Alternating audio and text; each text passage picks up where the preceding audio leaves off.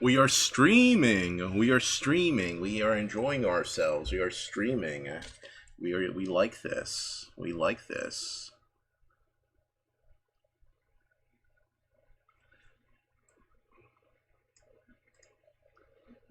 We are enjoying this greatly. Let me get the other side of the screen up here. This is our first stream as an official affiliate channel. This is our and we are as an official affiliate extremely excited about this. I haven't had a chance to do, I'd much rather give you guys content and than work on some silly like emotes and images and such. That's definitely in the cards, but right now just want to make sure. Nikki B, what's up, buddy? What's up? What's up? I'm excited, man. I'm excited. It's been a bit hectic today. Had to go. Was out on the road for a couple hours. Had to drive. Picked up my daughter.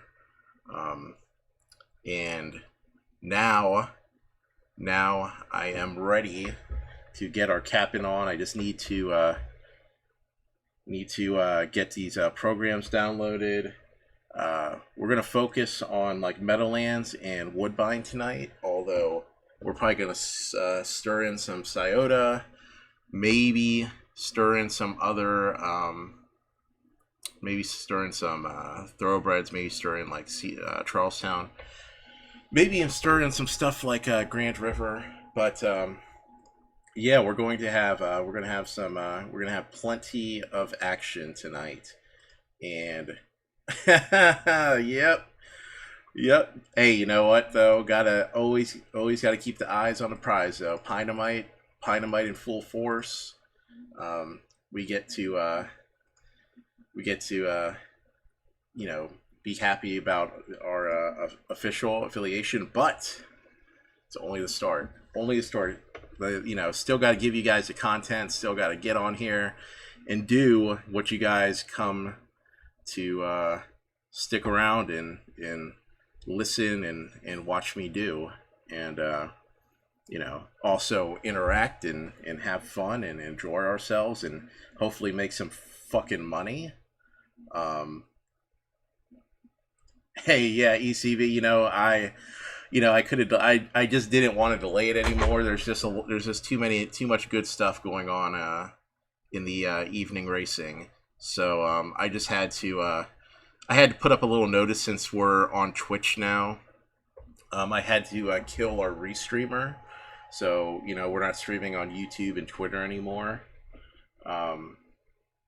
So we're exclusively on Twitch. So we go live. It's all Twitch, all good stuff. And I wanted to make sure I got on here and actually started the stream and started us on the show. Hopscotchy on the inside up close with Felony 1. Coastal Starlight back in third. Felony 1 trying to clear off here. All right, Nicky, we'll be rooting for it, man. We'll be rooting for it. Hopscotchy, Coastal Starlight run as a pair, second and third. A gap of 2 to Vacaville Special. Another length and a half to Cash for Cass with Dreaming About You. And She Began Again is trailing off the pace today, about 10 lengths off the lead. A half mile to go, and it's Felony 1 loose up top. She's got a 2-length cushion early. Coastal Starlight still in second. Hopscotchy back in third at the rail as they hit the far turn run. 3 lengths more to Vacaville Special. The first one under pressure. Cash for Cass is being asked to pick up the pace now, and then comes Dreaming About You, still second to last. She Began Again at the back of the pack as they come to the quarter pole. Felony 1 brave on the lead. Felony 1 coming off the turn is a length and a half lead here. Coastal Starlight still second.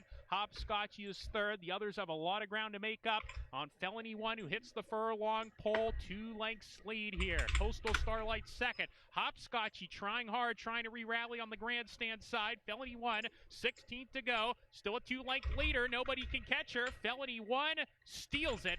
Felony 1 won it by 2.5 lengths in gate-to-wire fashion, defeating Hopscotchy, Dreaming About You. Then Cash for Cass, Coastal Starlight in the photo for 5th with Vacaville Special. All right, yeah, I'm downloading all necessary programs for the races.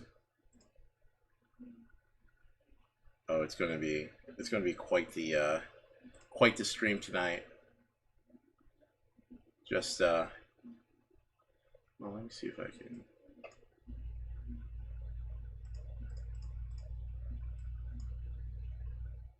Move this down a little bit. There we go. Number 3, Felony 1 was first.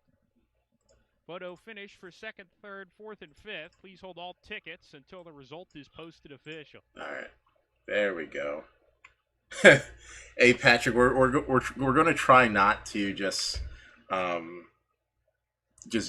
we're not going to try to just drown in action too much. We're going to try to pay attention to a couple things. We don't want to. I know how easy it can get to get all wound up into a bunch of different tracks and a bunch of different racing, but just going to try to lock the focus down on a couple things. At the river, taking up positions. Dillon's Bank, Talladega Sealster in front. Here, Cruz on the inside. In the center, Mr. Cheeseman. And Dublin Sealster to the outside.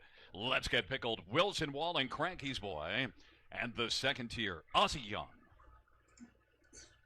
It is a field of 9, race number 1. They're at the top of the stretch, and here they come. Yeah, no Oss Harness tonight. I get the programs at trackmaster.com. I have a subscription. On there monthly. It's like $50 a month for unlimited programs for all harness tracks.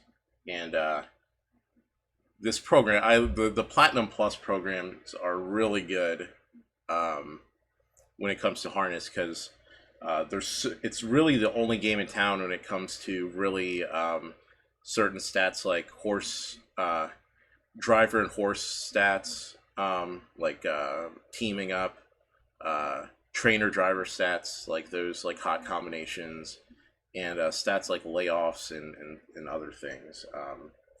Honestly, it does a lot of the kind of nitty-gritty work for my handicapping, and then I can kind of just plunge on like different angles and such, instead of kind of trying to parse it out and buckle down on weird stuff. Yeah, trackmaster.com is really good. I would, with how much I bet the harness, basically, every night there's going to be like 4 or 5 tracks running. It really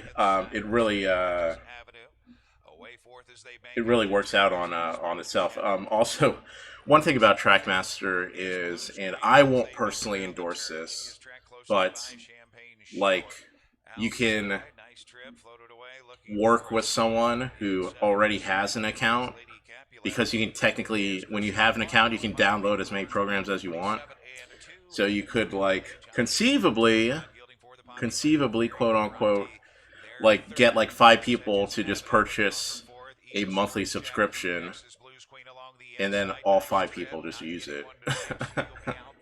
just saying, they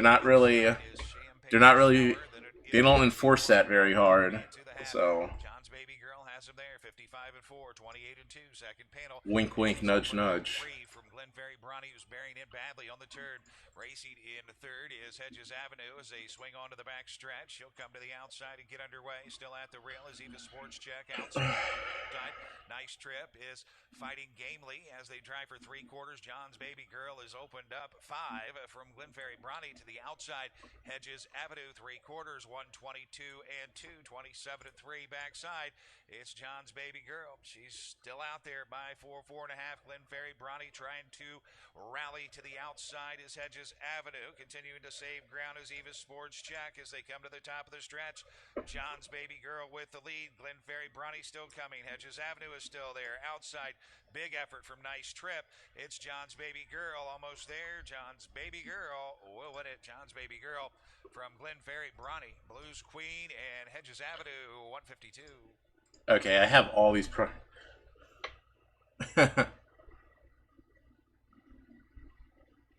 You know, Nikki, I was really thinking about it. Honest to God, I've wanted to go, like, probably every year for the last 5 years, and I just didn't, I would have basically been traveling by myself, and I just didn't want to make, like, the 4-hour drive up there, 4.5-hour drive, myself, and then, like, play the horses, but, now that the stream's going so well, I can't help but imagine that it'd be such a great tout to go up there and, possibly even like live stream the action like live, or bring the computer or something and get a live stream sweat going in the tournament. So it's definitely in the lexicon. It's something that's on my to-do list to get back up there again, not only for the NHHC, but also possibly the other any other tournaments they may have going on, the qualifiers and such. I think it's beautiful. Yeah, Nick the Kid. We are full blown.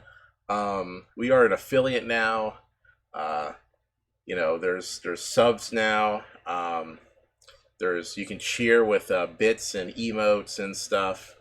The thing is, like, the only thing is, and we're gonna have, if there's enough like stuff, there's like a hype train. So it's just like it's just like other Twitch channels you may have seen. It's like we can do all that stuff. The only thing I haven't knuckled down yet is the subscriber only emote. I still have to create that. I just haven't had time over the past between yesterday and today, and also the like the loyalty subscription badges, so for like 1 month and 2 month subs and that sort of thing. Dillon's Bank, Talladega Sealster, Mr. Cheeseman, and Ozzy Young. Now Ozzy Sweet! Young, That's awesome, man. I love that. Yeah, I won a free entry in my inaugural one back in 2005, and I wasn't even 21 at the time. I was 20, and I finished third. And the inaugural one was like a ton of money. I finished tied for third, and I got $6,000 for it, $6,250, and it helped me buy my first car. It was wonderful. The even money favorite has the lead. Dillon's Bank in the pocket. Talladega Sealster is third, and Ozzy Young is racing position fourth as they race off the turn, and is going to come to the outside as they race on towards us, and will have cover as Talladega Sealster took out from third. Mr. Cheeseman on the inside. Yeah, that's 57. That first place prize is really tempting. Let's get pickled on the outside. I mean, any kind of horse handicapping contest is such good EV because you keep all the money you win. So it's just like doing whatever you're already doing. Frontier Cruise has the lead. Frontier Cruise. Ozzy Young now is out there 3 wide. Ozzy Young is coming quickly in pursuit of Frontier Cruise. Frontier Cruise and Ozzy Young is now just about a head off the lead. And Ozzy Young has taken over. Frontier Cruise is second. It is Ozzy Young by a length and a quarter. Frontier Cruise second. Dillon's Bank wheels out third. Mr. Cheeseman is racing fourth, and then Dublin Sealster and Wilson Wall out wide, charging hard as they come on down the stretch drive. Ozzy Young Wilson, Wall, and Alfie Carlo wide. Dillon's Bank in the center of the track, but Ozzy Young at the finish is going to win. Dillon's Bank was second. Frontier Cruise was third. And fourth is between Mr. Cheeseman, Wilson, Wall, and on the inside, Dublin Sealster. Man, I'll tell you, the action will be nice and fast and furious here. We will be enjoying this.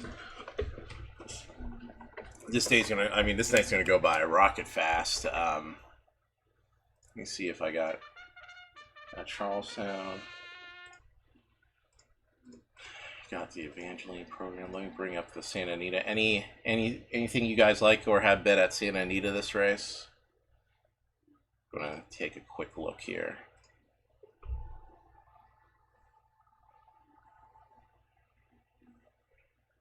Yeah, that's no. It's going to be an awesome event, and yeah, if I can make it up there for sure, I will head up there and if the old schedule cans out. Let me see. Let's jump into the pool now. Let's jump into. Hey, you know what? Sometimes it's just the patient ones. If you're kind of in the hangout mood, just kind of jump in just every once in a while on the ones that really stand out. So, let's get to capping some Santa Anita here.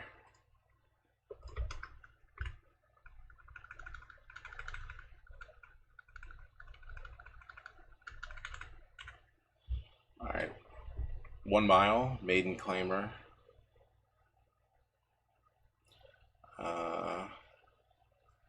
One has yet to ever look good. I think that's a safe toss. 2 stretching out to the mile for the first time. Looked good going 7 furlongs. Encountering some traffic. Trainer's not good on the initial stretch out, and it's not good from sprinting to routing. So those are 2 hard negatives. This 3 horse, the trainer's way bad off hard long layoff. So that's a quick toss. The 4. Trainer's good on the double class drop, and that's what we get here. Stretching out to the route for the first time. Distance probably shouldn't be a worry. Maybe worth a piece in the exacta or triple. Would have to come back to him. 5's coming off a race on the turf, going the mile. Should be good switching back from the turf back to the dirt. I would imagine he should put in a better effort here. Alright, the 6, stretching out, stepping up in class. He looked good. He looked good in that first race. Probably liable to get out the gate better.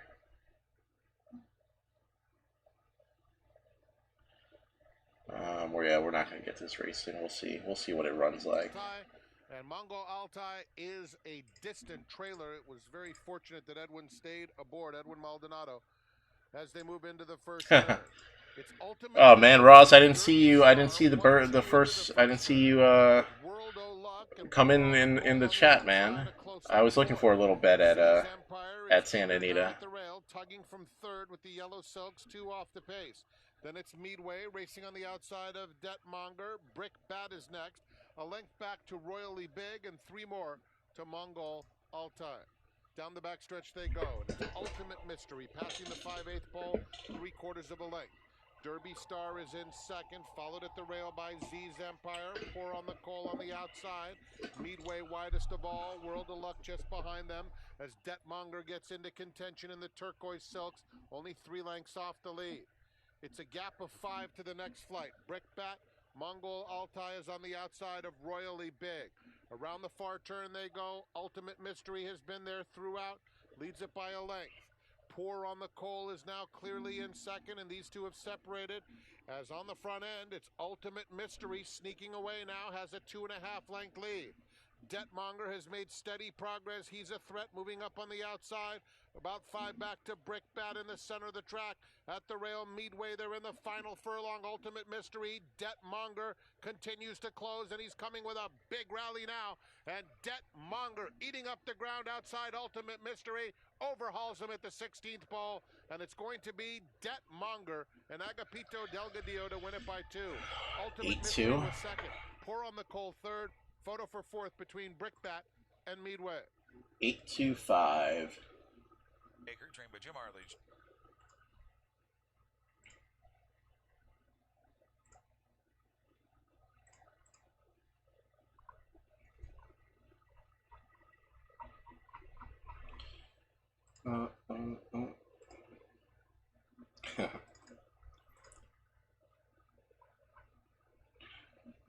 All right, guys, we got a little nubby 8-horse race here at Evangeline.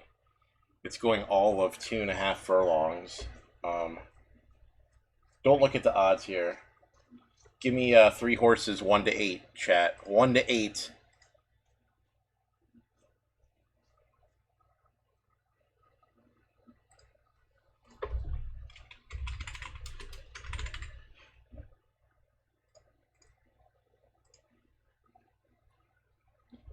Chat, I need 3 horses, 1 to 8 at Evangeline to bet an exacta.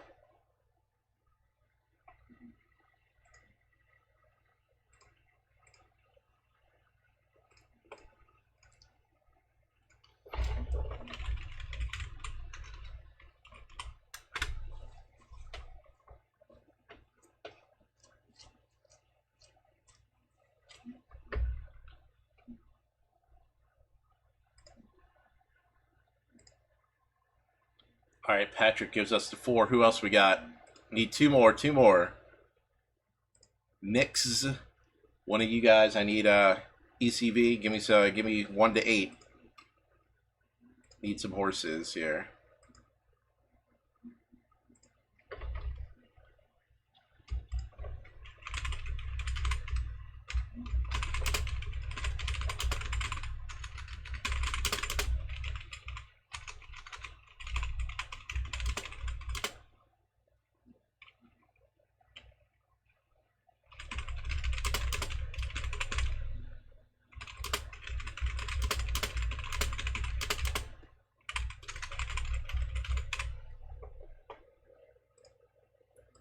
All right, we got the 4, we got the 3, 1, 3, 4. All right, let me box the exacta 1, 3, 4 at Evangeline. They're going all of 2.5 furlongs, so this is basically a quarter horse race. Are we gonna get shut out? No, we can't get shut out of this. All right, $1 exacta box 1, 3, 4. We are in on that bet. Here we go. As racing returns to Louisiana. And a good beginning on the outside for Knock Me Down. Mama's Gone Crazy is also moving up in the center. Down to the inside is My Kiki. The Ondioro is right there also. Far outside is Glory's Lady Bella. The leader is Mama's Gone Crazy. Knock Me Down is staying right with that one. My Kiki now in between horses. Ondioro trying to come on late. Mama's Gone Crazy wins under Devin Magnon. Second it was My Kiki over Ondioro, then Glory's Lady Bella.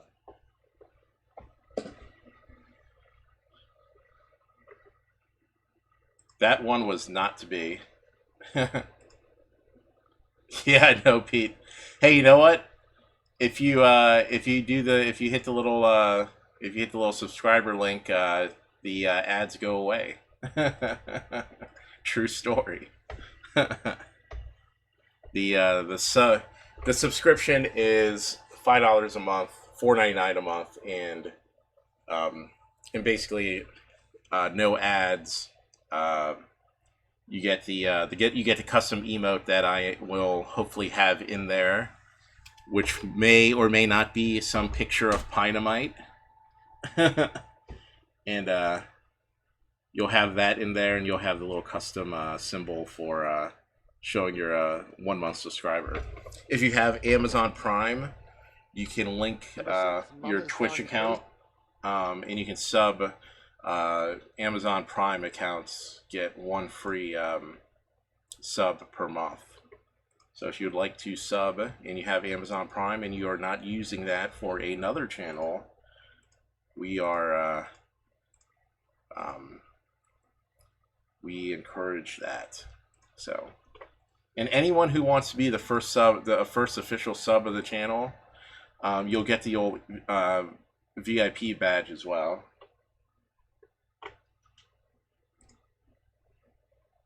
All right, let's go to. Hold on a second. Did it move around? Did that? Okay. Yeah, there we go.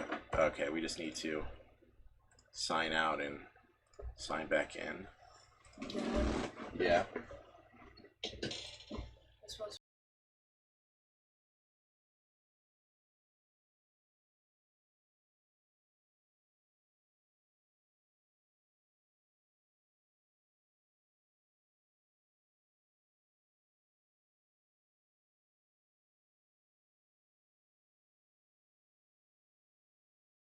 So Pete, did you beat him up? Did you beat him up today, like you did um, like you did yesterday in the early action?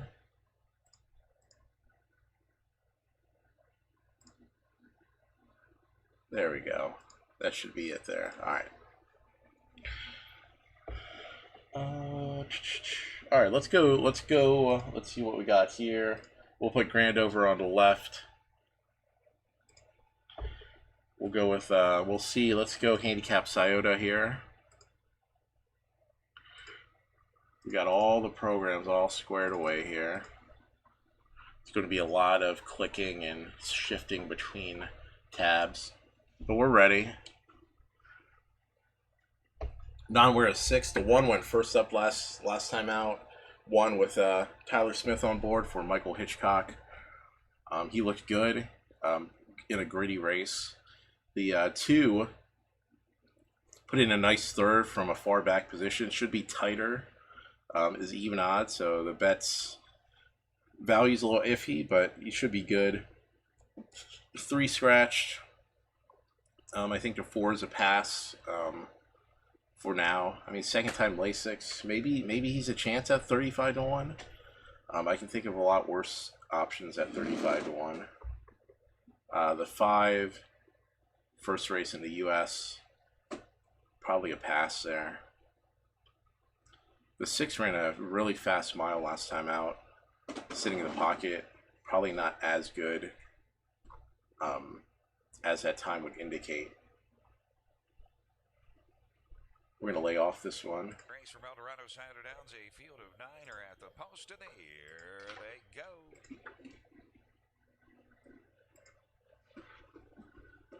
And pacing, very nice start going for the early lead. Beach Bar from the rail.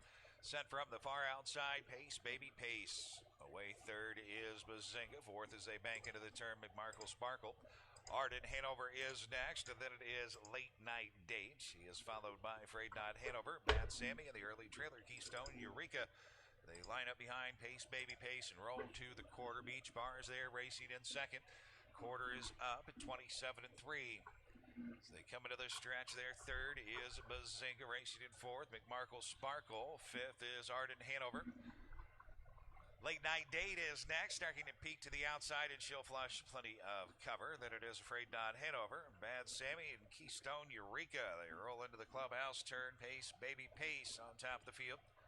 Beach Bar sitting in the pocket. Arden Hanover flush to first up, now third on the outside. Inside Bazinga will skim pylons for Jeremy Smith. Late Night Date, second over fifth. A half 56 and 4, 29 and 1 in the second panel. McMarkle Sparkle locked down at the rail. Afraid Not Hanover moving third over on the outside for Cam McCown. Then it is 2 to Bad Sammy and 3 or 4 to the trailer Keystone Eureka. They head towards 3 quarters. It's Pace, Baby Pace by diminishing 3 parts for length. Outside, Arden Hanover trying to get to her. Beach Bars had the trip. Ready to go 3 wide. Late Night Date, 3 quarters, 124, 27 and 1 backside. Inside, Bazinga's there fifth. She'll start to search for racing room following 3 wide cover.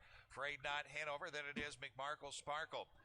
Bad Sammy and Keystone Eureka, top of the stretch. Pace, baby pace. Here comes late night date. Digging in, charging to the center of the track into the passing lane. Beach Bar. Pace, baby pace. Late night date on the outside, trying to get to her. Pace, baby pace to win it for Beach Bar. Jesus. Late night date and Bazinga 152 and 1. 9-1. Okay. The Burke horse, gate to wire, charging out from the outside.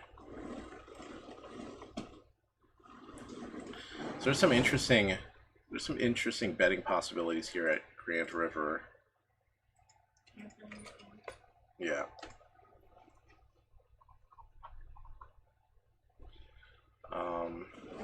Patrick Shepard had a horse in the first race. He had the 2. And he quit pretty badly, from what I recall. We're gonna focus on the layoff stats. This one scoring down has like been in a gallop almost nonstop. I'm not too big a fan on that, and he shows braking problems at the gate, so probably a safe toss there.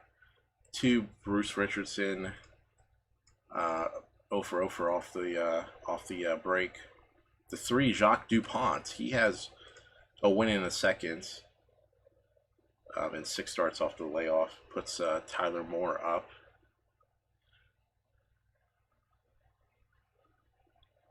All right, the 4, again 0 for 0 for off the layoff. Probably a nice weight there. Travis Henry on the 5. Yes, this trainer has 2/3 in 4 starts coming off a break. Has a qualifier under the belt. The 6 with Tyler Borth. Interestingly enough, so the 6 is probably one of the fastest runners in the race, and Gordon McDonald has 6 in the monies and 10 starts off the layoff. Only 1 win, but definitely worth just like a little play here. I think it just Grand River 6 with a 3-5. Maybe something like 2 to win in place on them at 12 to 1. It's a lot of value here. We'll put Mohawk up on the right side. Track is listed good.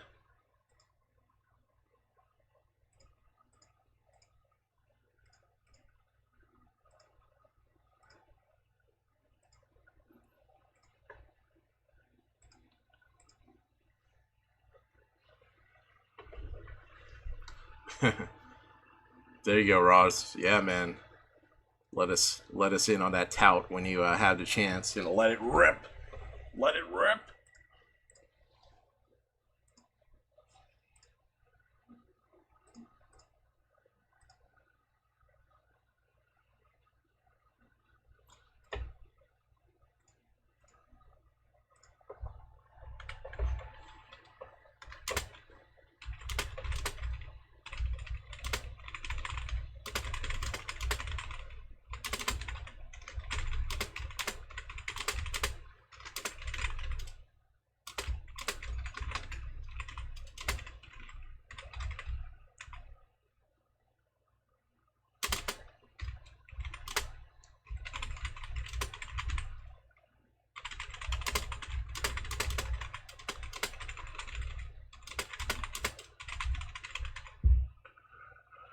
Right now I'm just typing up, because we're going to do a giveaway tomorrow night. Saturday night we're going to do a little giveaway to celebrate our official affiliate status, and I'm typing up the information on that front.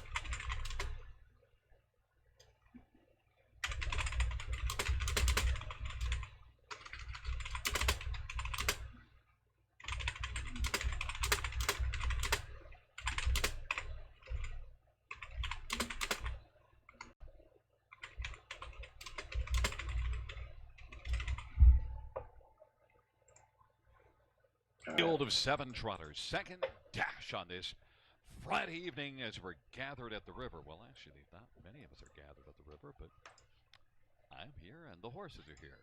Christine's here. Top of the stretch, here they come. Uh-oh, Pete, you're on that Burke horse at 8-1. Get the 6 to the lead. And they're off of Funkular. Leaps strongly from the outside. Catchcana, Lady Katarina, and Polar Hall. And then it is Charbro Golden, All Out Henry. And trailing is Air Glider of Funkular to the outside. Avuncular gets off the gate. 16 to 1. Come Drive up on. and take the front. Let's Lady go. Katarina is second. And Polar Hall is third. Catchcana, mid-pack racing fourth. And then Charbro Golden and All Out Henry. And Air Glider trails the field. Lady Katarina came back around and has taken the front. Avuncular is second. 28-4 is the opening quarter. Polar Hall is racing. So I have the giveaway information in the chat commands now. If you put exclamation point giveaway, you will see the giveaway information for tomorrow. And Brett McDonald on the lead. Avuncular and Tyler Borth is rolling along, position second. And then racing on the inside, third, Polar Hall. Here comes All Out Henry, who is out. And now is first up, third. Polar Hall is fourth, and racing fifth, Catchcana. Half was 59-1. Charbro Golden is sixth, and Air Glider is racing seventh on into the backstretch for Lady Katarina. All Out Henry is second, and now is just about 3/4 of a length back and getting closer with every stride. Now Good grief, this fucking one looks terrible. And he's going to gag right in front of the fucking six's face. Polar Hall is on the outside third. Terrible. And Avuncular is racing on the inside fourth, and then it is Charbro. Right in his face. Catchcan and Air Glider. It is All Out Henry, 3/4, 129-1. All Out Henry leads by 2. Polar Hall is second. Charbro Golden on the outside third. Now Lady Katarina is racing fourth, and then Avuncular. And the field turns for home. And it is All Out Henry as the field turns on down the stretch drive. All Out Henry and Polar Hall. And to the outside, Charbro Golden. All Out Henry and Polar Hall. All Out Henry trying to hold on and is able to do so. Polar Hall was second. I really appreciate the one retaking when he couldn't even go 3/4 of a fucking mile. Much appreciated. Much appreciated, one.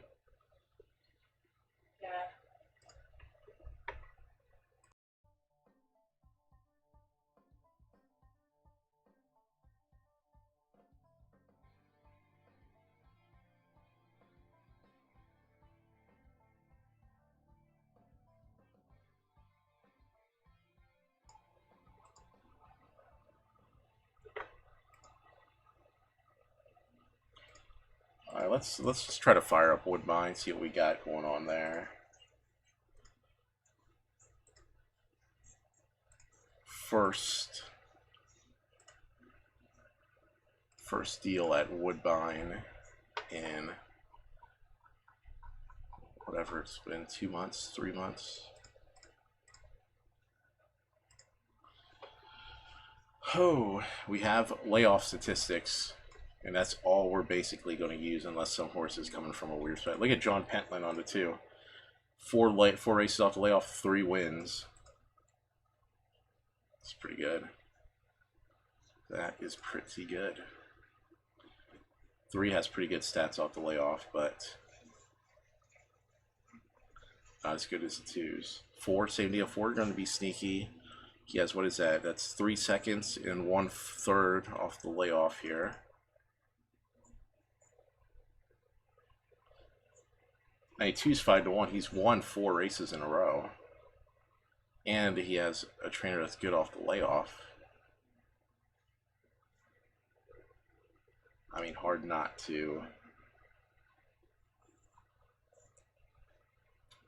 just like that a lot. Alright, we're gonna go, we're gonna go with the 2 then here. Go $5 to win on the 2, and then we're gonna play sneaky $2 triple straight up 2, 3, 4.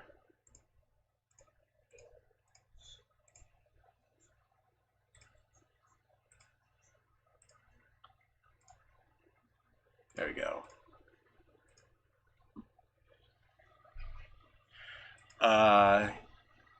Nick, no, I have not. I have not even opened up the program for Meadowlands yet. I don't know who's racing or who's doing what. Ready to rock at first asking. Set for a start in tonight's first race from Mohawk Park. They're off and pacing, and big speed comes from the outside. Dressed to the nines is blasting out of there. So is Saskatoon in the center. There's the favorite So Delightful up into the mix as she's away neatly from in third. Akina de Shakrika, fourth away at the fence, fifth outside to Salzburg Raven. Laura's Love is buried at the rail in sixth in the early going. From her second tier start, Cat has emerged up into seventh. Off the speed from back in eighth as they make their way to the quarter marker. PL Notorious back two in the field, chase the clouds away, and Mocking Beauty can see them all. The opening quarter in 27 and 3, and they're into the backstretch. Saskatoon has got the point, dressed to the nines in the pocket spot. Three-hole trip is not much good for Henry or that even money favorite So Delightful, so she's on the backstretch boogie. And here comes So Delightful out of third into second now, and she'll take on a strong-in-the-face Saskatoon as McNair seesaws in her to try to accept a pocket trip in behind the favorite So Delightful. So Delightful has marched to the front. Back into the pocket spot now, Saskatoon in second, opening half speed of 56 and 1. Dressed to the nines is back in third. Akina de Shakrika, fourth inside. A tracking fifth now, Salzburg Raven. Sixth one back is Laura's Love. Seventh is Cat. Backfield from an eighth belongs to PL Notorious, followed by Chase the Clouds Away, and three more to Mocking Beauty, who trails. They're on their way to three quarters, and So Delightful is still the leader. Saskatoon is right there in the pocket spot second now. Two likes back to Dress to the nines. Then outside fourth comes a rallying Salzburg Raven, and they're by three quarters in 124 and 3, spinning into the stretch, and they're fanning out 4-5 wide across the track, coming after So Delightful. So Delightful called on for more. Saskatoon says you'll need more. And here comes Saskatoon now on the outside for McNair. Let's see how the track's played. Is the track playing? Laura's Love, she's got something going on the far outside. Is it closing up late for McClure? Question is it too late? Saskatoon at the inside says yes, it is. Jeez. Saskatoon to win. Laura's Love is strong. Rallying second. Up for third was Salzburg Raven. And the favorite So Delightful, tired late to be fourth in 152 and 4. Oh my goodness. Oh, the outside part of the track looks like it's pretty good.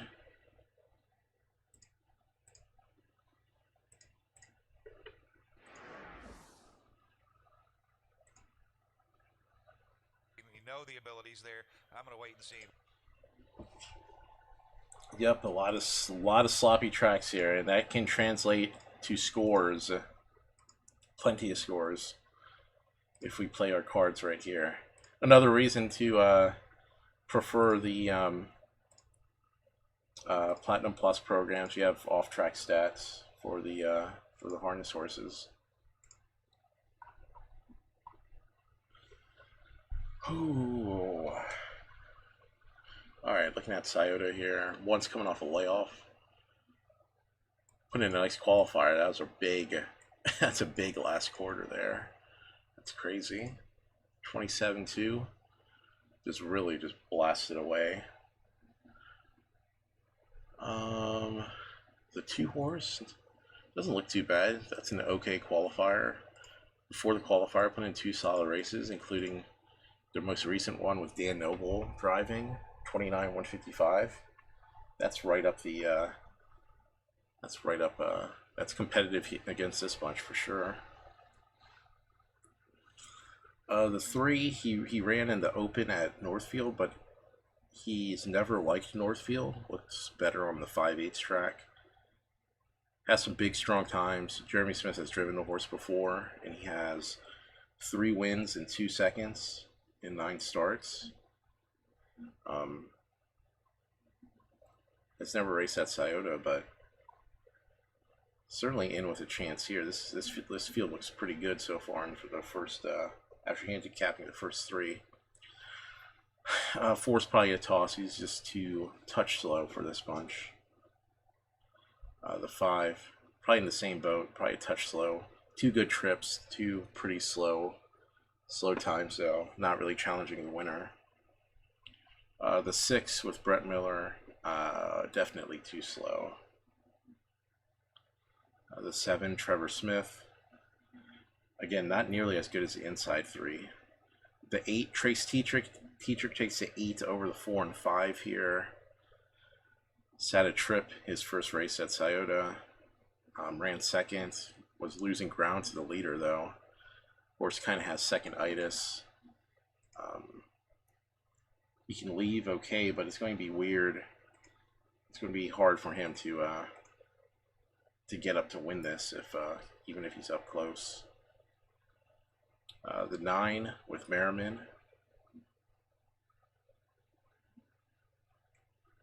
Looks like he got shuffled back a little bit after not leaving whatsoever from the 10 hole.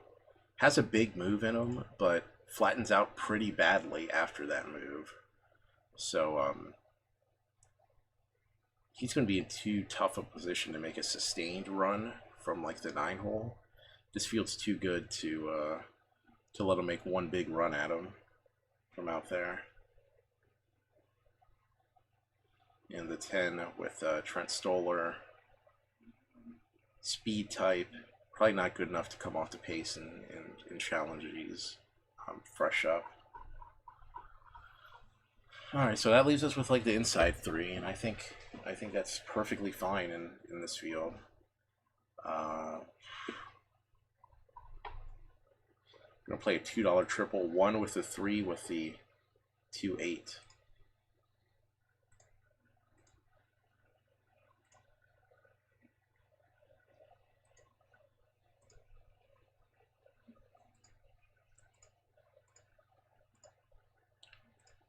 For $2.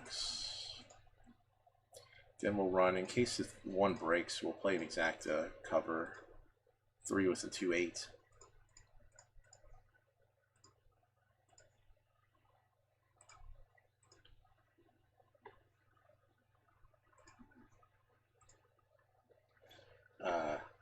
Charlestown picked up where they left off last night. This first race, they go 25 to 1 second. Favorite gets beat out. They may be worth keeping an eye out over there. Meadowlands first race. And won here last season. Knows her. Yeah, action's going to be fast and furious tonight. There's lots to play. We're going to try not to bet every single thing. Trotters for the third race from El Dorado Scioto Downs, a full field of 10 for the start of a pick 3. Are moving up and moving down. Gate swings into the back stretch, and here they go. Here off and trotting, going for the lead from the outside. Cruise Hilltopper in the center of the track, Tickle My Fancy. Further out, MVP Luke is on the move, driving 4 wide into the turn. Taking back 4th is Northern Skyway. Up on the outside, Homer Hall on the move early. Then it is It's Academic at the rail, racing in 6th. 7th is Park Hill Lancelot. 8th, headed out of the park. Racing in 9th is Front Loader and the trailer. As they pass the quarter, Ray Hall, the quarter, 27 and 4. MVP Luke has the lead inside. Cruise Hilltopper, the pocket. Parked out 3rd is Homer Hall to the inside. Tickle My Fancy is next 4th. Out and moving. From 5th comes Northern Skyway. Inside, It's Academic is locked down. Moving 3rd over on the outside as they roll to the half is Front Loader. Out to grab cover is Park Hill Lancelot. He'll be 4th. Well, the 1's in an absolutely no-hoper position here. 9th headed out of the park, and Ray Hall, the trailer down the backstretch. MVP Luke with a short lead. Homer Hall is right there challenging. Outside, Northern Skyway. Inside, Cruise Hilltopper has had the pocket right at 44 to 1 as they drive for 3/4. Northern Skyway is 3-8 or 3-2 would be nice. Inside as they drive for 3/4, saving ground is Tickle My Fancy 3/4 at 125. Yeah, 1's done here. He has nowhere to go whatsoever. Can the 7 not be good from 44 to 1 from the damn pocket? I mean, really? Can he just not be good? Sliding from the pocket is Cruise Hilltopper looking to upset. As they make their way into the stretch, MVP Luke, Cruise Hilltopper, Northern Skyway on the far outside, inside. Oh my good, how does the 1 possibly find room from here? It's Academic. Get out of here. 155 and 1. Get out of here. Really? 3 to make up, a length and a half to Tartini. Then it's Publilius Cyrus and Tough It Out. 8 lengths covers them, Fabosi is the boss. Heading toward the half-mile pole, letting it out a notch and leading by 2.5 lengths. Contagion and the Creep are right together. Captivate has settled in fourth, 3 lengths off the leader. Another 2 back to Tartini, followed by Tough It Out and Publius Cyrus. Fabosi still the target into the far turn. Contagion clearly second, the Creep a weak in third. Captivate moves up on the outside, takes third. Tartini is fifth, 4 lengths off the lead, has to pick it up from there. 2 more to Publius Cyrus and Tough It Out. They're at the top of the stretch. It's still Fabosi, Contagion, Tartini, angles widest of all to try his rally, and he's starting to close some ground now. Here's Tartini coming after Fabosi and Contagion. Publius Cyrus in the center of the course, but Tartini is taking off in high gear now. And it's Tartini pulling away for a very easy victory in the nightcap. Tartini wins by 3. Captivate second. 8-3. Roz, I can tell you, you had the right idea there. The one just didn't kick. They stacked up and 8 went right on by clean and over the top, and the one just didn't have it today. All right, so Meadowlands, we come out with the Slappy. Hey, Slappy, it's been a while, man. It's been a while. Oh, you know what? Is that you, Pritchett? That's you, isn't it, Pritchett? Welcome to the channel, man. I'll tell you, if there's anyone I know that's willing to put them bets down, it is you, my friend. Enjoy yourself. Enjoy yourself. Be here. If you haven't clicked on the follow button, give a follow, and we'll be off to the races tonight. There is a lot of action to be had. So this 7-horse at Meadowlands. So we have the stakes runners. We have Manchego, who's obviously going to be pretty tough to encounter. We have Crystal Fashion, who also a stakes runner, also very tough. Those are your first 2 favorites. I think it's funny, like, we get the 7 horses, like this wise guy horse, because I'm sure it's been mentioned on the broadcast. I wasn't listening to whatever the hell they were saying, but they were probably like, "Oh, I remember when this horse won the preferred in the slop." So they're like, "Oh yeah, and I see it right here. In December 13th, he won in the preferred in the slop against nothing that's even remotely as good as this field is tonight. But will be. This, I think a horse they're leaving out of here is the 9. Manchego's really good, obviously, stakes horse. The Tactor Barn is 9 for 9 in the money coming off the layoff. So that layoff's not a problem for them. Crystal Fashion should be good. The 4 is probably a touch shorter than this bunch. Off-track record's no good. Same with the 2. The 5 comes in here. He's just a little slower than this group. Ronnie Burke has however many runners in here. Is it just 2? It seemed like he had more than that. Now the Burke table just has the 5 and the 6. 5's probably a toss. 6 can be in there. Mission Accepted's a hard one to gauge. Like, he won 400,000 last year, but as a 4-year-old, but really didn't beat the best of the division.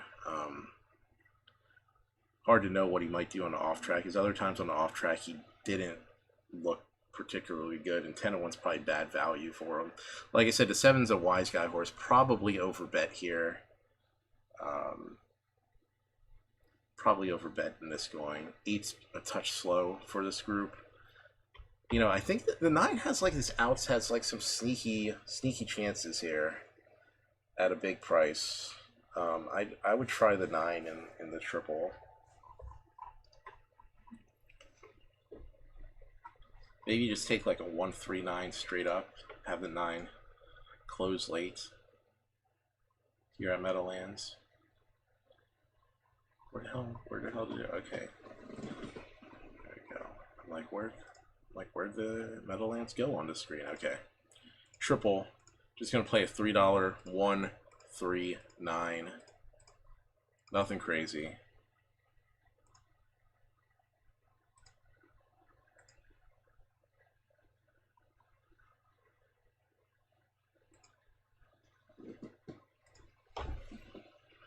Who are you? Pritchard, he was talking about the horse that he bet, man. Settle down. Settle down here. Taking a swing with the 4 at Meadowlands. All right, well, Over the we'll sloppy see. surface here, drying out. After 3 months, we are back with live action and the start of the Pick 5. Race 1 at the Meadowlands. Here they come.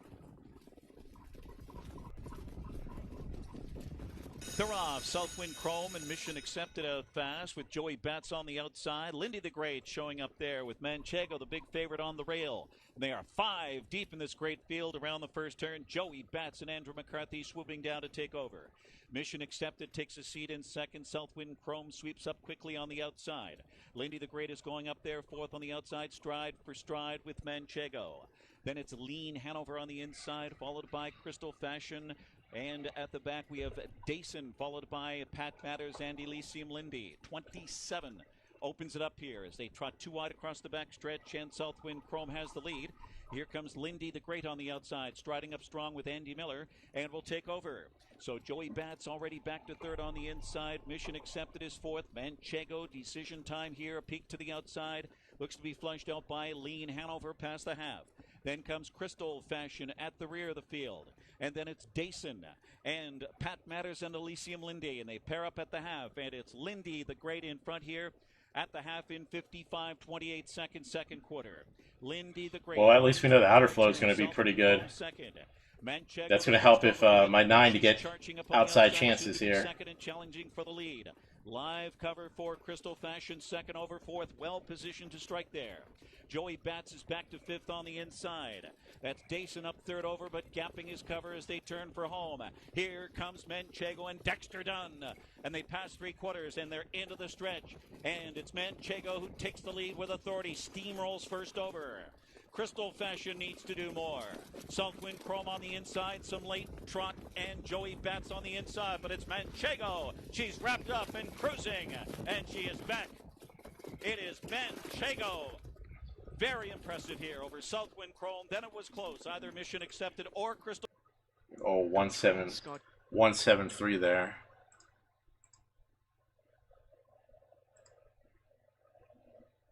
Oh. That just happened to be quite the coincidence there.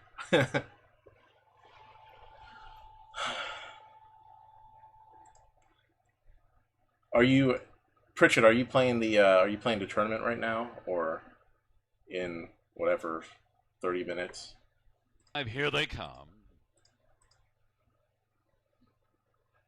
And the field for the 3rd is at the start of the rough. Persistent example, Vintage Smile. Ladylike from the outside gets out well. Then Woodmere Rio and Money Makes Her Smile. Field hustles on around the turn. Then along to the inside, Scottish Mock is 6th. Money Makes Her Smile. And then it is back to Sport Jet Ray, the trailing pair coming over, and Rosella. Persistent example with the lead, but Ladylike continues to drive on the outside. And Woodmere we're gonna mute this as we put up the handicapping screen. So it pains me to say it, but the 6 horse at Woodbine last race was trained by Connerman Osceola, and I remember reading, from the friend of a friend or rundown that Osceola was keeping his stuff basically in normal training regimen during the layoff. And then he pops them at whatever the 6 was, 7-1. Probably Osceola is probably one to keep an eye on tonight with his stock, because the 6 basically two moved there and won the race. So interesting to see what goes on for that. All right, the 1. Again, we're looking basically exclusively at at layoff stats here. And they upgraded the track to fast. I don't know, still looks a little on the wet side if just from looking at it.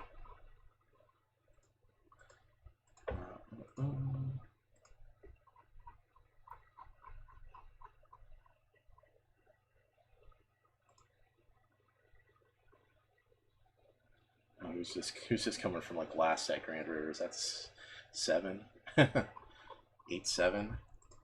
2 outside posts there. All right, back to Woodbine. The one, Jim Dean has 3 for 6 in the money with no wins off the layoff. Probably worth a go though. A two's not even worth a look off the layoff. That's a toss. 3's a toss. 4 may be in with an outside chance. Not sure what to think about Darvo's horse, although this horse does show a race off a month layoff over the winter season, and that was a win, so maybe in with a chance there. Bob Young, 1 for 1 off the layoff, and that was at a big price. Not much nothing to go by with the 7. Gagne, probably who's what's the driver change on the 8? Who's on the 8? Since Gagne's off. I don't think Gagne's going to have the 8 ready though.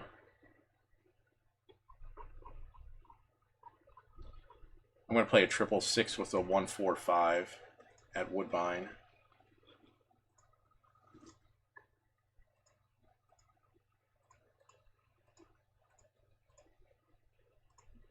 For $1.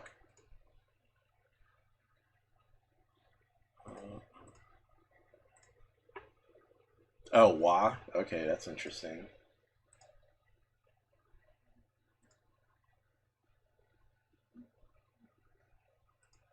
The gate swings into the stretch for the second race.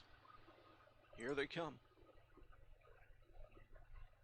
Often pacing, Naughty Lady B is chased out of there by McNair, showing early speed. Cousin Mary's chased out too.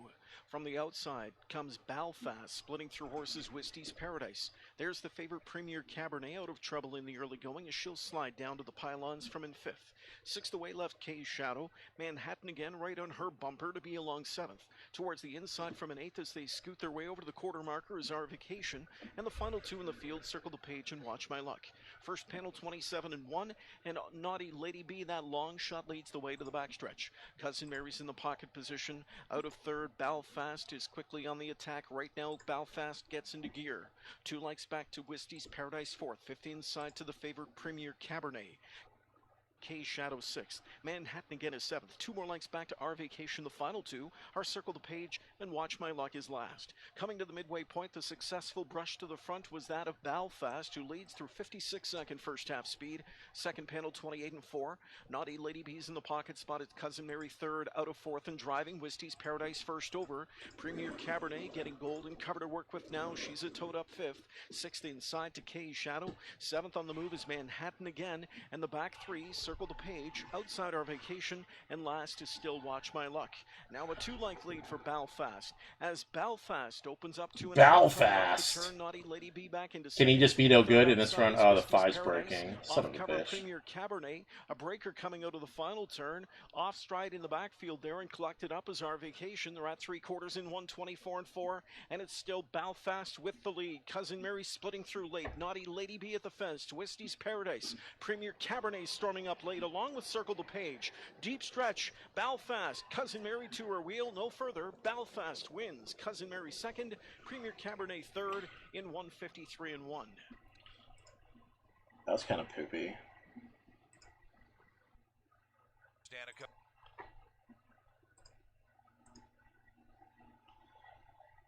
All right, Ross, I'm with you on that 7. I'm just gonna play in a little exacta 7 with some horses at Golden Gate. Give it a go here. I'm on board on the redemption tour.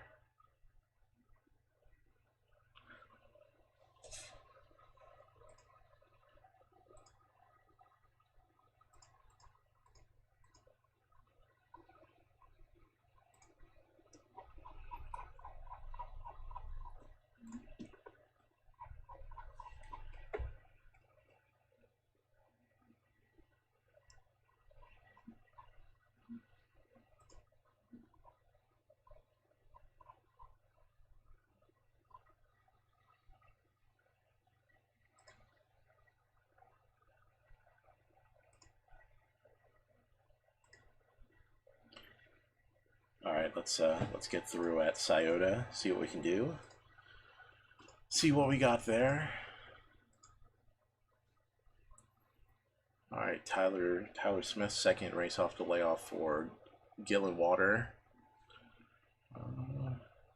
He's done well with this horse before. Drove him all.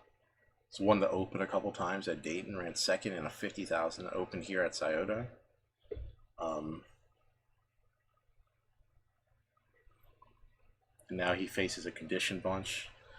The 2 with Trace Tetrick for Tyler George. The stable's starting to heat up. EPO.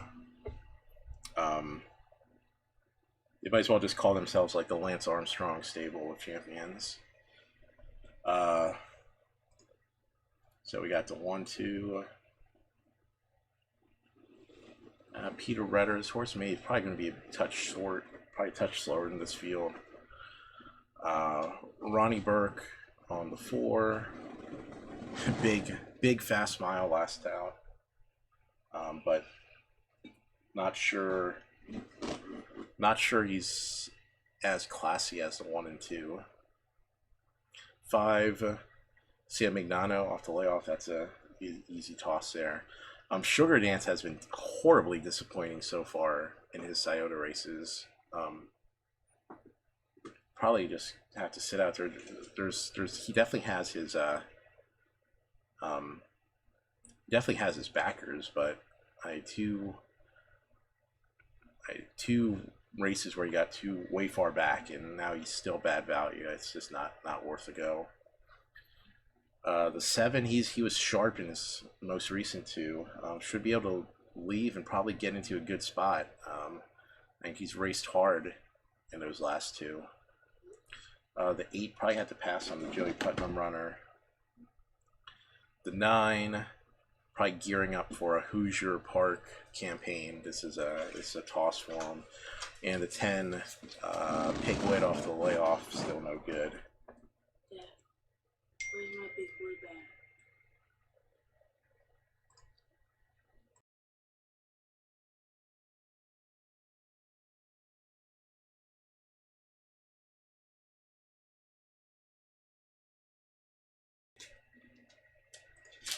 Okay, so 1, 2. I mean 1, 2, maybe the 7 and 4 and third. This 1 has done a tremendous job of putting himself into good trips in finishing in the money, and especially from the 1 hole has to be a big threat.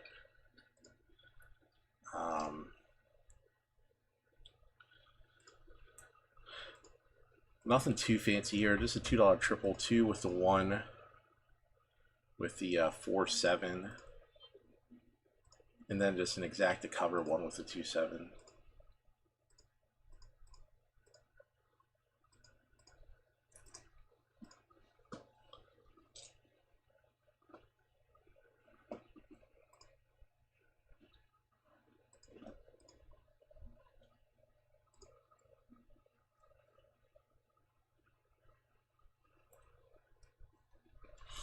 Oh, hey, look at this.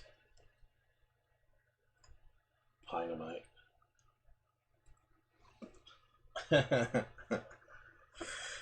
Let's get some Dynamite tonight. Let's get it going.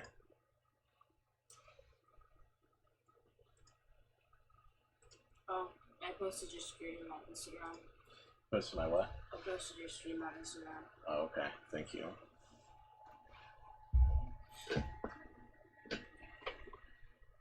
Of the Golden Hour double.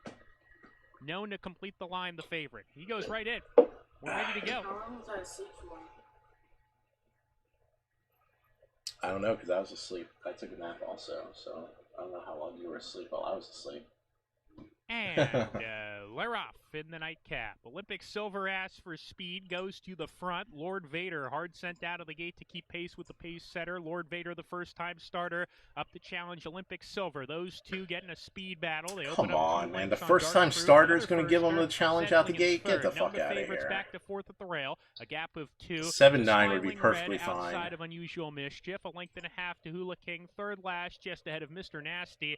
and Dartmoor, who is the trailer as they're strung out. A fast and contentious pace here in the nightcap set by Olympic Silver and Lord Vader. Those two Come on, going at run it, him off the locking track, horns, Seven. and Run him maybe off the 3 track. lengths on the competition. Dark Proof being sent after the leaders in third. Run him Nut off is the track. struggling. He's Cut gonna the turn corner. around in fourth. Then comes Smiling Red. The others have to pick up the pace. Hula King swings to the Come on, outside, Silver. tries to gather Run him off momentum. the track. Come down the lane. Lord Vader, Olympic Kick. Silver still stride for stride. Here comes a late run from Dark Proof down the far outside, and Hula King tries to kick it in late. Dark Proof, the first-time starter, up to challenge Good Lord grief, Vader, who's man. run a huge one. It's Dark Proof with his head in front. Dark Proof got there. Dark Proof over Lord Vader. The 2 first-time starters ran huge, and they were 1-2. Hula King was next. Roz, that 9 did you absolutely dirty, buddy. I mean, of all... I mean, seven's able to relax the field if the 9's 9, the first-time starter, just doesn't decide he's just going to race him the entirety of the race. Brutal. You could try to get 100 followers made it like that.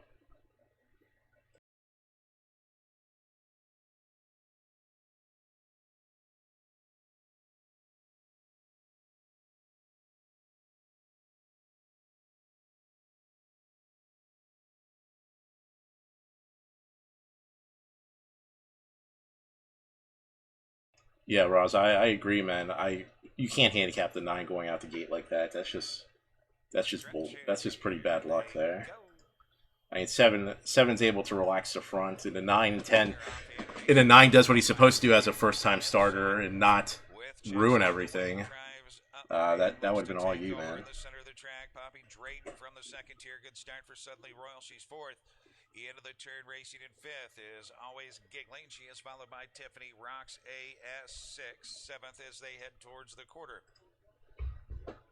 is Parker Dana Gordon Waterstone. Kova racing in eighth. Sugar Dance. Ninth is Rock the Look. Pansy's Image of the trailer. 26-3 opener and with the lead. It's Checks on the way.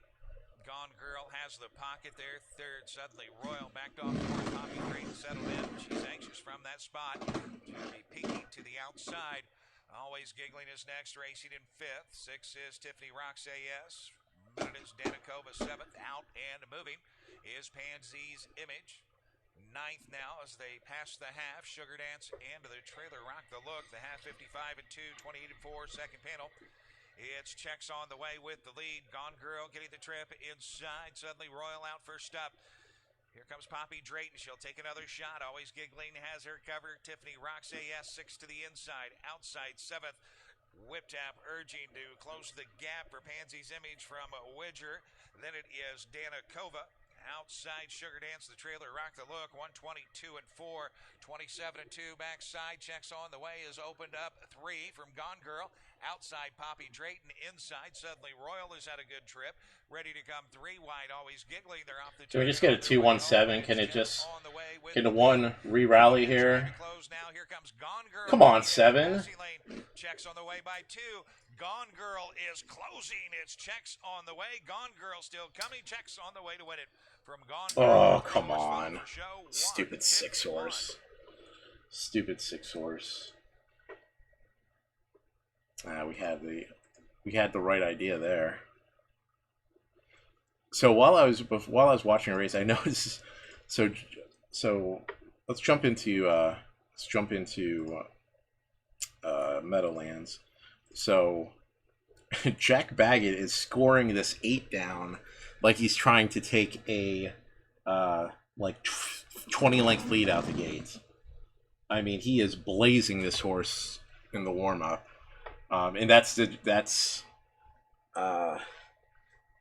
usually Jack Baggett's style when they're trying to when he wants to try and get a win there. So yeah, he is full tilt blasting in the score down. So that's something to remember there. I'm looking through this field. So the 3's over bet here. I mean, okay, 156 and 3 qualifier at the training center, but the 1 has a 156 and 1 qualifier. Like clearly those are overdone speed wise. 5's probably a toss here. The 6, Dr. Ackerman horse. Dr. Ackerman horse without Dr. Ackerman driving. Big plus there. I'm not going to get a bet in. Like I like the 2 as a bomb, and I like the Jack Baggett horse to just like take a big lead and kind of hurt their and kind of break their spirit. 2 would be a good price chance here.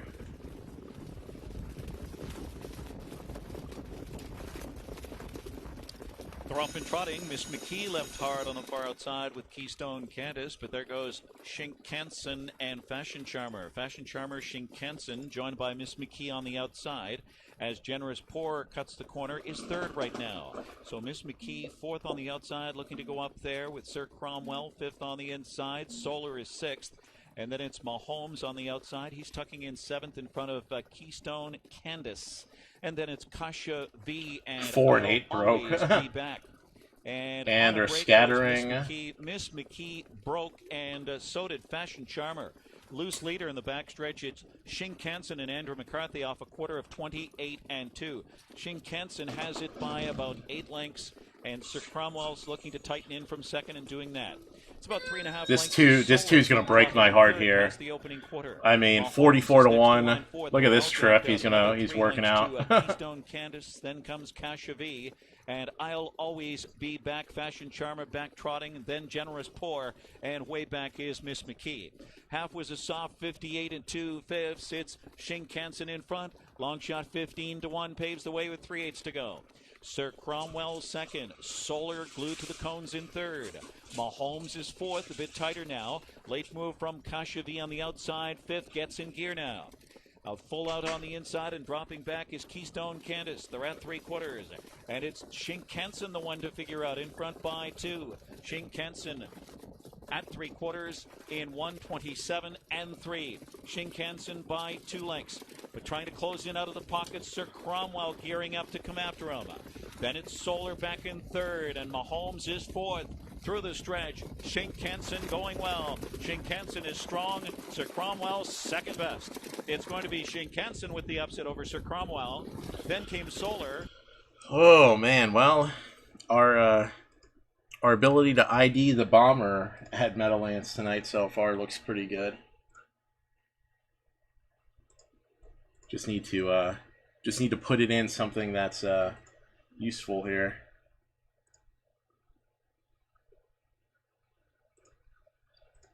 What do we? All those breakers obviously dramatically change the outlook of the race.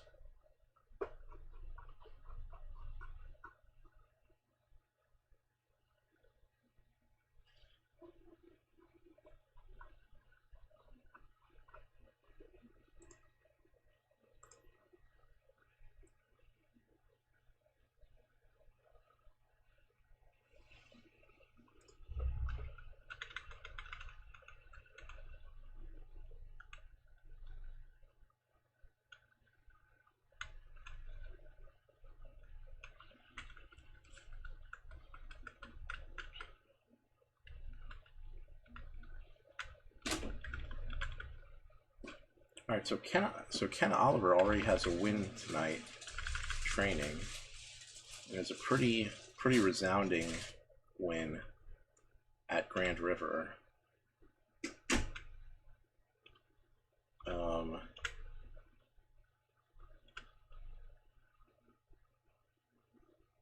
think this 7 looks really. I mean, 7 looks like a huge overlay at 9 to 2. Now he's 5 to 1. Grand River, we're going to bet the 7 to win.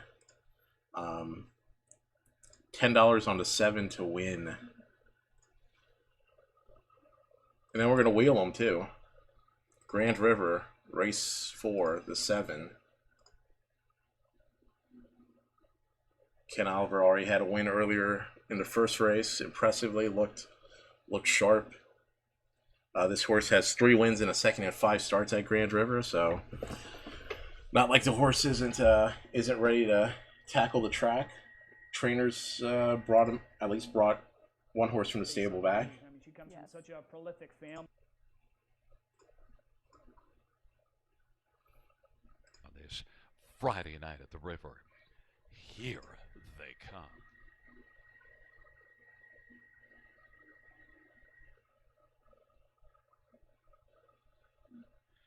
Field for the fourth race. He is at the start of the rock. Good Row Machine. Low See My Lucky Bow. Humbug Sabrina. Tater Tots on the inside. Then it is Jessica's Legacy and Fernhill Bella. And Tops Hill Beach I was watching the parts of two a little bit. Trying to fend off Good Row Machine, but Good Row Machine keeps on rowing and is looking to now sail up and take the front. And Tater Tots is second. Jessica's Legacy is third. And Humbug Sabrina is fourth. Oh, See My Lucky Bow. Then Fernhill Bella and Tops Hill Beach. Good Row Machine and Turk Henry at the opening quarter with a lead. 29-2 is the opening panel. That lead is a length and a half. Tater Tots is second. Jessica's Legacy third. Humbug Sabrina is on the inside fourth in front of Oh, See My Lucky Bow. Fernhill Bella and Tops Hill Beach off the turn they come. Good Row Machine 3-5 on the board. Brings the field off the turn. Heading up towards that with Tater Tots and Paul McKenzie in the pocket. Inside third, Jessica's Legacy. Humbug Sabrina. Oh, See My Lucky Bow. Fernhill Bella. Tops Hill Beach. We are going to come from last, and we are going to sweep the field. Good Row Machine leads it by a length and a half. Tater Tots. Shit, the first four's going first over, and he looks like he's charged up. First up, third. Come on, Seven. Close the gap on the cover. Racing on the outside fifth. Then it is So See My Lucky Bow and Fernhill Bella. Good Row Machine leads it still a length and a quarter. Humbug Sabrina now has second. Come on, Tater Seven. Tots, though, is getting a nice view Spring them and then keep the four going forward for a big price in the exacta. Second over four, 3/4, 130. Jessica's Oh, Legacy, come on, then Seven. Fernhill Come on, Bella, man. And Oh, See My Lucky Bow. Good Row Machines. Oh, good grief. Why are we not? Why do we not flip three wide? They turn for home. Good Row Machine. Humbug Sabrina. And out wide, here comes Fernhill Bella. Fernhill Bella. Humbug Sabrina. Fernhill Bella wins. Humbug Sabrina was second. But then it was good. Oh, my goodness. Finishing third. 159-2. Fernhill Bella.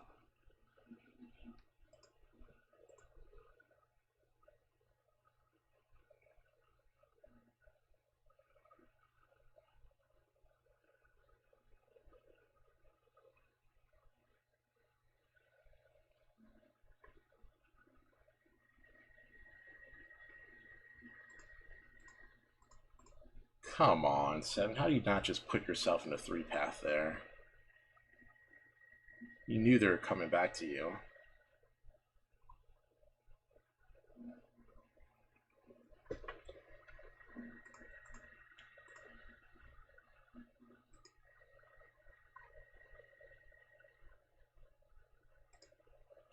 Alright, Woodbine.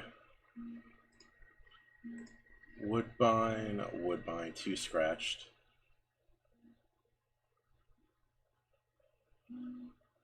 The 1. Huh, not very fast. Probably going to find this field too tough here. The 3 horse, he was already going to be coming off a long layoff regardless of the Corona break.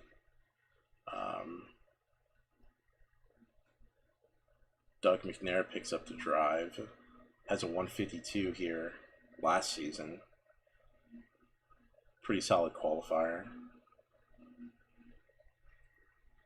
The 4 is probably a toss. This guy's pretty lousy in general as a trainer. And then throwing the layoff, probably not a good combination. Bob McIntosh had that heavily touted 3 in the first race, and he looked pretty short. So I think it'd be pretty. I think with a 5 at even odds, he'd be a healthy toss from there. 6, I think Bill Budd had one in the first race also. I think he'd also be a toss for that matter.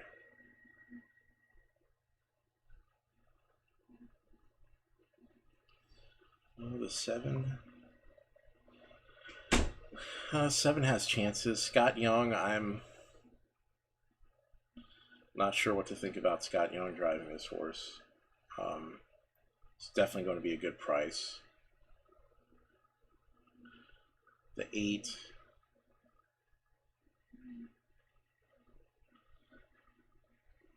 I don't think 8's going to be good enough, and Wah opts off to drive the 9.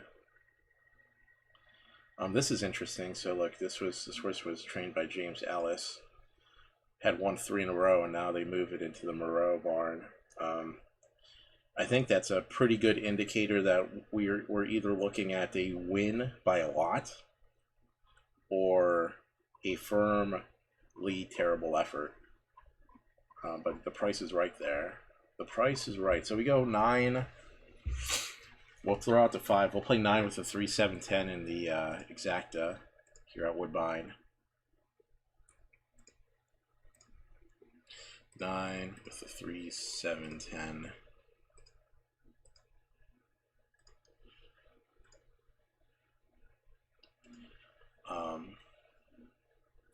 I feel some side of 20-cent. Let's go 20-cent triple box. 3, 7, 9, 10. See if we come up with something big in this bunch. I think we can move like ahead the fact forward with Guardian them. Angel is qualified. I know you're like all of us. We're happy to be back here. Yes, things are different, but we're back and we're racing. So good luck to you. Enjoy the season. Thanks, Chad. All right, up to Kenny here as we get set for this third race, guys. I just want to see if we're going to get that best Pacers punch heading up to the gate for tonight's third. We've got a field of 9, 8 of them on the gate. The one trailer, Public Fond of number 5, Perfect Storm. Coming in off a sharp qualifying victory, 53-3 speed in the morning for that. Bob McIntosh, trained daughter of Some Beach Somewhere. She had a $70,000 rookie season, was stakes tested. Kind of tailed off a bit at the end of the year, but she showed flashes of big-time speed and ability. She'll take on 8 others. They're set for a start. Often pacing. And a good beginning for them all. Sharp beginning in the center for Perfect Storm. The favorite is out fast. Coming up with her with the inside trip ace is Hanover. Closer to the rail is Queso Relleno. And to the outside Keystone Kalimba from in fourth. She'll have to take a 5-hole trip as off the press. Shot through to gain that 4-hole trip into the opening turn. Then we go back to find Tamagami Sealster down to the rail. To her outside, the free-legged Smile Sally. Final 2 in the field are back in the game. And Shimar's Lady Havoc is away last. Opening quarter, 27 2/5 into the back stretch, chasing the 4-5 favorite here, Perfect Storm. Perfect Storm leads it just over a length. Back into second, trip ace is Hanover. It's 2 lengths back to Queso Relleno from in third. Off the press from in fourth, fifth inside Keystone Kalimba. Then Tamagami Sealster. Smile Sally gets underway from the backfield. She'll be tracked by back in the game. And Shimar's Lady Havoc is trailing on the way to the midway point. So Perfect Storm has been the leader thus far. An opening half in 57 seconds for her. Soft first half speed. Second panel just 29-3. Heading into the final turn. Perfect Storm getting big time respect up front here. Back into second, Trip Ace is Hanover. Third inside to Queso Relleno, and she's on the march. As Trip Ace is Hanover gaps a pocket now, she's 3 lengths away from Perfect Storm and Henry, and Perfect Storm on a lead of 2.5. Queso Relleno is up and driving second to the outside though. Back into third, Trip Ace is Hanover. Off the press, stuck in behind that stopper from in fourth outside, Smile Sally, and also getting active from the backfield. Back in the game, 3/4 in 125-2 coming into the stretch. Henry popped that plugs on Perfect Storm, who leads it now by 3 lengths. Queso Relleno was under a drive from back into second. Back in the game is third outside, but she's in a race for minor spoils. Perfect Storm coming into the final 1/8 of the mile here. Henry just shows her the whip late, and it's Perfect Storm. Perfect Storm, she'll take this third race. A popular winner by a length and a half. Second was Queso Relleno. Stupid In at the 5. third was off the press, and fourth was back in the game. We don't like the 5 there.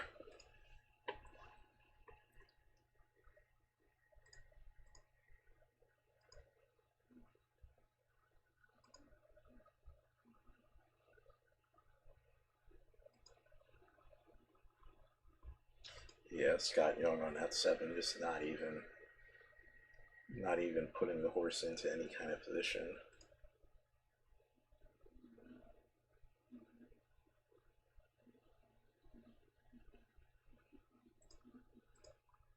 No one's doing any kind of, so far, like, aggressive handling is clearly hard to come by tonight at any of the tracks like Meadowlands or Woodbine.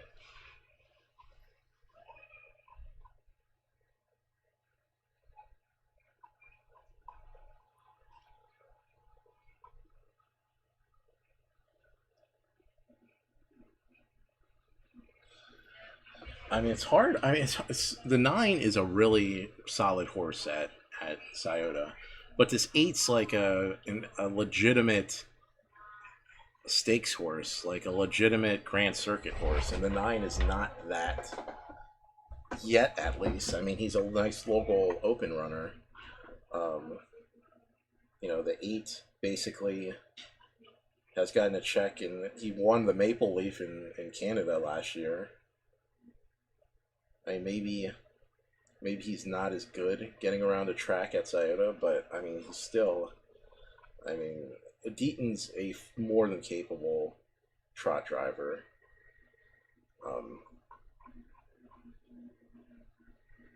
And the 8 definitely has speed capable of getting out of the 8 hole and being useful.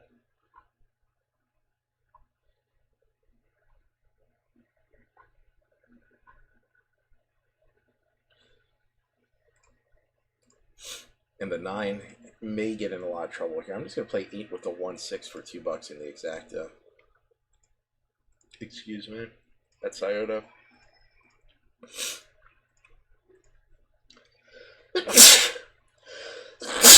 Bless you. Thank you. And hope the 9 gets in a lot of trouble here.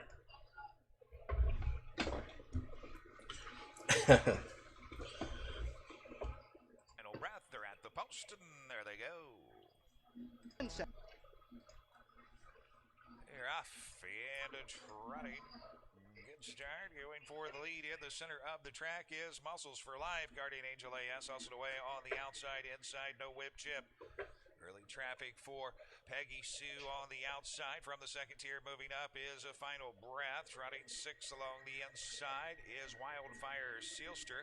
Off stride, got the groove at the back of the pack as they Jesus Christ, Roz, it's fucking Mushtown, USA for you today. Man. Works his way to the top, takes over from No Whip Chip.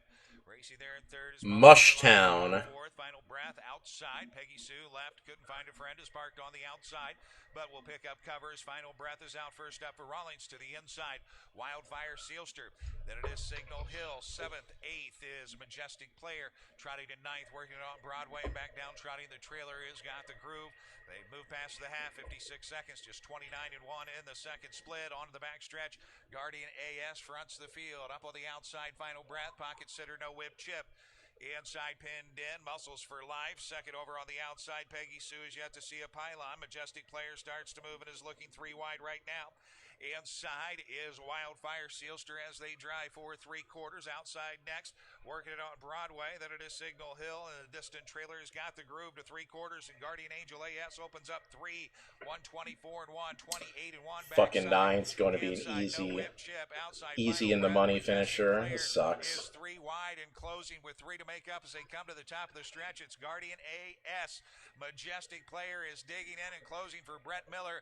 Guardian Angel AS. Majestic Player has caught the leader and puts ahead in front, and they're going to battle to the line. It's Majestic Player, though, on the outside, getting up to win it. Majestic Player from Guardian AS. Muscles for Life, a photo for 4th. Looked like it may have been No Whip Chip over working it on Broadway. 152 and 3. Hey, ECV, man. Okay, I'm going to play the straight trip by Meadowlands. It looks like they're giving us the 8 at 1 to 5. Sounds like a challenge, and I will accept this challenge. So let's take a look at Meadowlands here.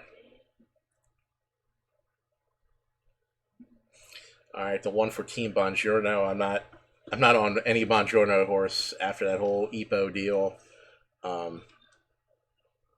Still waiting for that to hash out. 2, not sure what to do about the 2. He doesn't have any layoff stats. This horse has looked okay. Has a good off-track record. On the 3, Urbanski. Urbanski's the type of trainer that would never have any horse ready off a layoff ever. Stacy Kyoto probably in a very similar spot. The 5, Irv Miller. I mean, that's a hell of a qualifier. 26, 153 and 1. First time Lasix. Should be on an improve. The 6, I don't know. It's a Burke runner. Tough not to, at least be slightly on board with that type of runner. The 7, Kelvin Harrison just blew up the board with that 5 last race, although there's a lot of help given in that bunch. The Tact Your Horse, the 8, we saw how good Manchego was in that first. And again, it goes without saying that this stable's 9 for 9, finishing in the money with horses coming off a break. So hard not to like that one. The 9, Paul Stafford, probably not going to be a competitive horse from this 9 hole. And the 10, Cullifer, probably going to need to see a weight race from that horse. Likely that Gingras will go to the lead and try to conduct with a heavy favorite like this. And with that said, a horse like the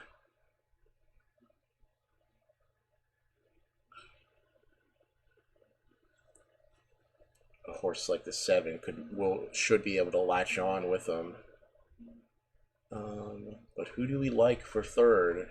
The challenge has been sent out, and we want to bet a straight triple if we're going to have a 2 to 5 up top. We don't like the 1. We don't like the 2 coming to Meadowlands for the first time. 3 is a toss. 4 is a toss. Really, the 3 horses, it's between like the 5, 6, and 10 for third. So I'm playing 8 with the 7. So I'm going to do this. I'm going to do this at Meadowlands. The challenge is on board, but I can obviously make multiple bets here. I'm going to play a triple. 8 with the 7 with the 5, 6, 9. Not 5, 6, 9. 5, 6, 10. And then I'm going to play a $3 straight triple. 8, 7, 10. That's for you, ECV. 8, 7, 10 straight. Then I'm going to mix it up a bit. I'm going to play 7, 8 with a 7, 8 with a 5, 10.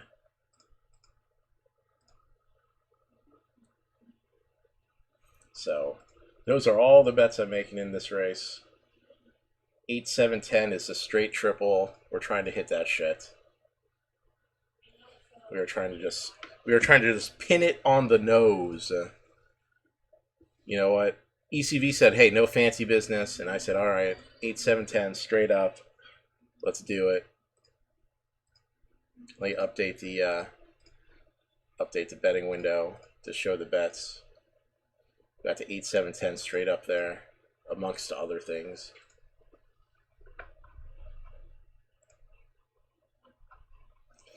Amongst other things.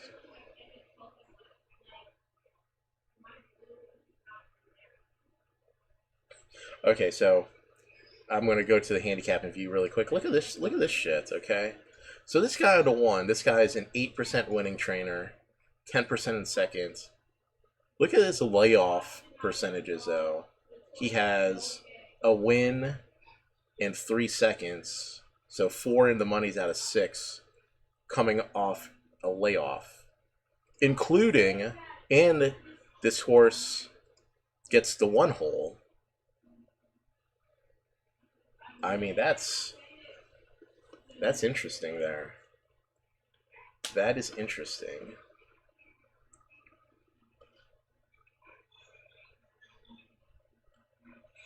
So I mean, what can we do there? What can we do? 5 scratch, the 9. Oh, this 9's gonna be like so overbet in here. He's even odds, so overbet. We don't like the 8 here. The 7. I think Corey Johnson just had the winner on the 6 horse last race, if I'm not mistaken. Yeah, he won on the 6. So maybe it's worth a 7 with like the 1. 7 with the 1 with the 2, 3, 4, 9 at Grand River. Try to sneak this 1 in here for a piece. So 7 with the 1 with the 2, 3, 4, 9. Whoops, I didn't want to bet it for 20 cents. Bet it for 80 cents. 7, so we have the full dollar. 1 with the 2, 3, 4, 9. And then little 4-piece to place on the 1. They're about to go off there. Taking up positions. Tara Manu 1 and Strokin on the inside of the center. Arnold the Paperboy. Never again. An invitation to dream to the outside. Seals Sport Action and Fred's Night. And the second tier, JJ Mystic Storm. Field of 8, race number 5. They've reached the top of the stretch, and here they come.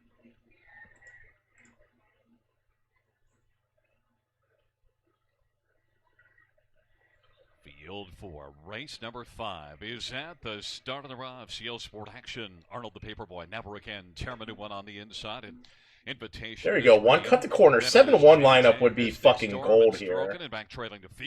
There you go, 7. Just a little extended move to the front. Don't take a seat. Come on, dude. Racing, filling the pocket is Arnold the Paperboy. CL Sport Action took back and found a seat on the inside third. Works in front of Nabber again. We got action to the left of me. Action to the right of me. Mystic Storm.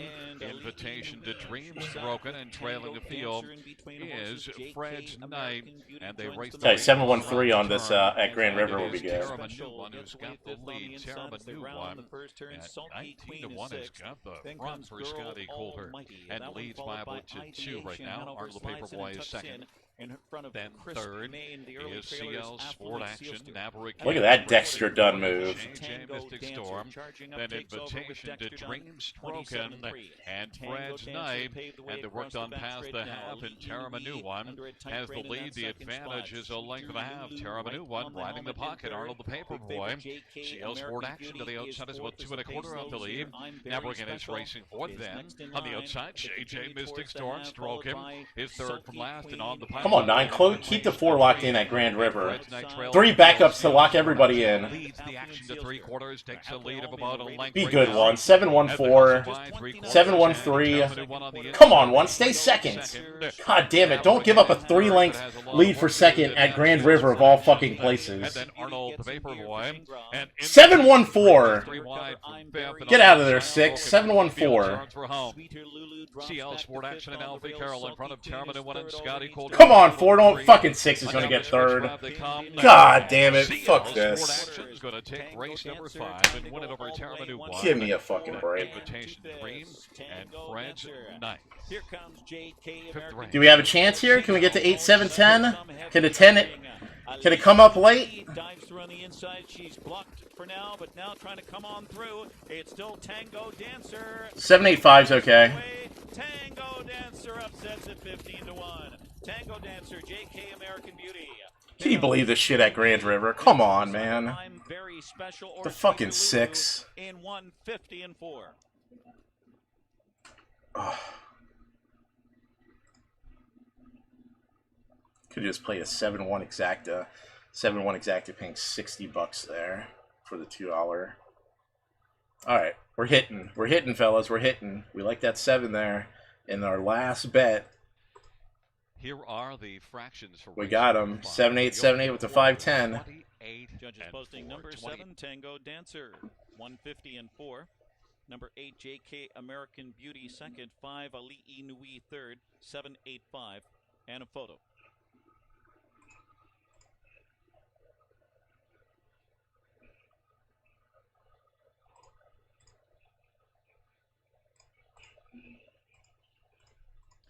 It was number 2, I'm Very Special, fourth. 7-8-5-2.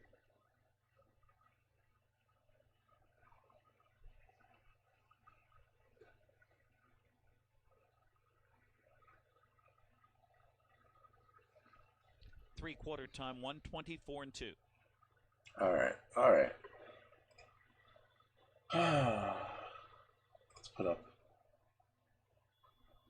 Let's put up the next set of racing here. That makes me so sad at Grand River.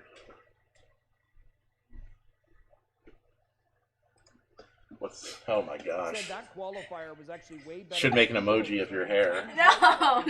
You can come on camera and show everybody your hair. Oh, you want to show? No, no. Oh no, you just walked back over here. Huh? I was like, you want to come on camera and show your hair? Then why'd you walk back over here?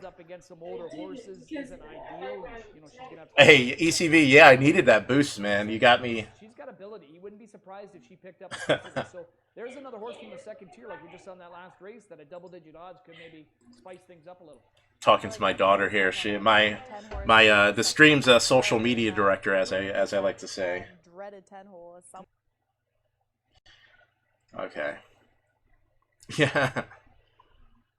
Yeah, that was a good chance. If I wanted to go with a little more of a shot, I really didn't like Cullifer from the 10-hole to get a piece there, but we were right around the number, and it's like in golf. What do they say in golf? Aim to miss, like aim small, miss small, and like aim wide, miss wide. So that's kind of what we were going for on that one.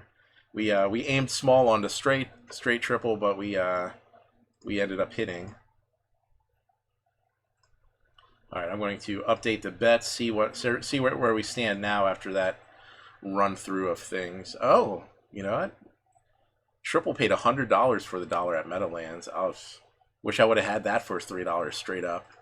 And then our little nubby place bet on the one at Grand River, we got back $23 for that. So we have put the swoop to the group, and we have now found ourselves in Profit Town at the moment. But yeah, so just starting the momentum gain here. Let's get Scioto going.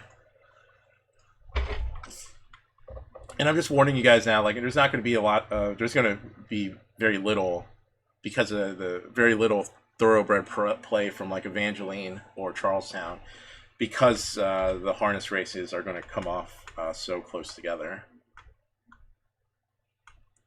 Okay, so Scioto, the 1, Jess McCown, they've been a high percentage outfit for a long time. Horse is coming right off the claim. Maybe worth a go. The 2 is a William Rhodes, claimed from the Ronnie Burke stable. Merriman takes the 2, has a choice, was listed on the 2, 3, and 10. He takes the 2. The 3, Herman Hagerman. This horse won last time out. It was a terrible win against a mediocre field. Hagerman still is just operating very poopy from the since the resumption of the meet. The 4, Chris Page, a nice little gate to wire effort. First start for the new connections. The horse was stabled with Hugh Beatty, and Hugh Beatty to anyone who's aggressive is always good. So the 4 is probably in with a chance here off that effort. Ronnie Burke, the first race off the layoff was probably one of the only Ron Burke efforts that wasn't blazing. Chris Page is not on, and so that's probably a good indicator this horse is not good to go tonight. The 6, Hitchcock, Brett Miller made a nice 3-wide move last time out. Definitely competitive in this bunch. 7 goes from trainer change from Virgil Morgan to Frenchie Fuller. No thanks. The 8 tried to gun out from the 8-hole. Smith and Perrin have been good. 31-1 is gigantic on the 8. 9's a toss. 10 may be okay, but the 2's very iffy. I think the 8's worth just like a little $3 place and show bet here $3 place win and place bet here at 31-1. He has the speed to get out with this bunch, and yeah, I don't see any qualms about taking him here. Definitely not going to get any bet in at Woodbine.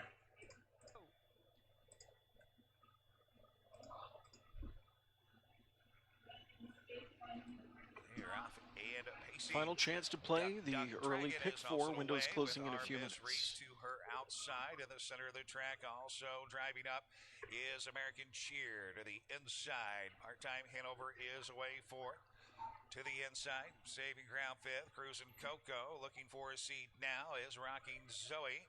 Next in line to seventh. Better Be Cool, racing away in eighth. And I said he may leave, and he doesn't. And Ask Me If I Care, the early trailer, 26. Starting gate is rolling. The trotters are moving in. Full field of 10 to kick off that early pick four. Where number 2, Somber, checks in as the 3-2 favorite. Definitely lots of action on a 26 and 4, so on the board in fourth, closers are in with a chance, I would imagine. Here. In 156, career best. Racing eighth on the outside, Faith Prevails, saving ground. Ask Me If I Care in the trailer. Is fully sharp at 55 break behind the gate for 9. 55 and 2. Thank you very much. They're off and trotting. Another breaker getting out of there. Addie Core Royal made a miscue. From the outside fires Villefranche, leaving with Cool Diva. They're inside is HP Bruxelles into third. 6 where, Roz? 6 where? Back to the rails. At Woodbine? Plenty, who is fifth.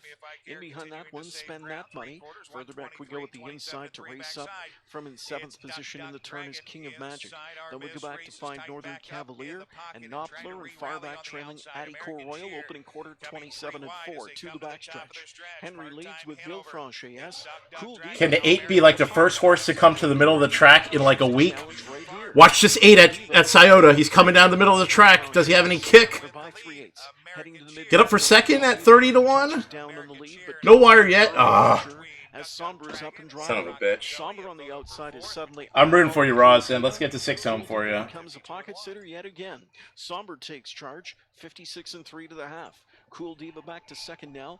Villefranche is third. In at the rail, it's HP Bruxelles, fourth, fifth inside to Muscles of Plenty, sitting sixth inside to Spend That Money. Then it's back seventh to King of Magic. Overland from an eighth starts up Northern Cavalier. Knopfler back into ninth, and Addie Core Royal remains the trailer. Everyone's pulling around this 2 at 9 to 5. Like, everyone's like, fuck them. Back into fourth is HP Bruxelles. 3/4 passed by, and Somber on the inside is given way. Cool Diva roars right by. 3/4 in 126. Cool Diva to the front. Villefranche goes into attack mode. HP Bruxelles is sizing them up from back into third. So 6 really trying to split them? The Red Seas here late. Deep interesting. It's a good decision. That horse really swelled up. But here comes HP Bruxelles scooting through between. HP Bruxelles up the inside. Outside Villefranche. Oh, there. HP Bruxelles. Oh, I thought, Roz, I thought they were going to absolutely super mush you on that 6. I thought the 8 was going to come back and snag them on the wire. Now that would have been dirty. That would have been dirty. There you go. Hey, you got him home. You got him home here.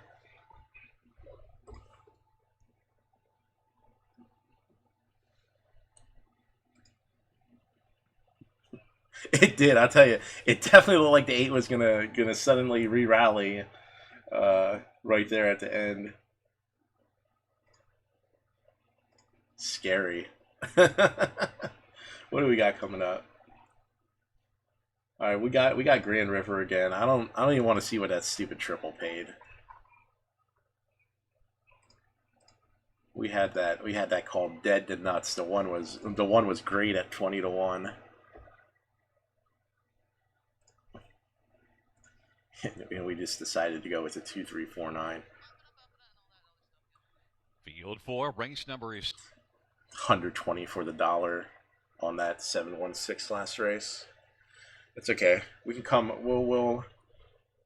We can go right back to it. See what we get here. There's some value to be had there at Grand River. We can take it. Looks like Colin Johnson's really got him fired up tonight, so that's good. If he has a couple more in, we'll be backing. Much like we had DeLong the other night at Mountaineer.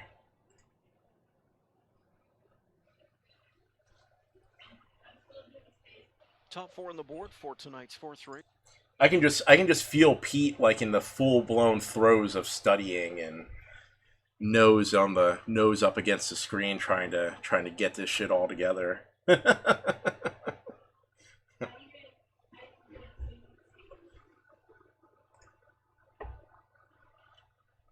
Shout out to everyone watching the stream on Twitch. Thank you very much. Because that's the only place you can watch it now is on Twitch. You can no longer watch us live, at least live streaming, anywhere else on the internet. We are exclusively on Twitch because they pay us the dollars.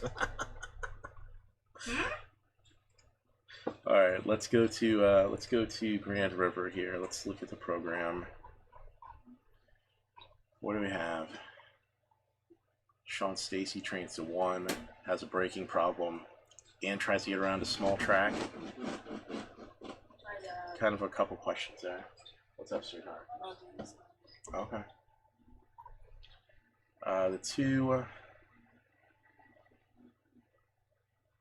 maybe he should be able to get into a decent early position.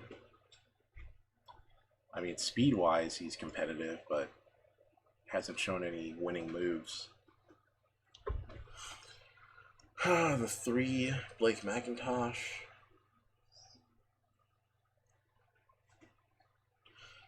Didn't show anything before the layoff. The 4, he's a toss. The 5, Kyle Boston. I mean, if he's training some speed into the 5, may have a competitive chance here. The 6, probably have to wait a couple races for the 6. JR playing horse on the 7. Not enough speed to make it to the front, not enough ability to make it off the pace. 8's just going to be in too difficult of a spot here. And the 9 offers no value at 2 to 1. Should improve and should be better, but kind of an awkward gate behind the 1 who has a braking problem. And then the 2, I mean, maybe he'll line up behind the 2. Colin Kelly, one thing to know is Colin Kelly was driving the 2 as well as the 5. And it looks like he went with the 5 here. So he goes with the 5, I go with the 5. We're going to play 5 with the 2-3-9.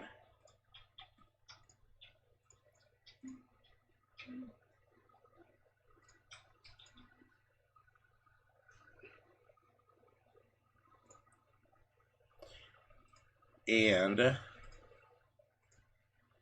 ECV, I'm going to play a $2 straight triple here. And it's going to be 5, 9, 2 at Grand River. Taking my second chance here. Yes, her dad's playing horses. By Tony and Linda Shadle. He's live streaming too. 7 is Heaven He can hear with y'all on my Marcus AirPods.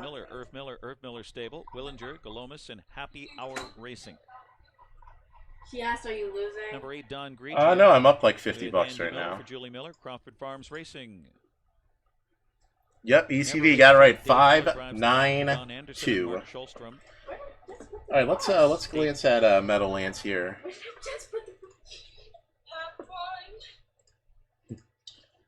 Let's see, 1 horse, Ronnie Burke. It's a trot. Okay, it's a trot. We can do this. Tyler Buter, Rob Harmon. I mean, how dare they bet this Ronnie Burke horse more than the 2?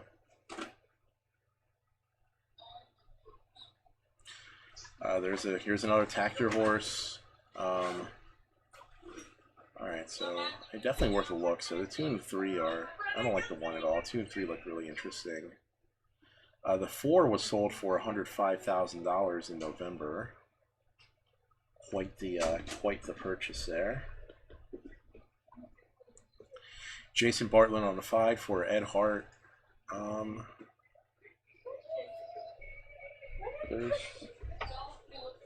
There's definite chances here.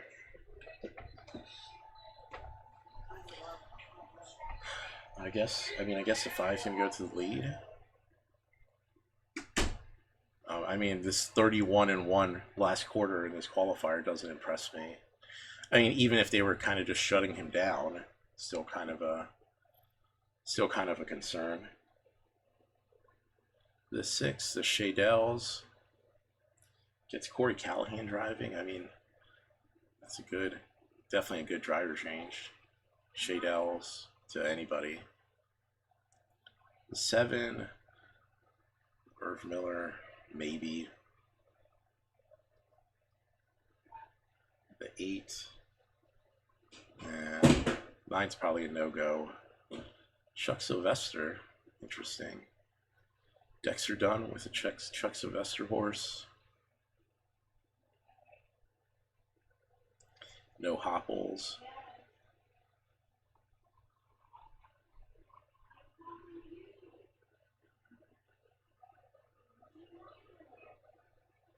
All right, just as expected, the 1 breaks at Grand River. Good training by Sean Stacy. Hey, this horse can't get around tight turns at larger tracks. Let's try the horse at a smaller track. Good job. Fucking, these are the type of geniuses in harness racing. Fucking clown. You know, I like this 2 as a price at Meadowlands. You know, Tyler Buter, Trotter. I mean, he's done well with his horse. The qualifiers, you know, okay. You know, some of these other horses, they have the numbers at like the smaller tracks, the speed numbers, but you know, the two has good racing efforts. His 2 best races were at like Pocono. I don't know. I think there's some also the 4 getting purchased for 100,000. That's real interesting. I think I'm going to pass on this race. Let's look at Grand River, see what happens. Gibbs now starts to wilt a little bit, and out wide goes from 5-9. Can the 3 comes on? Can the 3 completely quit? Second. Now Kalima 3 wide grabs third. Trouble Dog now. Look at this fucking 1 after I fucking mushed him. And is out there 3 wide now, 2 wide as they race to run that final. He's gonna fucking go by everything. 7-3 of the 3/4, and it is Ben Dream, but here comes. And then he breaks again. Truffle Dog though went rough and went off stride, and the field turns for home. Ben Dream and Paul McKenzie now has a lead of about 3 or 4 as they come on to the finish. Kalima will finish second. Frowny's Miracle third, and. I mean, how much of an asshole is the 1, man? God's sake, just fucking bring him to the Woodbine and let someone nurse him around the turns.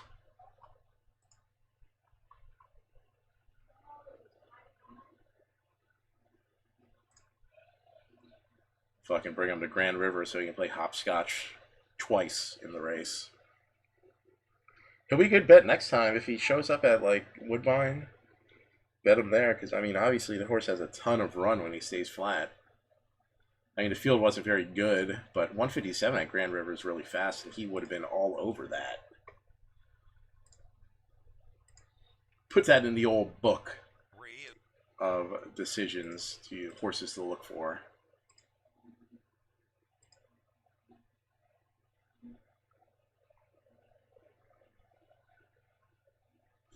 Pete says the 2 at the Meadowlands. I was talking about the 2 at Meadowlands. I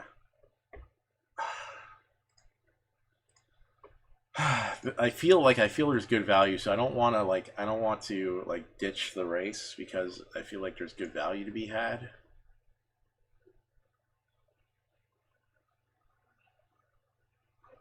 Maybe I take the 3. Maybe I take the 3 over. 5 is so overbet. It's just ridiculous. I'll take I'll just play exacta 3 with the 2-4. I mean, it's just silly. 5 at 6-5 is stupid. All right, we're in on that exacta. This is for the 10 Daytona Dreamin', and Dexter Dunn at 7-1 here. This starts the 20-cent pick 6 race 4. Trotters on gate. Here they come.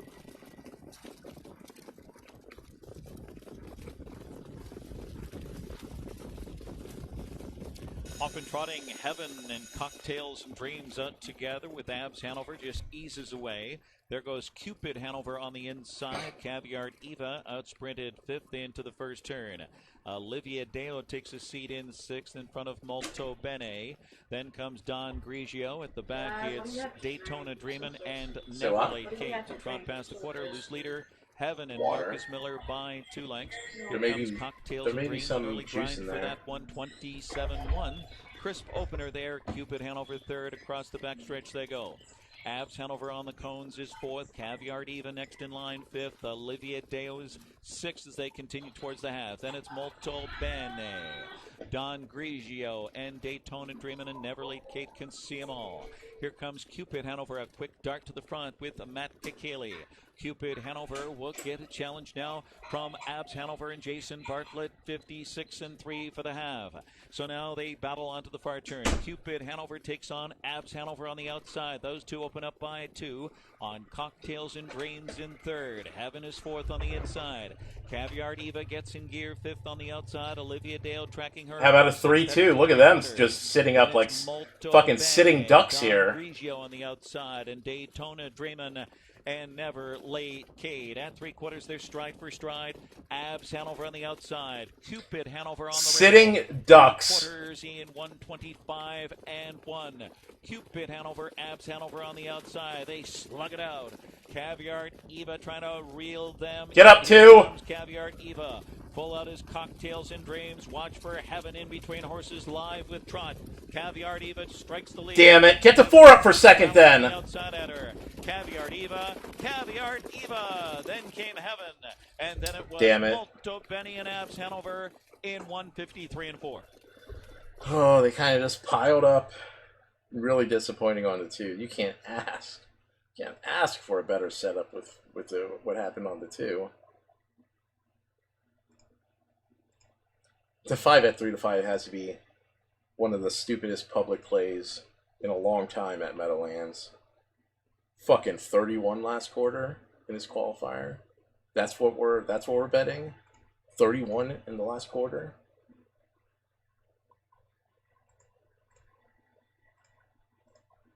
Fucking 1,000-foot stretch, and we're betting a 31 last quarter here. All right, let's go to Scioto. Right.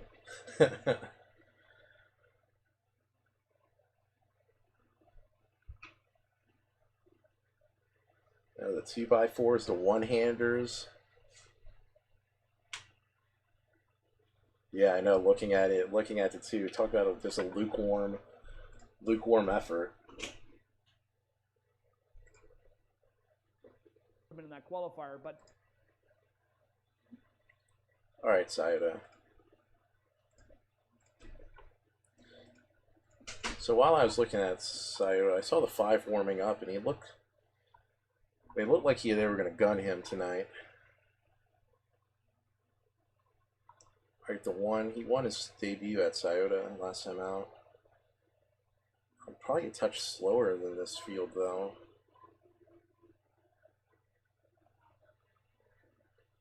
Although, like, he's not too far behind. Behind as far as, like, the rest of the field goes. The 2 got to act together last race. He does have a tendency to get rough in some spots. But he's really, he beat the field with more gas, left in the tank in that last start. The 3... probably a touch slower than this field. I don't like the price either at 7-1. 4 is really interesting here. So this goes from Peter Foley. It goes into a full-blown, like, Kurt Suggs, like, trot stable. Ed Miller training. 4 should be more worthwhile in this effort, although it's probably a tough field to show up against, but should be in better shape for it. The 5, he didn't do anything in his first Scioto start. He broke after being a bit far back. like I said, they're scoring him down like they're going to handle him aggressively. So it may be worth a try there if they're planning on going to the lead with him. The 6, Chris Page, of course, is coming up for Pompano. He's gonna need the race. 7, Hugh Beatty. He's never going to be aggressive enough to get to 7 home. The 8 will be better, but he needs more to threaten. 9's a toss with Hagerman. 10's too slow for this field. So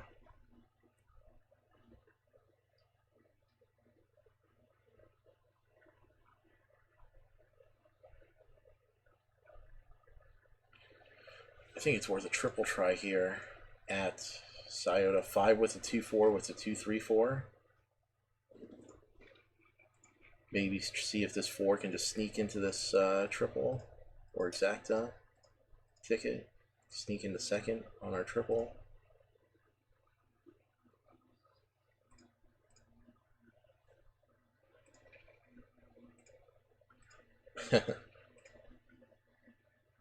Oh, Rosnell, he's guaranteed to break now, man. Going to put the tout on Kurt Sagat to 4. I just need him to run with the 5. I just need it to line up like 5-2-4. Go around the track like that. Trotters for the 7th race from El Dorado, Scioto Downs, a full field of 10 for the start of a pick 3. They're lined up, set for a start of the 21 and change. All the whip touches that didn't happen in that Meadowland race will go singularly on the 4. And he's going to leave last. Good grief. Is Triumph's Chip. Perfect Chapter AS will drive 3 wide into the turn. Tugboat Tuffy there 4th in between horses, away in 5th. Iron Mine Johnny has landed a good early seat just in front of a Royal Line, who's trotting there at 6th. 7th is Cruisin' Cassie, followed by Global Ice. Then it is Atlas Peak, and Infinity Stick is the trailer as they battle for the early lead. The opening quarter in 28 flat, crossing over to the front. Perfect Chapter AS, and here comes Tugboat Tuffy to challenge early. Kelly's MVP is there 3rd. 4th is Triumph's Chip. Racing 5th, Iron Mine Johnny is Tugboat Tuffy, crosses over and clears to the lead. Triumph's Chip is out first up for Tetrick. A Royal Line will save ground, sneak through in at the pylon 6. Racing in 7th is Cruisin' Cassie. Then it is Global Ice Atlas Peak, and at the back Infinity Stick, the trailer, the half 56-4. 28-4 second panel. Tugboat Tuffy with the lead. Perfect Chapter AS has the pocket. First over Grind for Triumph's Chip was 5th and 4th. Now 3rd on the outside. Inside 4th is Kelly's MVP. To the outside, gapping cover. Stalled out is Iron Mine Johnny searching for a better gear to the inside. A Royal Line. Then it is Cruisin' Cassie, followed by Atlas Peak on the outside. Global Ice to the inside at Infinity Stick, the trailer. 3 quarters, 125-1. 28-2 backside, still Tugboat Tuffy with the lead. Outside Triumph's Chip from the pocket. Perfect Chapter AS for Pete Wren there. 4th is Kelly's MVP as they come to the top of the stretch. Tugboat Tuffy opens up 2. Perfect Chapter AS inside. Outside Triumph's Chip into the lane. It's Tugboat Tuffy by 2. Tugboat Tuffy with the lead, and he will win again. Tugboat Tuffy from Perfect Chapter AS, Triumph's Chip, and a photo for 4th between Kelly's MVP and Atlas Peak, 154-4. What a bunch of pigs. Yeah, sit in the rail, and they basically just run the lineup.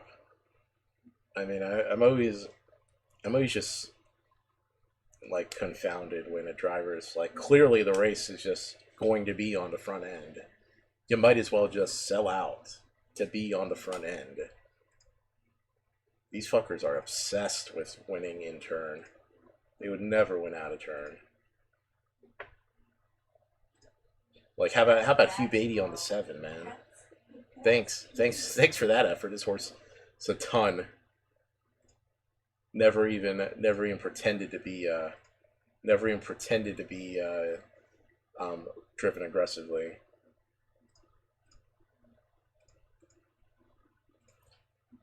Trust me, you're not going to hear me making any excuses for some bums that drive that don't handle the horse aggressively.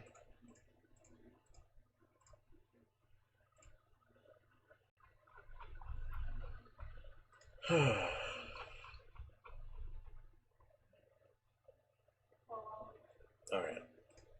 Let's go to the handicapping view. Alright, so Osceola's on the 10. I was just about to look at him. With a first-time starter, though. Or second-time starter, I guess. He is first time off the layoff. The 9's 9 to 5. Come on, guys, really? Shepard and Darvo from the 9 hole on the white circuit? Nah, bro. Nah.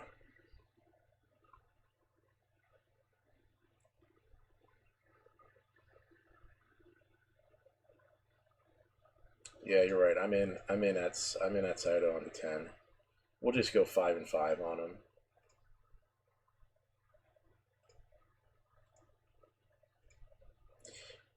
I mean, certainly the 9 is capable at Mohawk, but 8 to 5 with those connections at Woodbine. Listen, this isn't fucking Flamborough. Darvo and Shepard. Thinking out loud, Philly. 3 for 3 last year. See what she does here tonight in the sophomore debut. It's post time for tonight's 5th race.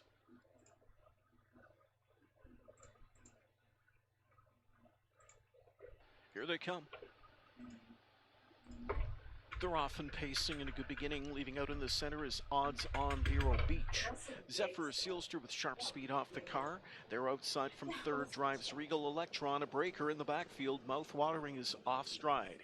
In at the railway 4th, Mocking Mary. 5th and parked is Saturday Night Jukebox, looking to slide down to the pylons. Will do so just ahead of Little Mary. Further back we go with the inside. To race up there is Magnolia Moonstone, being tracked in the backfield. Further back at the inside by Smiling Dialing. That first panel was 28 and 4, and it's Odds on Vero Beach to the backstretch.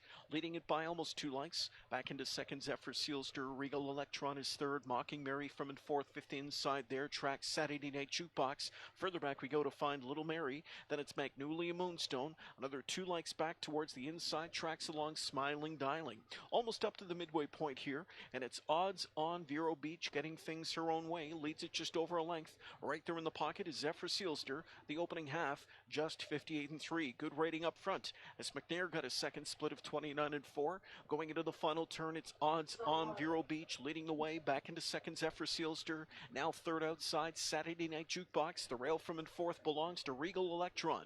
Advancing on cover, 5th outside, Little Mary. 6th trapped in, Mocking Mary. Then outside, Magnolia Moonstone. And Smiling Dialing towards the inside there. Swings out now to catch cover at 3/4 in 127 and 2.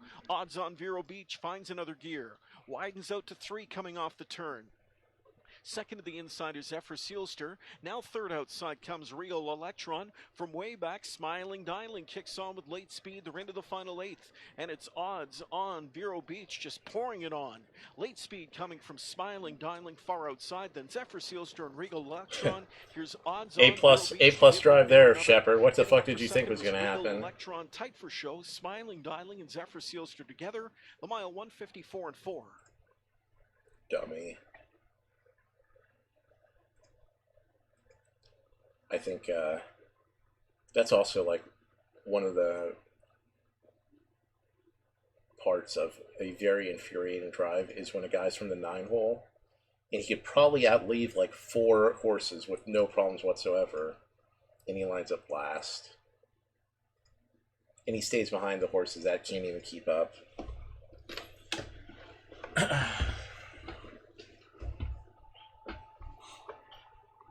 Oh man, the 8 at 54 to 1, longest shot on the border on 2nd.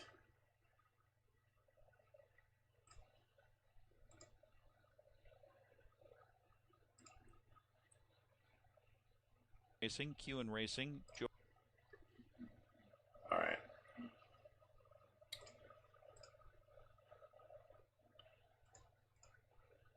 Meadowlands again. The Tactor horse here on the 1. So now there's a 1. There's a jackpot high 5 carryover of $43,000.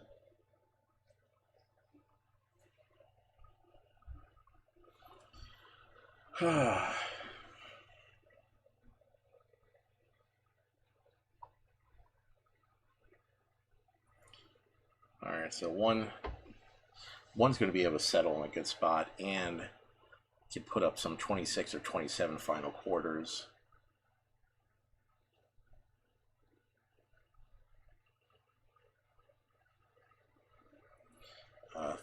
Two, I mean, 2 at 5 to 2 compared to 1 is not, the 1's much more accomplished and overall just better than the 2.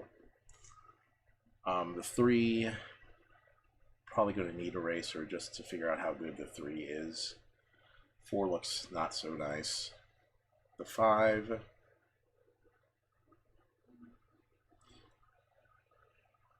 if the 5's slightly ready, he can factor in. I'd probably like the 5 better than the 3 or the 4.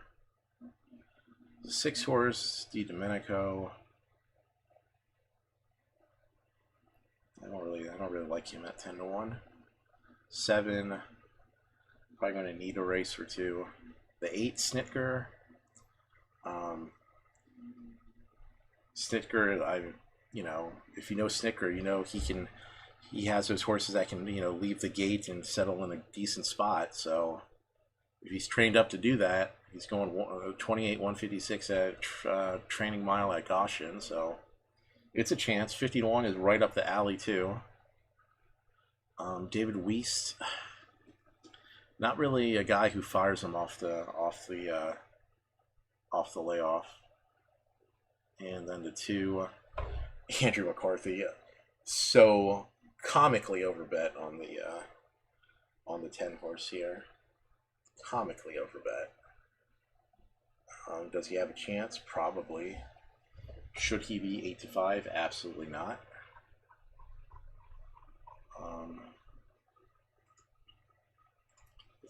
Let's bet the triple here.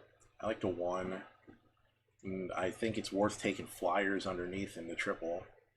1 with the 5, 8. With the 5, 8, 9, 10. 2, 5, 8, 9, 10.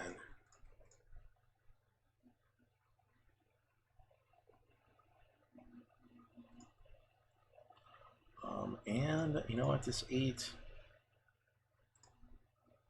let's play 8 with the 1, 2, 5, 9. Screw the 10. We're gonna run back. I've seen if the 8 just leaves second, anything can happen from there. Hopefully T-Trick needs money. I mean, out of all the drivers that actually need money, T-Trick would be the last guy that needs money.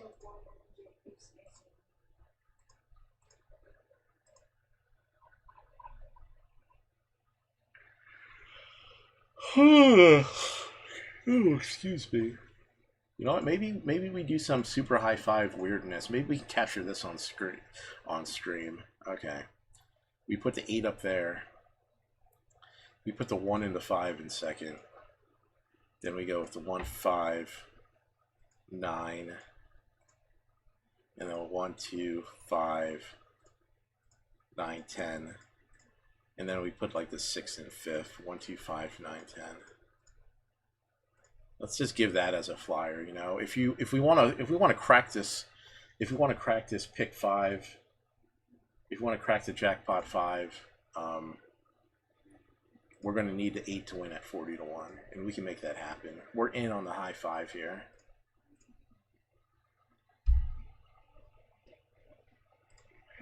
We are in, on the high 5.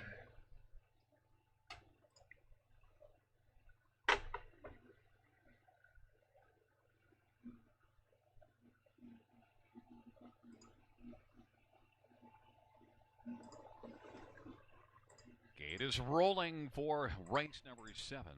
To Jennifer's credit, Sun and Shade and Twinbee Watch Me on the inside of the center. Bet the Limit and Disneyman to the outside. Storm Chaser, Brett Sealster, Fox Valley, Roland, and the second tier of Dover, Sealster.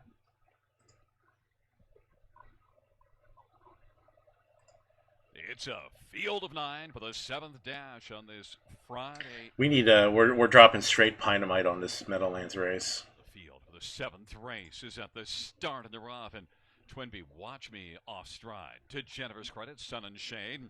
Bet the limit as they drive into the first turn. Oh, excuse me. Silster, Disney Man, then Storm Chaser and Rhett Sealster and Fox Valley Roland, and Twin B Watch Me, Sun, Shine, and Shade has got the lead right now, and the advantage right now is about 3 1/4. To Jennifer's credit is racing second. Bet the limit is rolling third as they roll on to the opening quarter. Then it is Dover Sealster who's racing position to fourth. And then Disney Man. And for the back, we've got Storm Chaser, Rhett Sealster, Fox Valley Roland, and Twin B Watch Me. And the field comes off the turn. Sun, Shine, and Shade leads by 2. To Jennifer's credit on the inside, Disney Man now is moving on the outside.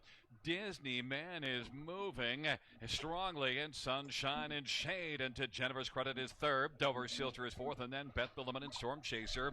Half was 59-2. The field works their way on towards the 5/8, and it is still Sun and Shade. Debut at 5-2 right now, and now 7-5 in the one. J.K. Fine and Hey, the Danny, eight's 2-1 parked up Rose right Run, with his 54. nose on the gate. Final leg of the Big Five. And a jackpot super high five race. Race 5. Here they come.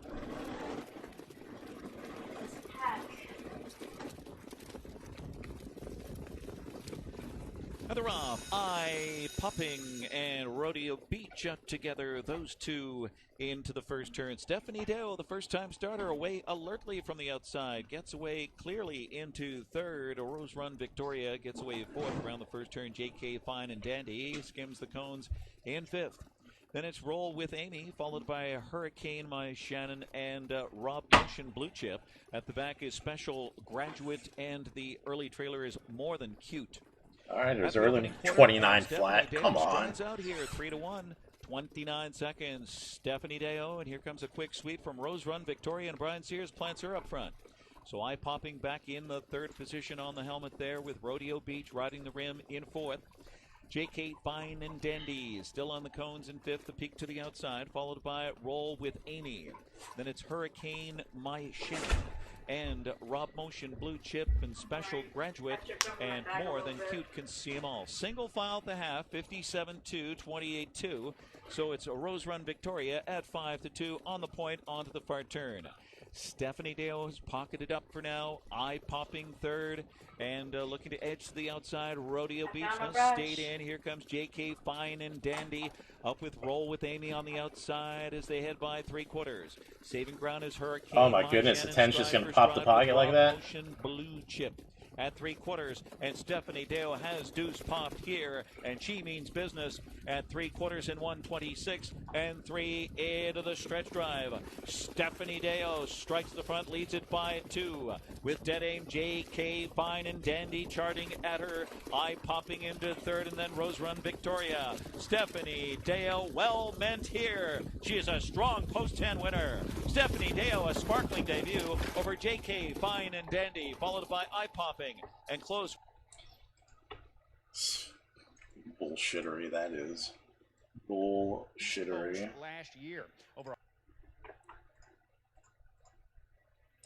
Very, very adorable how a horse has to be like 8-5 to be driven aggressively from the 10 hole.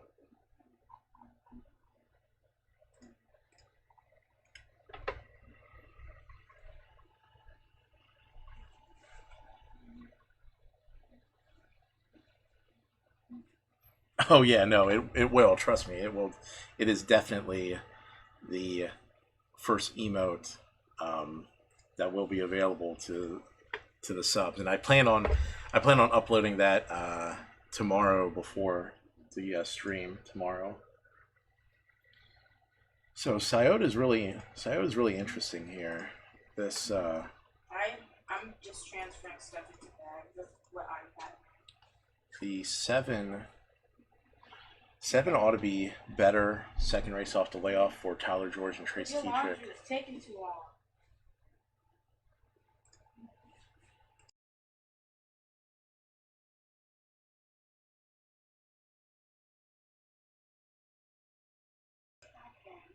It's done. All right, so 7's 21. He's good value. I think the 5.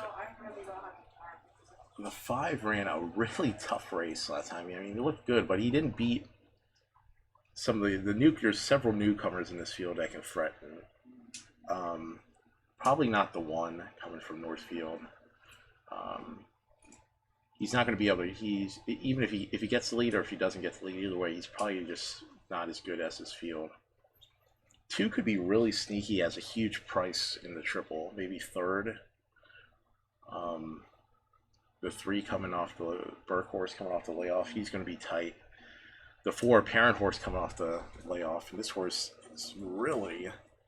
And this horse was winning opens at Yonkers for $40,000, so it tells you what kind of it tells you what type of company the 4 had been racing against and defeating. I mean, I think he's liable to gun out to the lead, and even if he doesn't get the lead, I think a retake maybe in his in the arsenal. I don't like the 5 get anything better than third here. I'm gonna play a triple 4 with the 3 7, 4 with the 3 7 with the 2 3 5 7. Is that right? 4 with the 3 7 with the 2 3 5 7. Yeah. And then play an exacta with a 7 on top. 7 with the 3 4, not the 5. We'll throw the 10 in there in case it gets really crazy. In case it just gets bonkers.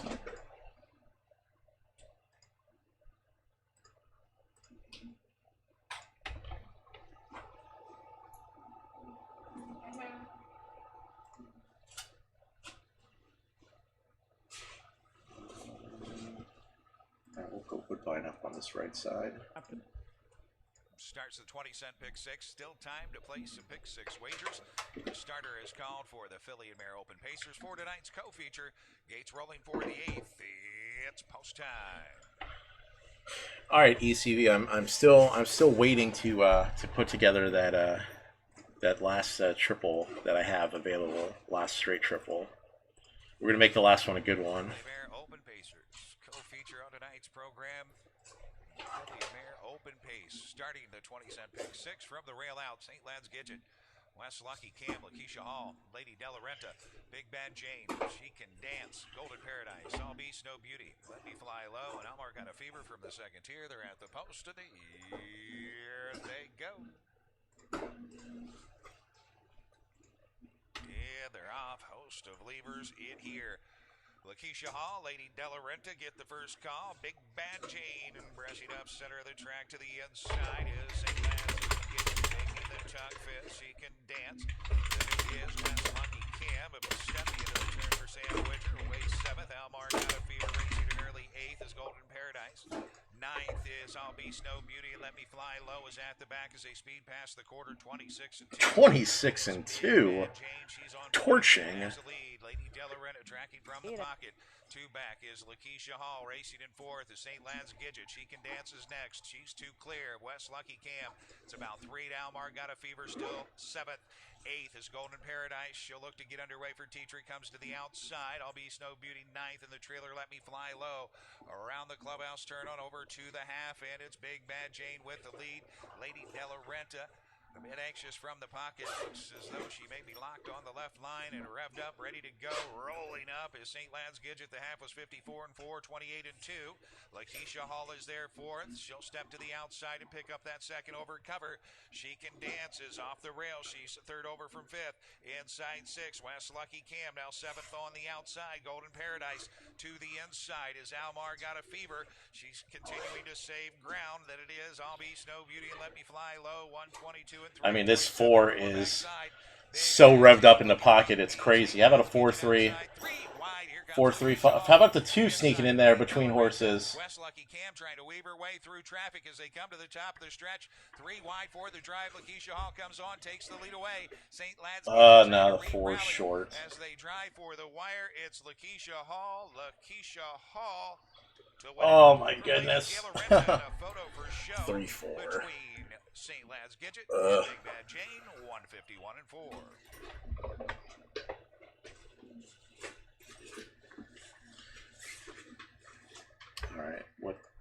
coming up next. We'll put Grand River up. We got Australia A. Man, we thought the action was Fast and Furious. 5, 4, 6, 2. Fast and Furious before. We got Australia A coming up in 8 minutes. Yeah. I'm gonna try to keep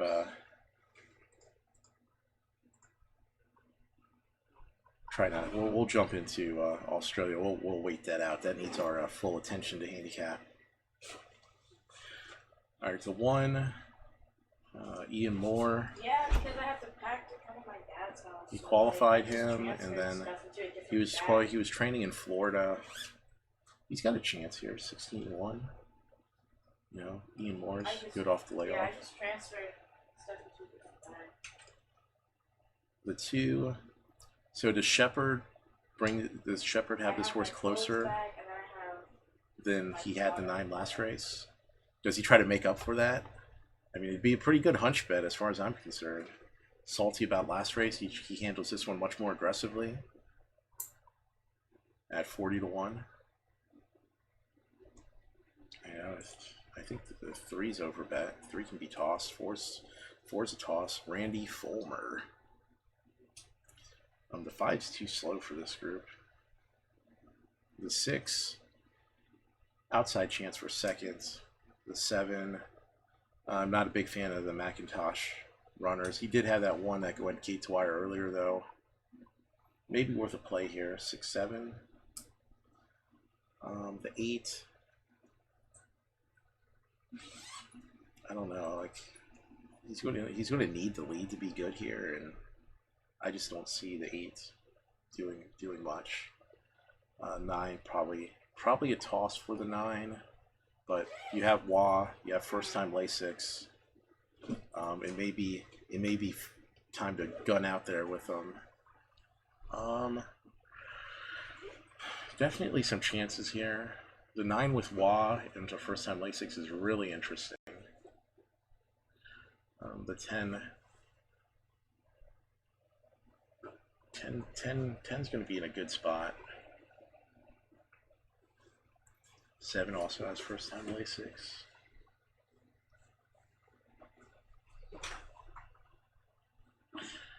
And there's a lot of runners here that have some chances.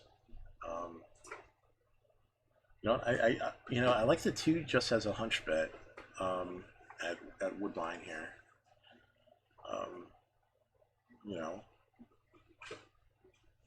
Why is Jalen counting? There's a lot of speed. There's a lot of competitive horses in here, but the 2 could probably just plod along.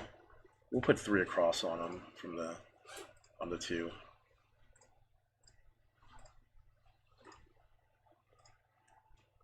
He runs out of the money with like the favorite. You know, how many times have we seen that scenario? A guy runs out of the money with a favorite, comes back the next race with like a double-digit horse and pops him.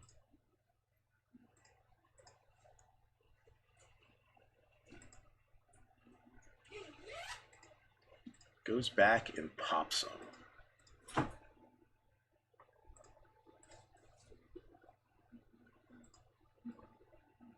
Jada, I showed you 9 what I got you.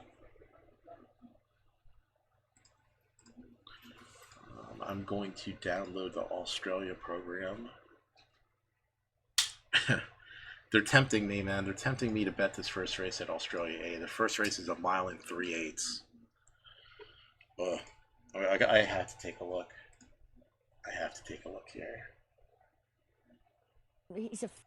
They're gonna put this long distance race out there. I can't not take a look at it. Okay. Mile and 3/8.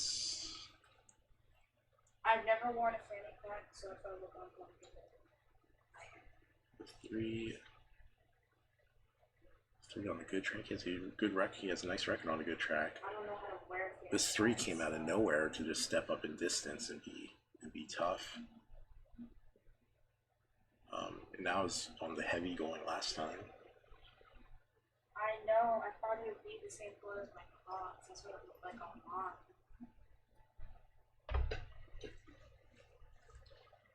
6. Yeah, black goes with everything. Peel. Leaving out fast at the rail is Kit. Between horses, Sobble Delightful. Taken back goes Sunshine Hall. Speed outside from Martinez. Thank you very much, CH. Glad to see you're on, baby. Shooting up the inside comes Beach Sports. Then it's back to Sportica, followed by Need Your Opinion. Next to last is Faithful's Nola, and the early trailer is Isla Sealster. Quarter pole bound, Sex Appeal leads here for Henry, chopping out that first quarter in 28 flat. Kid is right there in the pocket position. Sobble Delightful third, Beach Sports fourth, fifth inside. There's Martini's Place. A length and a half further to Sunshine Hall, tracked by Sportica. Further back inside to Need Your Opinion, and the final two remain Faithful's Nola and Isla Sealster. They go single file past 3/8 and head up to the midway point chasing Sex Appeal. Sex Appeal leads the way. Second to the inside is Kit. Back in third is Sobble Delightful. Beach Sports fourth. 2 lengths back inside there. Fifth is Martini's Place. Opening half in 58 flat.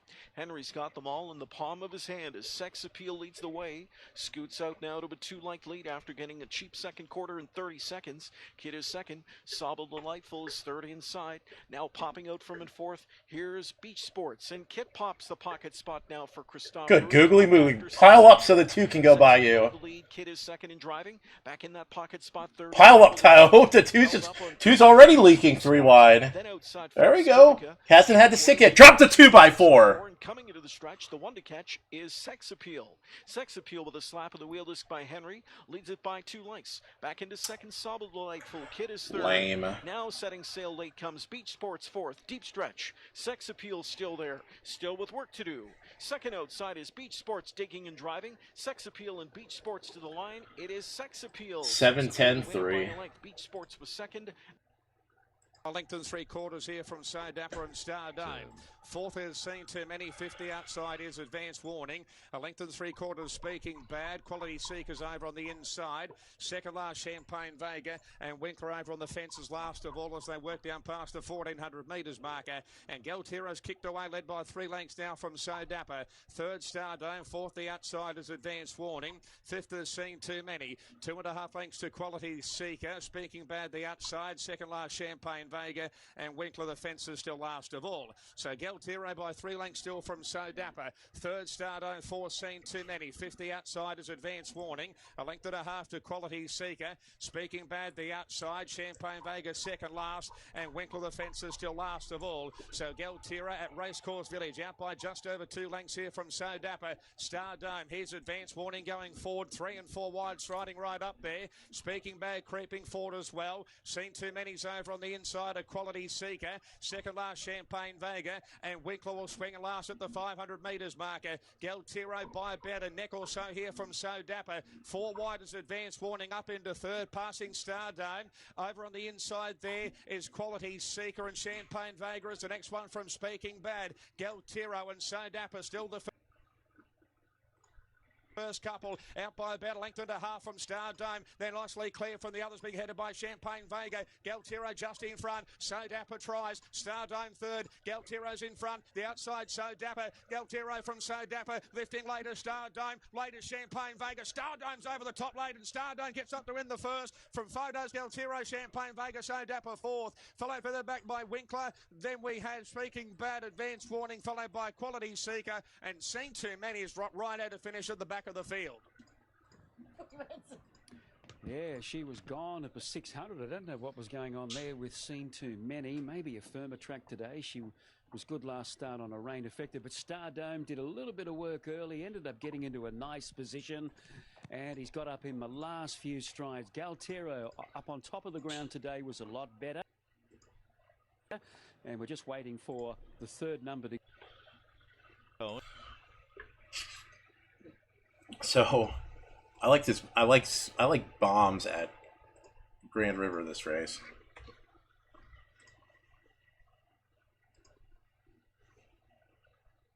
Hey, young Nick.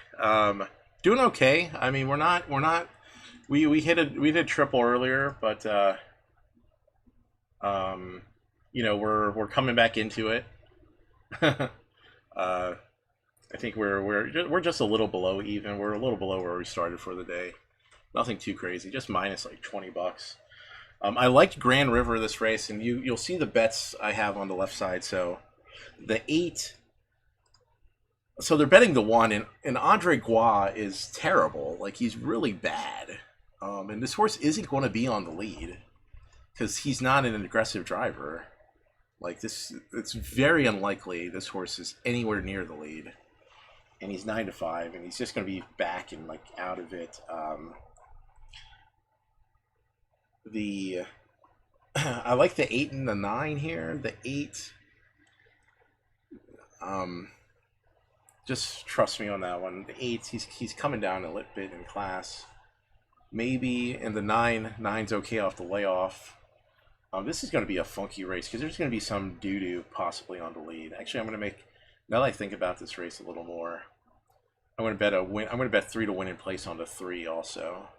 He's 20-1, and he's the 3's the probable leader in this The field. starters called the field for the 8th race, a field of 9.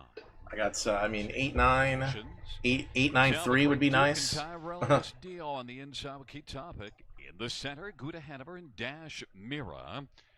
And to the Oh yeah, inside, Knight is very young, very young, and there is plenty of Pynamite to be found. Plenty of Pynamite around. It's a field of 9 for race number 8. Field has reached the... Yeah, bombs away, exactly. Bombs away at Pynamite at Grand River. If we can get to 8 or 9. Hell, we'll take the 3 just going gate to wire and cashing that win ticket. Field for the 8th race. He is at the start of the rough, and Luxlass Grass gets a Key Topic Gouda Hanover. Topic Creek Duke is along to the inside as the field sprints around the turn. Then it is Ernie Panic who's 5th on the inside. Then we've got Dash Mira, and back further is Tyrelli's Dio. Then the trailing pair EA's Ideal and Open Water on down the backstretch, and Luxlass Bluegrass is first as they roll to the quarter. Leads by 2. Key Topic is 2nd. Gouda Hanover is 3rd. And Topic Creek Duke is racing for 28 seconds that opening quarter.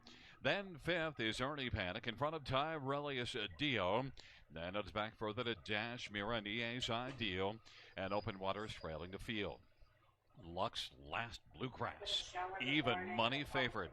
And Turk Henry with a lead as they race off the turn. Key Topic is right there in the pocket. Inside 3rd, Gouda Hanover in front of Talbot Creek Duke, who's positioned 4th. Then Ernie Panic is racing 5th, and EA's Ideal. 6th, Dash Mira is 7th, then Tyrellius Dio. And Open Water, 57-3 at the halftime. Lux Last Bluegrass is still racing well on the lead. Advantage right now is about 2.5 or 3. And Key Topic 2nd. Gouda Hanover is racing 3rd. Tips to the outside in front of Talbot Creek Duke, who's about 5 lengths off the lead. And then it is back to Ernie Panic and Dashmere and EA's Ideal. And Open Water on they roll to 3/4. Lux Last Bluegrass still strong. Leads by 3. Key Topic 2nd. Gouda Hanover 3rd. Talbot Creek Duke is 3 wide and is coming pretty sharply now. Talbot Get the Creek fuck Duke out is of swept right here, up the ticker man. for Get second the fuck out of as here. they race to the top of the stretch. And it is Lux Last Bluegrass may have to deal with Talbot Creek Duke as they come on down the stretch drive. Talbot Creek Duke rolls right on by and wins rather handily. Lux Last Bluegrass was 2nd. Then it was Gouda Hanover and Key Topic finishing 4th. 156-4.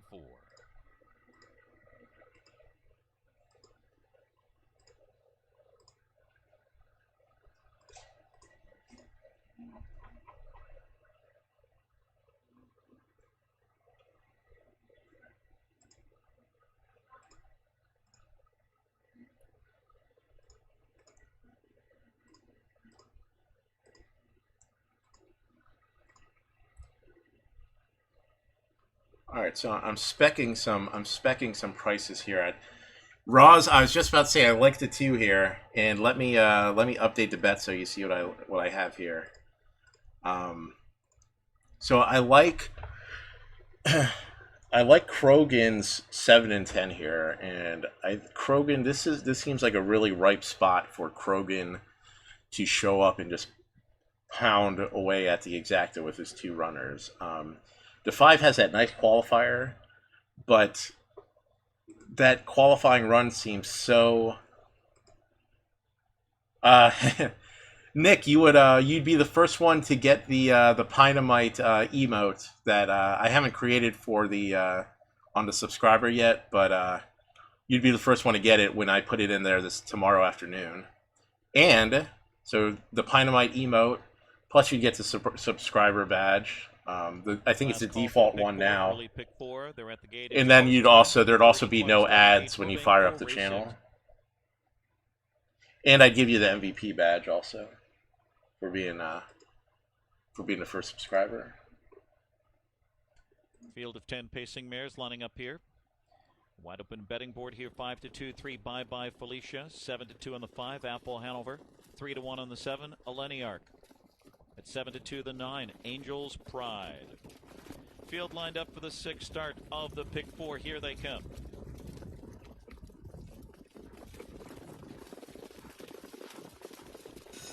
The Rob, Apple Hanover fires out Eleniarch and Royal. That's Royalty Westward Ho. There we go. Hey, I'll have it come in 210-7 or 2710, and I'll be right. And on a break. Oh, the 7 scratch. Oh my goodness. So it's I had 7, bro. Oh my god. All right, that's okay. Royalty West. What else we got here? Third, squeezes in front of Bye Bye Felicia is 4th. Slick Artist is 5th past the quarter. Then comes Potentially off the turn, followed by Zoe Ellison, and next it's after Zoe Ellison is Faithful Desire. Near the rear of the field, Angels Pride. Eleniarch way back after the break. The opening quarter was a hot 26 seconds. Woo! So Apple Hanover and Corey grabbing in here, try to ration out some speed here. Get a blazing second quarter. Miss You second. Royalty West Ho is third. Bye Bye Felicia 4th on the cone. Slick Artist is 5th. The half a more reasonable 55 2/5. I mean, it's wow. That's the 3 staying in and interesting. Soon to be 6th on the outside. Then Potentially. How about an 8-2 in the exacta? Can the 5 just be as bad as I think he could be? Stacked up. Then comes Angels Pride. And way back is Eleniarch. Has appeared to have pulled up. They're at 3 quarters. And it's still on the inside. Apple Hanover, and on the outside, Royalty West Ho. 3 quarters in 1:24 and 1/5 into the stretch.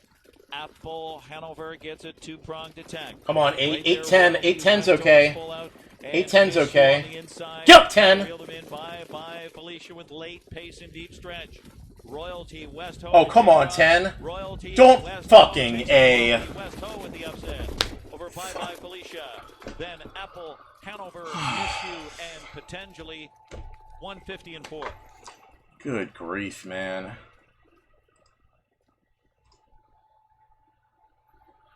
Jeez Louise. Snag that damn Burke runner at 13-1. I don't have this stupid fucking Bongiorno horse. I mean, can the 10 be any flatter from the pocket? Any flatter? Fucking flipping pancakes in the down the rail. Judges have posted the unofficial winner 8, Royalty West Ho. Oh, flipping pancakes along the rail.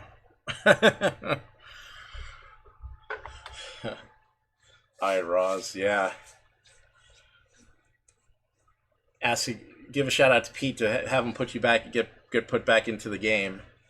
Definitely view tomorrow night because we're doing the giveaways tomorrow, 9 p.m. and 11:30. Barry, of course, we want to discuss this super high 5 carryover, 12,800 and change. About to get set here with the 9th race, but before we dive.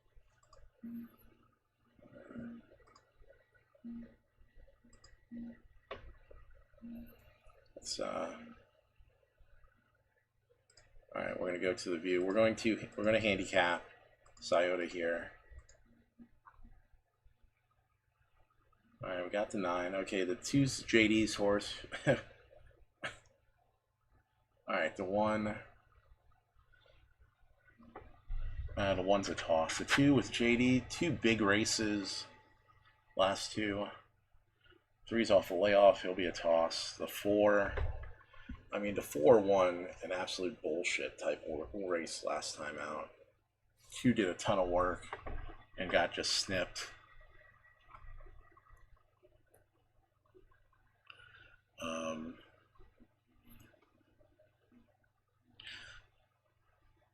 Can't endorse a 5 off the layoff. 6 is a favorite. Ronnie Burke horse. Really laid it on thick in that last race.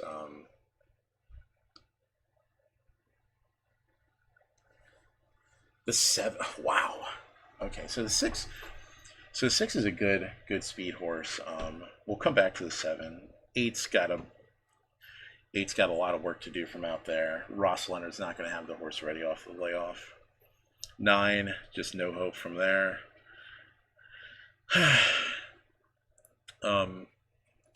10 can be good here. He won from the 9 hole last time out.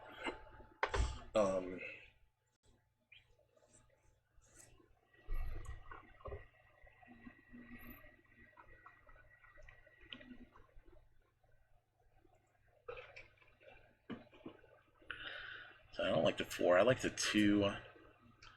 I like the 2, 7. I like the 2, 7, and 10 at Scioto. Chris Page. I mean, this horse had such a dramatic improvement in that first time out. The thing is, like, so 151 and 4 is really good, but what's he going to do when he's challenged is the main question. Like, if the 6 gets challenged, like, what's he do? Is he going to fold? Is he going to tighten up? I'm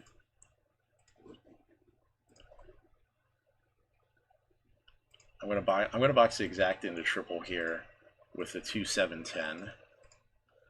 The 7's an amazing long shot here. I can't believe it.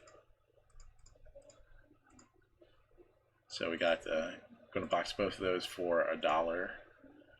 2, 7, 10. I'm going to play it. Oh, what do we got going on here? All right, Pete, my first subscriber, buddy. You are officially not Pete. I'm sorry. Ignore that, Nick. I'm so sorry. You sub and then I fuck up your name. But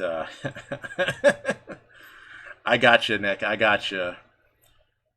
I'll let you on the stream tomorrow. You'll have the MVP badge. I'll make a note of it. MVP badge, and I'll make sure the note is good. MVP badge. No, I joined on my dad's phone. Emote. Gonna make sure both of them. Gonna make sure both them things are ready for you. I wanted to look at And we'll be good to go. Okay, so. So I was gonna like. 2, 7, 10. Let me. So did I play that exactly yet? What did I play? I'm so enamored by the subscription. I really appreciate it. I'm gonna play the $2 exacta, 6 with the 2, 7, and Sam Widger on the 7. I'm gonna put 3 to win in place on the 7 here. I mean, he's gonna be 50 to 1. And he's good enough to beat these. He doesn't even need a great trip. There should be a lot of action. I mean, the 6 needs there to be no action. And that's just not what's going to happen in this race. You missed.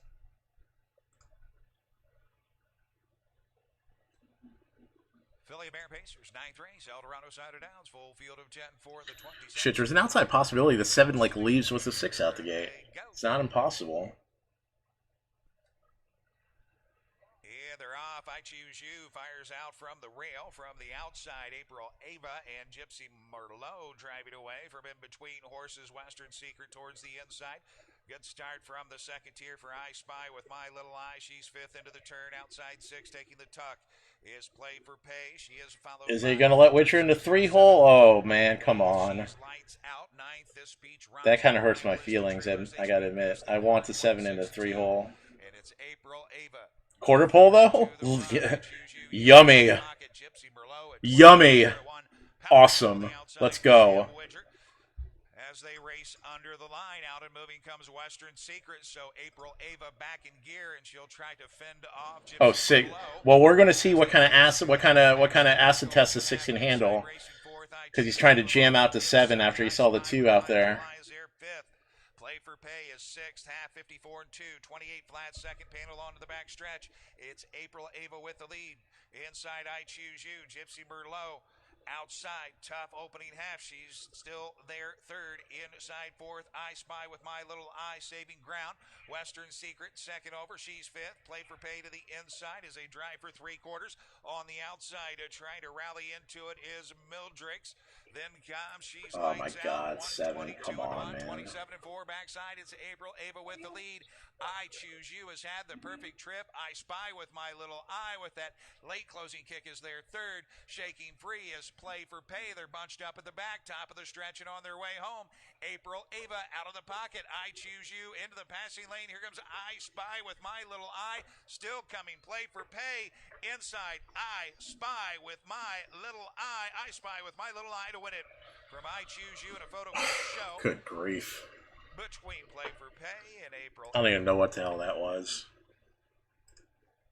Why can't the 6 just quit? Like any other horse that's coming up 5 classes and goes 26.54. What is stupid Ron Burke fucking mega juice.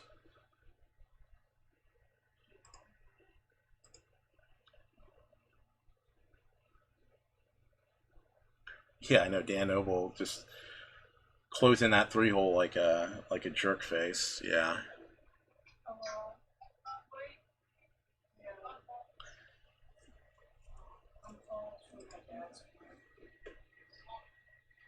Well, if Widger got back to him by just absolutely just dropping anchor in his face on the backstretch, I'm sure. I mean, I'm sure to a certain extent he made sure he did that.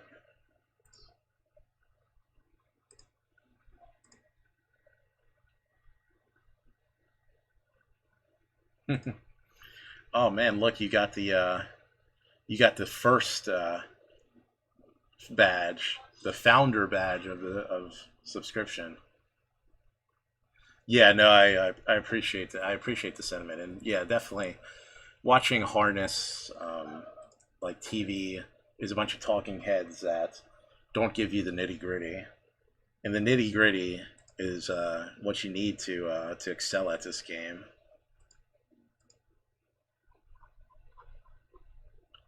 You need the nitty gritty. All right, I'm done trying to bet any closers at Woodbine. I'm not. I guess I'm going to be betting some speed or something.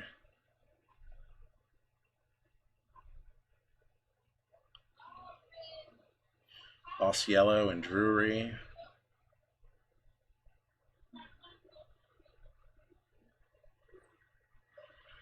Oh, okay.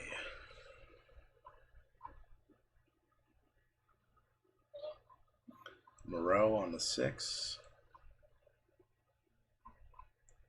You know, I like the 5-6 here at Woodbine. I'm gonna play a $2 exact box 5-6. Hey ECV, I'm gonna play the straight triple here. I'm gonna play the straight triple for $2 at Woodbine here. The third go, I'm gonna play 5, 6. And who do we put in third? Oh, I just accidentally closed the program. Okay. 5, 6. Do we just go with the 4 as default? No. We don't default here. 5, 6, 9. Straight up. So if we hit it, you'll be the second subscriber and it's gonna pay a bundle. So we're on that one.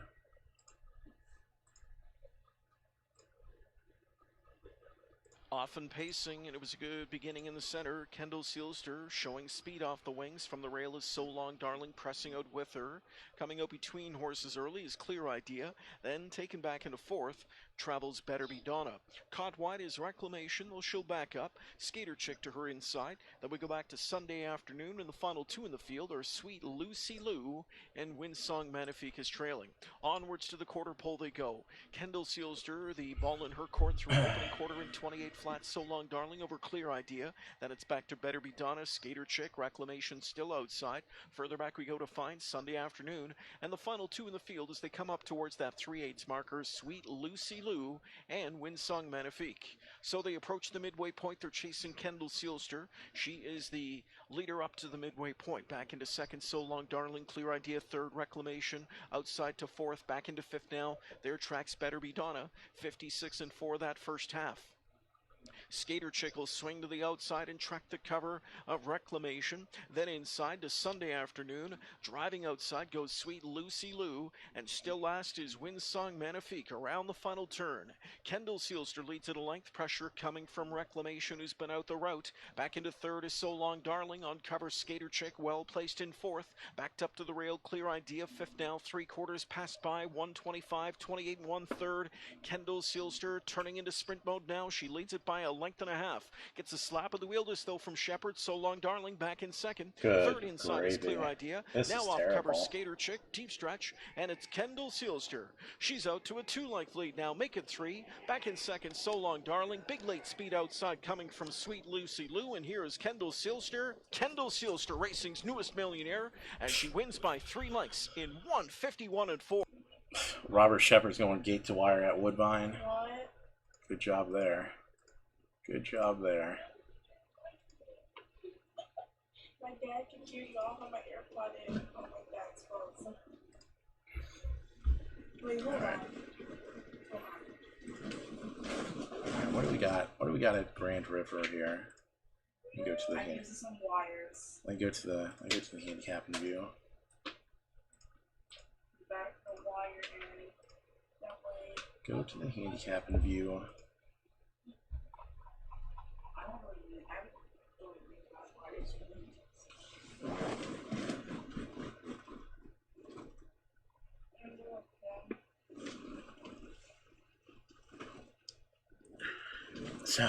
So last race at Grand River, I didn't think Gua would have his horse ready, and I mean he had his horse ready in spades, man. That thing was ridiculous.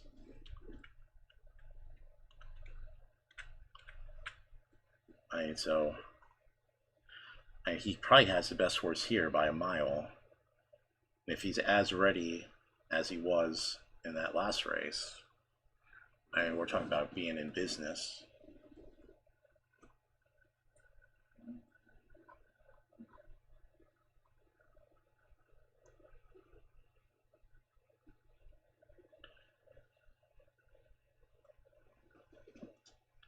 I mean, I'm gonna wheel him. I'm gonna wheel the 7 here. 7 all. And then it's just, I mean, 7 to 1's huge if he runs anywhere near to that number. I'm gonna put 10 to win in place on him. I mean, he just I had to come back and bet him here. He just came on that one who just flew once he gave him open track. So if this horse is at half as ready as that one, this horse should win. It is a field of 7. Basically, just has to make sure he's not stuck on the rail for any horrible reason. Here they come. Field for the 9th race, approaching the start. And they're off. Ocean View Dab, worth your attention. You can't have it in Tuxedo. Then Cash and Dum Dio and Carmen's Fluke, worth your attention, grabs the early lead as they work their way on into the backstretch. And Ocean View Dab is second. Cash is racing third. You Can't Have It is fourth in line in front of Tuxedo and Dum Dio and Carmen's Fluke. They get away in program order and worth your attention. And Colin Kelly's got the front. Leads at a length and a half over Ocean View Dab, and Cash 3 lengths off the lead to the inside. Oh man, he's third. moving early with You the Can't 7. Have It, then Tuxedo and Dominum Deal and Carmen's Fluke. And now I Carmen's Fluke love takes this, from the as a matter of inside fact. after I being love out last, this. Just approaching the quarters, gained a couple of spots in that opening quarter. Well, we'll give you the fractions later. They race their way on around the turn, and worth your attention. Leads it right now by a length and a half. Ocean View Deb, Carmen's Fluke is steadily advancing, now is up to third, and they roll on towards us. Then to the inside, fourth is Cash, and Dominum Deal now Can't is believe taking this. over fourth as Cash. Can't believe this horse is 14 then to 1. Tuxedo is sixth, then You Can't Have It trails. I mean, just be as good as the last race. He's gone from last to first. He hasn't even looked at the horse funny. Getting pressured by Carmen's Fluke. Keep going, 14 to 1, man. Come on. Inside third, and Dominum Deal is well situated. Pull the second plugs. over. Fifth to the inside is Cash. Then it is Tuxedo, and You Can't Have It. Worth your attention. Leads it by a head. Carmen's Fluke grinding hard on the outside, but worth your attention. The 4-5 favorite holds on to lead right now. Advantage is a neck over Carmen's Fluke, who hasn't gone away though. Come on, Dominum 7. Deal God damn it, still man. down the Come high on. inside. Ocean View Deb scoots through to the inside, takes the shortcut around the turn. Then fifth is Cash, and then it is back to Tuxedo, and You Can't Have It. And the field turns for home. On down the stretch drive they come. Worth your attention. Ocean View Dab, worth your attention, and Ocean View Dab, worth your attention, wins it. Ocean View Dab was second, then Cash was third, and fourth is between You Can't Have It and the kryptonite of the good horse. Horribly slow fractions. Stupid.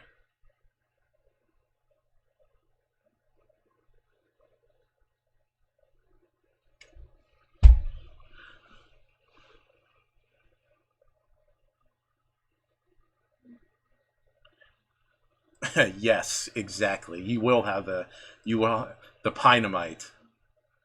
You will have the Pinemite. You'll have no ads and the Pinemite. So you'll have no ads right now, but you'll have the Pinemite, and then you'll also have, there'll be another subscriber like emote as well. Oh, God, I thought the 7 was going to be huge there. Of course, all night at Grand River, like, the leader's been terrible. I mean, hard for the leader to be terrible on a 103 half. Has all that horse. You pass every single horse on the backstretch. Could have just went to the lead. Ugh. All right. Meadowlands, race 7.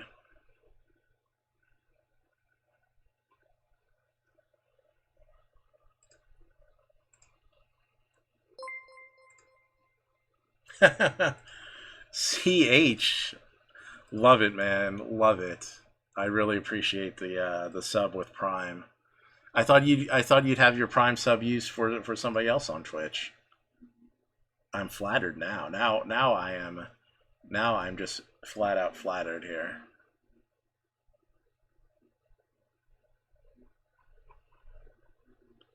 But I really appreciate the support. That happy birthday to me.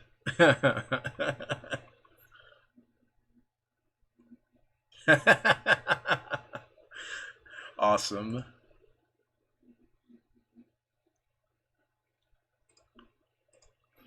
All right, so we come to Meadowlands here. They're going off. We have Osceola's on the 6, training the 6 here. Going to just end up watching this one. Marcus Miller.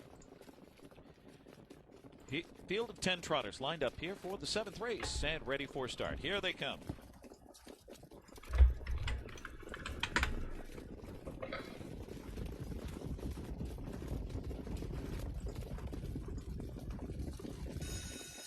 They're off. Explosive Bridge out fast with Life Well Lived and Limerence. They are joined by Henderson Sealster on the outside. 4 deep and driving around the first turn. Mr. Houdini cuts the corner into 5th.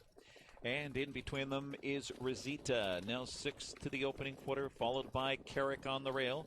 Then comes a Credit Fraud. She is near the rear of the field with Max Volo and Newcastle. Can see them all. 2 out of the quarter. Life Well Lived. Quick sweep here from Henderson Sealster, 27-1. Henderson Sealster takes the lead with Andy Miller. Life Well Lived back in the second spot now. Explosive Ridge is third.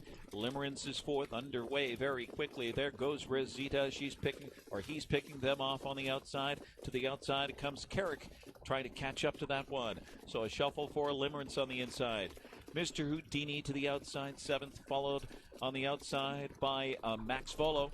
And then comes Credit Fraud and Newcastle, 56 for the half mile. Out of the far turn, Rosita swept to the front and opens up by 2. It's a fired up Rosita. Henderson Sealster, second by a length and a quarter. Life Well Lived is third. Looks like Carrick is stalled on the outside, 4th. Explosive Ridge with nowhere to go on the inside, 5th. Inside 6th is Limerence as they pass 3 quarters. And it's Rosita and Tetrick in front at 3 quarters at 9-5 and 124 into the stretch. Rosita. Henderson Sealster trying to gear up and come after Rosita. Henderson Sealster now angles with late trot. It is Explosive Ridge on the inside, advancing into third. In deep stretch here. It's still Rosita. Needs a bit more. Henderson Sealster pours it on late. Rosita holds off Henderson Sealster. Then it was Explosive Ridge and close, either Carrick or Life Well Lived. 152 and 3.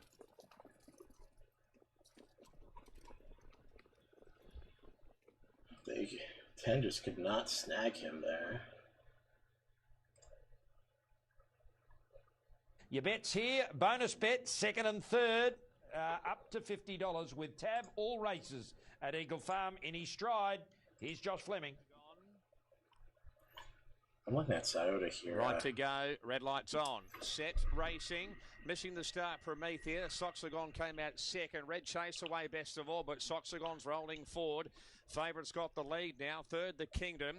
3 wide, 4th is in his stride. Prometheus now second last, and last of all is Reckless Choice. So Soxagon's got the lead from Red Chase. In his stride, rolling forward. Next one over on the outside, Prometheus. The Kingdom, the fence, and last of all is Reckless Choice. Soxagon led narrowly from in his stride, the outside second.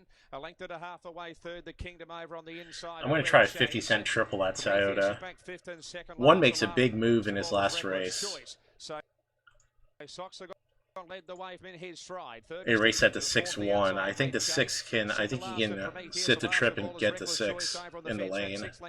Gonna play 1 with 6 with all. From in his stride, 2 lengths away third is the Kingdom. 4th, the outside Red Chase. A length and a half to Prometheus, and Reckless Choice over on the inside, popping away from the fence now, passing the 400 metres marker, and Soxagon's got the lead. In his stride tries. Red Chase are further out. Prometheus is right down the outside. Reckless Choice is one from the outside, but Soxagon slipped clear. About to lengthen 3/4 in front here. Red Chaser tries down the outside. Prometheus. Soxagon still the leader. Red Chase the outside, lifting late. Soxagon, Red Chase. Soxagon, Red Chase. Red Chase. Damn. Red Chase on the line has nailed Soxagon. Third, Prometheus, followed by in his stride, Reckless Choice, and the Kingdom was last of all. Red Chase wins again. Gee, he can find the line.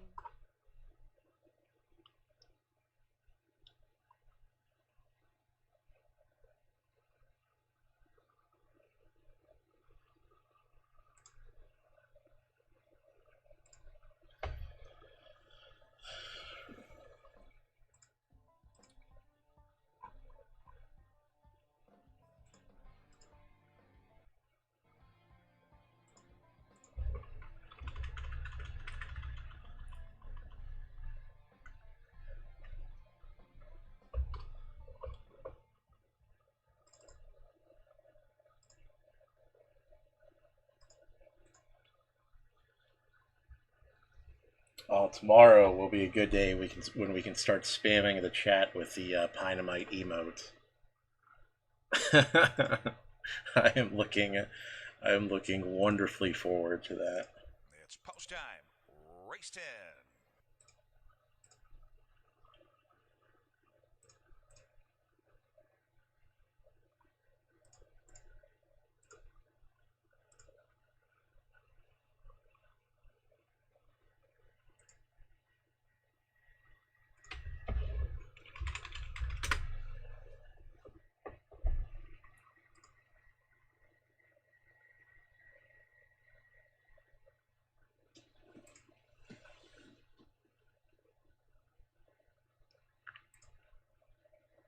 Trotters for the 10th from Eldorado side of downs. Full field of 10 for the start of the late pick 4 at the post of the year. They go. They're off. Another good start. Sent for the outside. Cantab Lindy.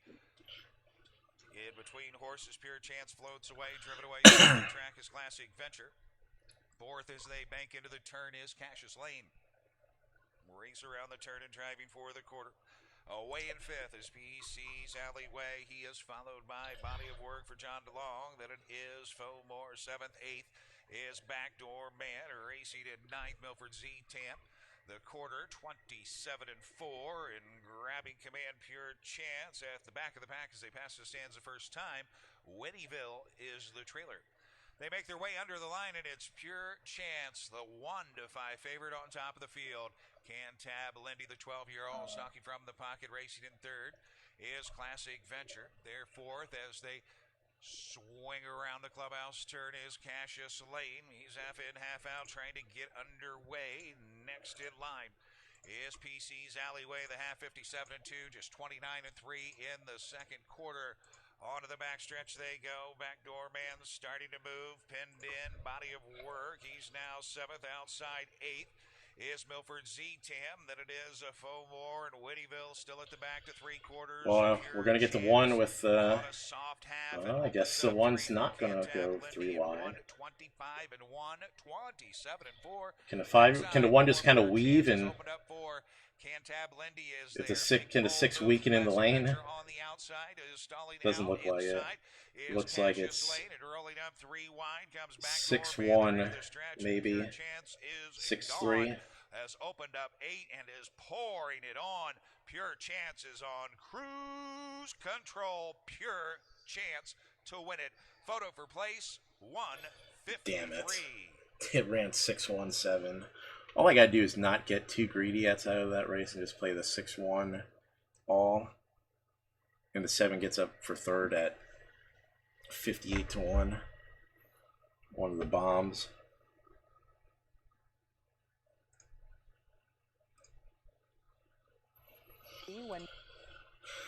All right, guys. I'll be back.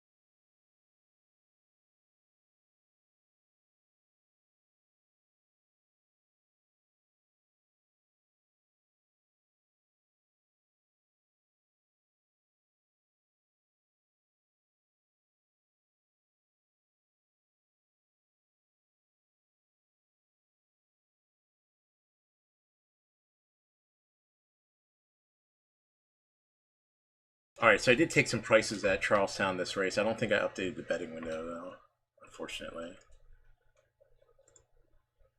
I do have the 7 on top in the exacta. Stretch uncuts in front by just over a length here. 23 and 4 first quarter mile. Then comes She's a Lemon Drop Kid moving up outside of Ecliptical's Visky with 3 furlongs left to go. A gap of about 5 more lengths back to Night Room, already under a busy ride. Pink Me Pretty is 6 from the back of the pack. Galvatone from Katie the Cat, moving in tandem with Doves Out. But up top is Uncut, and She's a Lemon Drop Kid a quarter of a mile from home. They've left Ecliptical's Visky about 8 lengths behind in third. From the back, Katie the Cat hitting her stride now. She has a lot of work to do, but a lot of momentum.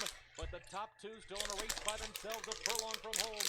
She's a Lemon Drop Kid up alongside of Uncut, and Katie the Cat continues to close in, but she's running out of time. 16th from home. She's a Lemon Drop Kid takes over.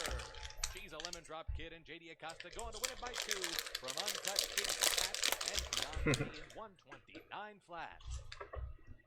All right, what do we have coming up? Woodbine, Meadowlands.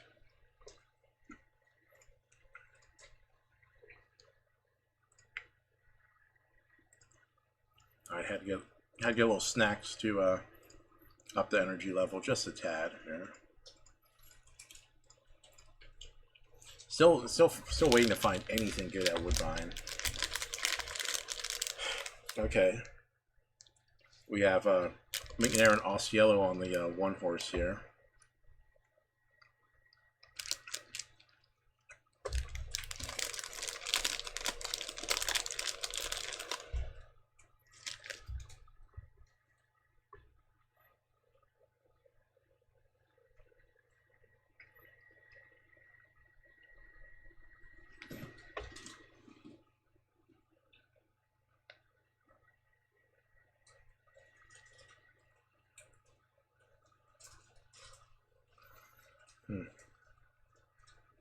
We're still waiting for Wah to show up in that in an exacta here so far tonight, right?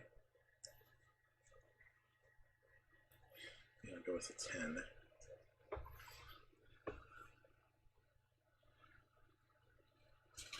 Maybe play 110 with a 1-3-6-10. Go for some prices here at Woodbine. It's a pretty open race. I mean, the 9 the favorite again. Bill Budd hasn't sent out anything so far tonight.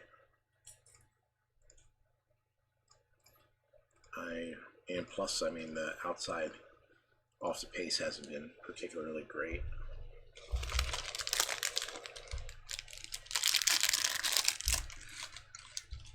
All right, we're in on the bet 110 with the 1-3-6-10.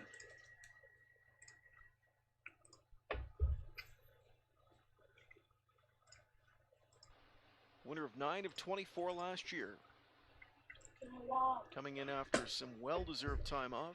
Bill Budd sending out Win Sun Glory. Trevor Henry searching for another trip to victory lane. 6-5, the pair mutual offering on her.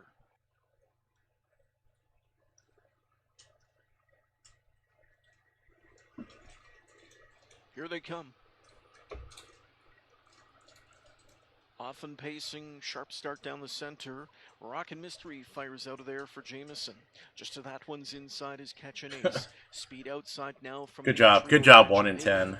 Fool Me Again, and even wider Win Sun Glory. There's still 3 wide and scrapping going into the first turn.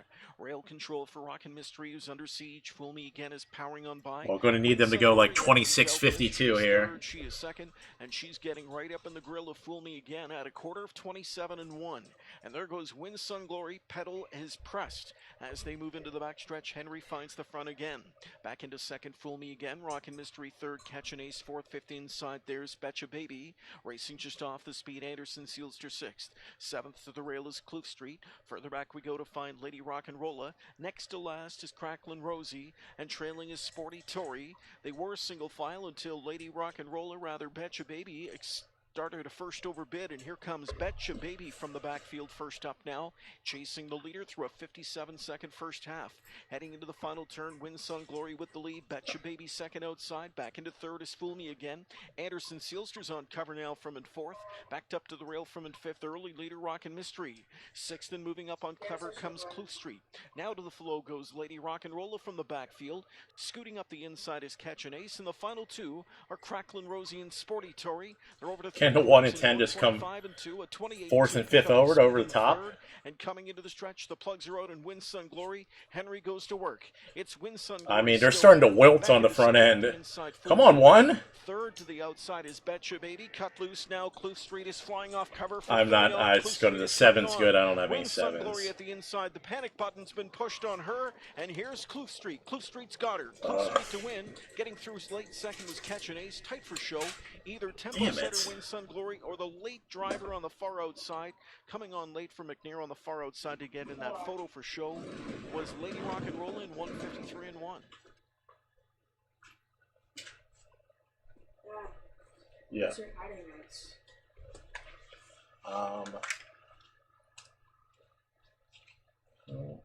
Oh no, because it's always a day behind. Because I always take the white one and the other one for the next day. I take them at 10. Okay, well, it's time. Yeah. Yeah. I'll lose coffee too. All right, thank you. Oh man, 9 was soft. We just went against the 7. Just he had every right to be in that mix. Thank you. Hey Nick, I like the I like the 7 as a price here. So it's funny because they've bet Bartlett and Ed Hart on all kinds of these bullshit runners they've had so far tonight. And this one looks pretty legit, but it's getting lost in the fold. I'm playing 8 with the 7-10. I mean, it's 8 with the 7-9 with the 1-5-7-9 in the triple. And then I'm going to box a 7-8-9 in the exacta. No, I'm not. Yeah, I'm going to box a 7-8-9 in the exacta here. I think I think the 7 has more chance than they give him credit for in this particular race, even though he doesn't have a great record at Meadowlands. Can definitely get out there. Can definitely show speed and get out there.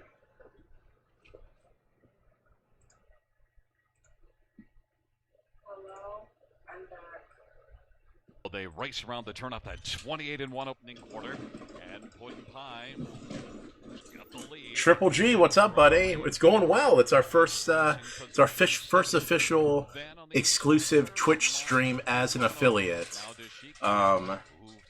Betting wise, we've seen better times, but we're enjoying ourselves tonight, and we know from experience late night is when I knuckle down anyway. So we're just working until it gets till 11:30 or midnight. Trotters on gate for the 8th race, ready for start. Here they come.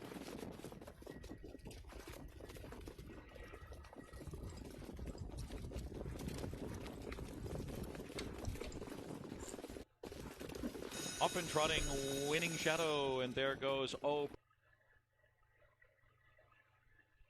Obrigado out sharply. Obrigado. Mark McDonald sends him tonight into the first turn. Winning Shadow second, and New Heaven cuts the corner into third. That's Max on the outside fourth, and trotting on. Eurobond dives in fifth as they head to the opening quarter. That's Muscle Diamond now sixth. Then it's Southwind Cruise on the inside seventh. Lord Cromwell is eighth. Then Sumatra, followed by Mississippi Storm. Opening quarter was hot, 26-3, a revved up Obrigado. Looking for a breather across the back stretch. The Winning Shadow pockets up and is right on the helmet here as the pace does slow.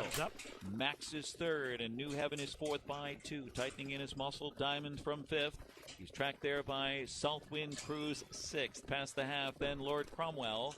Sumatra followed by Mississippi Storm, and that's Euro Bond, who made a miscue and is trying to catch the rear of the field here. 55 and 2 for the half mile. So a breather for Obregato at 9-2 on to the far turn. Obregato winning Shadow 1-2. Max is third and edging to the outside there, and he's flushed out. He squeezes out in front of Muscle Diamond, who's second over and revved up. Saltwind Cruise fifth on the outside, and he is tracked on the outside as they pass three-quarters by Lord Cromwell. Dropping back sharply was New Heaven. They're over by three-quarters. It's Obregato and Max, and right there is Winning Shadow, who needs some racing room. Three-quarters, 1:24 and 2 into the stretch. Obregato is dueling with Max. Those two slug it out here. Shaking loose late is Muscle Diamond into third, and Winning Shadow drops back to fourth.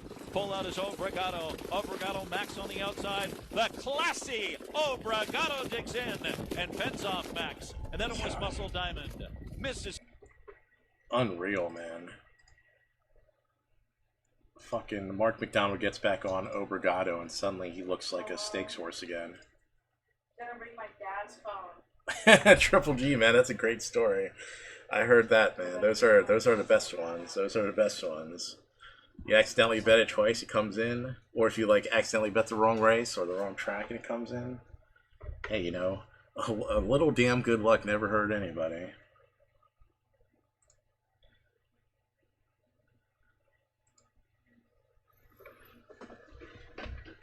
Okay. Wilder has the inside and is a narrow leader turning into the straight at the 300. Somebody's Girl still there under pressure.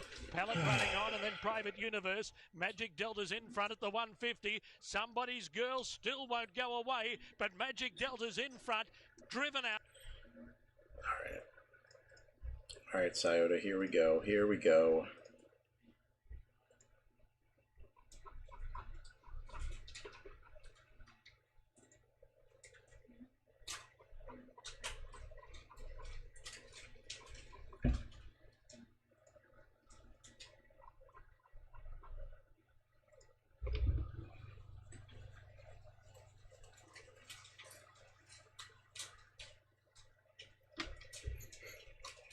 So the one, Al Tomlinson. I'll tell you, Sam Widger owes Al Tomlinson a win after this was the same driver-trainer combination as that 7 that got parked the mile at 50-1. The 2, trainer change from Ronnie Burke to someone that's not Ronnie Burke. That's a toss. The 3 settled basically in last and then came on late to get a piece. But Tyler Smith opts off. Interesting. 4 may be a touch slow for this group. 5's a toss. 6 is a toss. Yeah, 6 is a toss. 7, Tyler Smith for Hitchcock. And this horse looked pretty terrible in this last, at least compared to the 3, but Tyler Smith goes with him.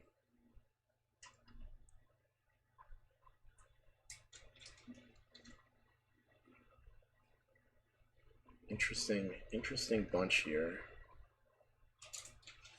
Interesting bunch.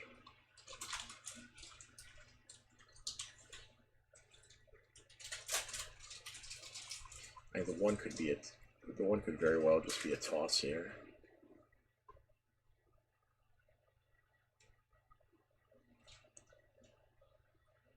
Four is really interesting because he lost to American Cheer in that last race, and American Cheer came back tonight and won impressively. And the race was sneaky tough class-wise. The race before that, he won by a nose.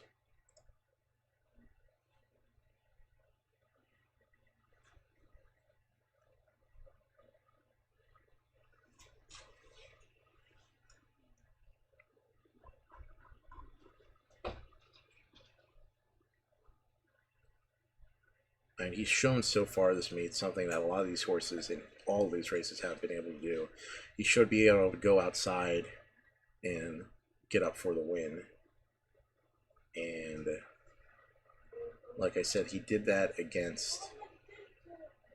2 races back, and then last race he ran from the 9 hole, ran a good race against a horse that was really tough, and then a horse that came back and won again tonight. He's sneaky, like he's really sneaky in this field. Like there'd been the 1 and the 2 I wouldn't bet in a million years.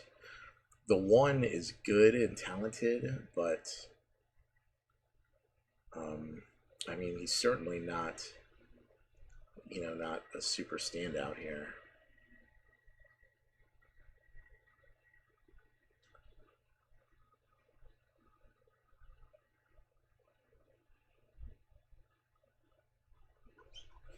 Tens in with a chance. I said I meant nice. What?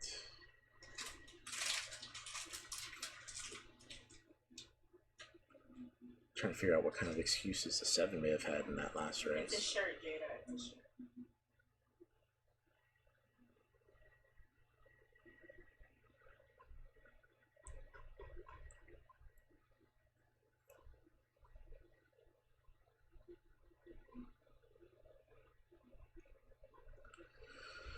Oh man, okay. I'll play the exact, I'm going to play a 4-10.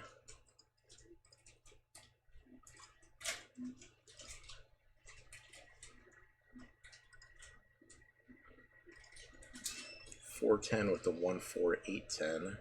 Well, I think so. Then I'm going to play another exacta 4-10 with a 4-6-7. Now 4-10 with a 4-7-8-10.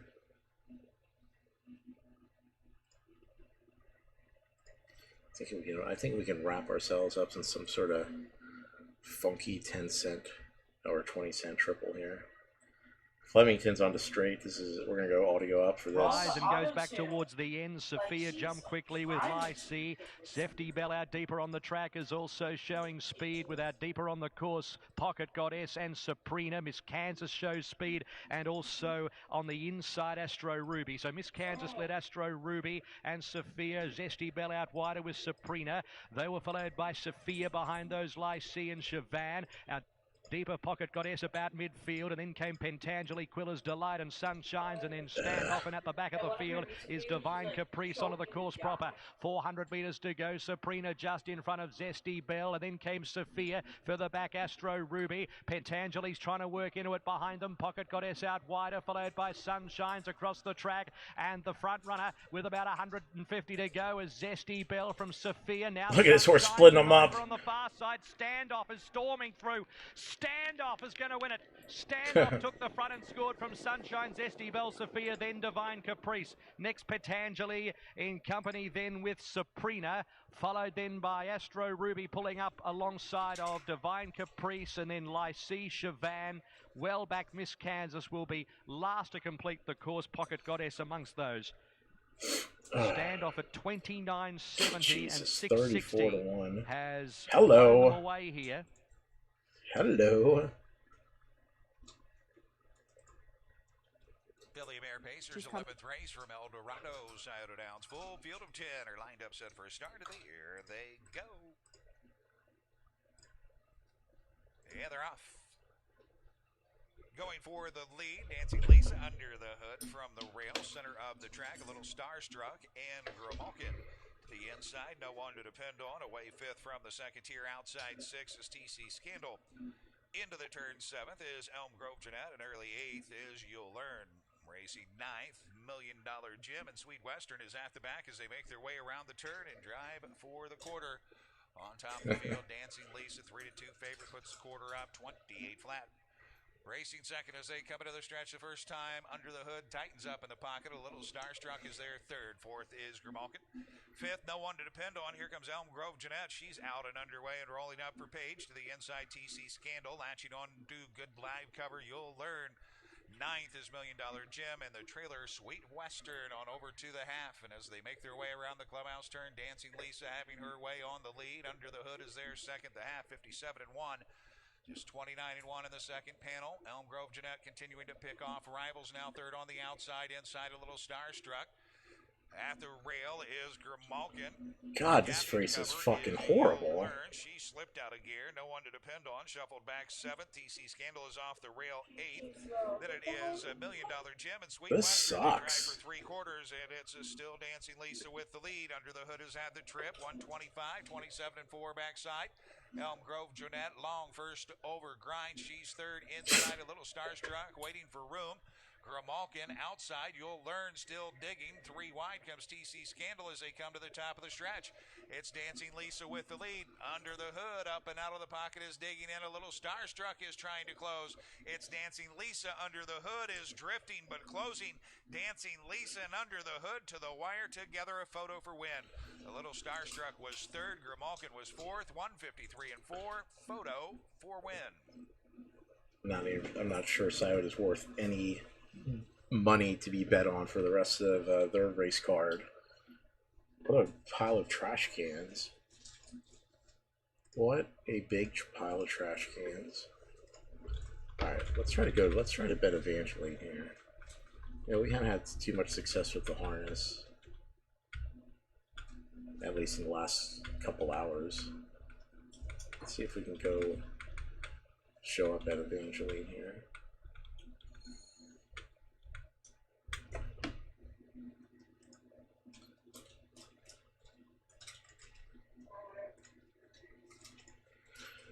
Alright, Evangeline, 6 furlong, state bred, Louisiana bred allowance. Now where's it 2?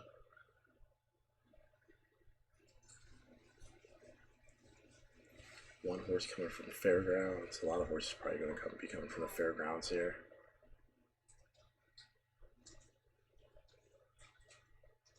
Those horses are always infinitely more threatening than anyone coming from Delta. It's just the truth of the matter.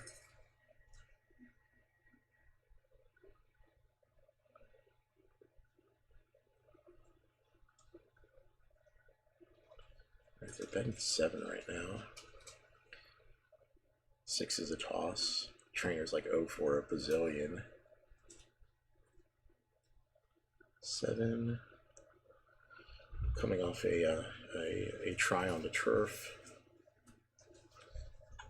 Modest race on the turf, but before that, broke his maiden on the dirt, 6 furlongs.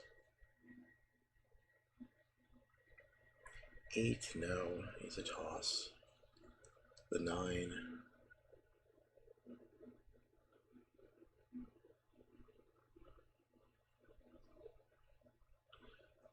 The horse was... 9 may have a chance here, at a little bit of a price. What's the 10 look like? Probably gonna find it tough from out there, especially at Evangeline. Oh, the 11 in the same boat has never had an outside post here in any of these races. 12 going to have to get over from the 12 hole. Maybe a problem. And we have a lot of these that look like they'll want to show speed. Doubtful they'll be able to get the lead though. Let's see, 6 furlongs.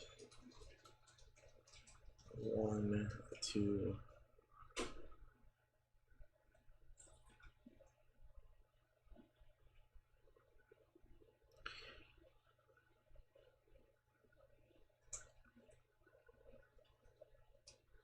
I mean, 2 can be a threat here if he gets away clean. He's been bumped hard both starts in his last 2. Seems like the type that can rally if there's way too much action up front.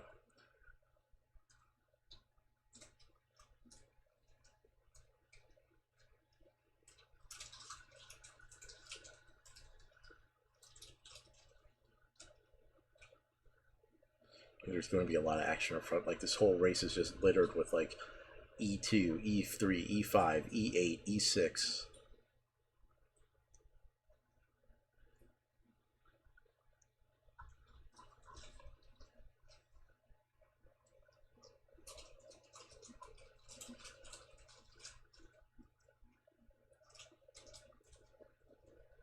Yeah, I think I'm going to take the 2 here at Evangeline.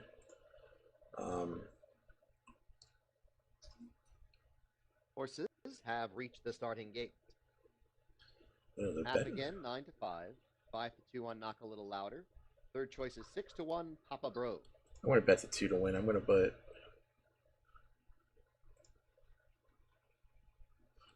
$6 to win on his face here.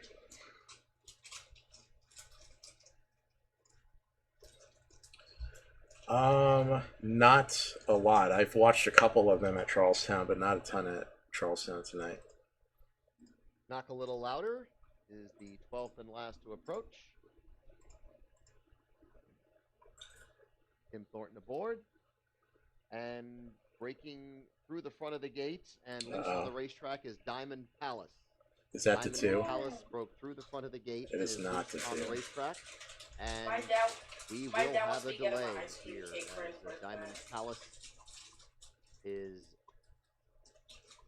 now loose, and we will have a delay in race 8. Yeah, my dad wants me to get him an ice cream cake. Yeah, for my dad.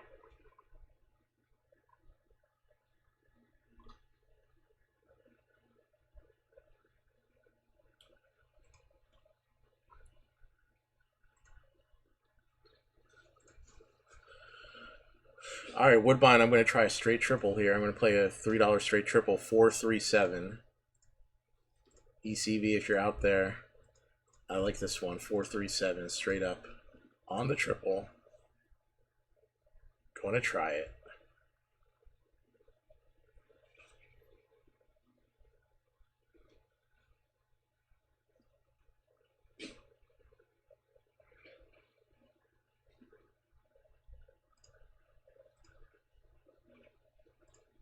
The gate swings into stretch for tonight's 9th race.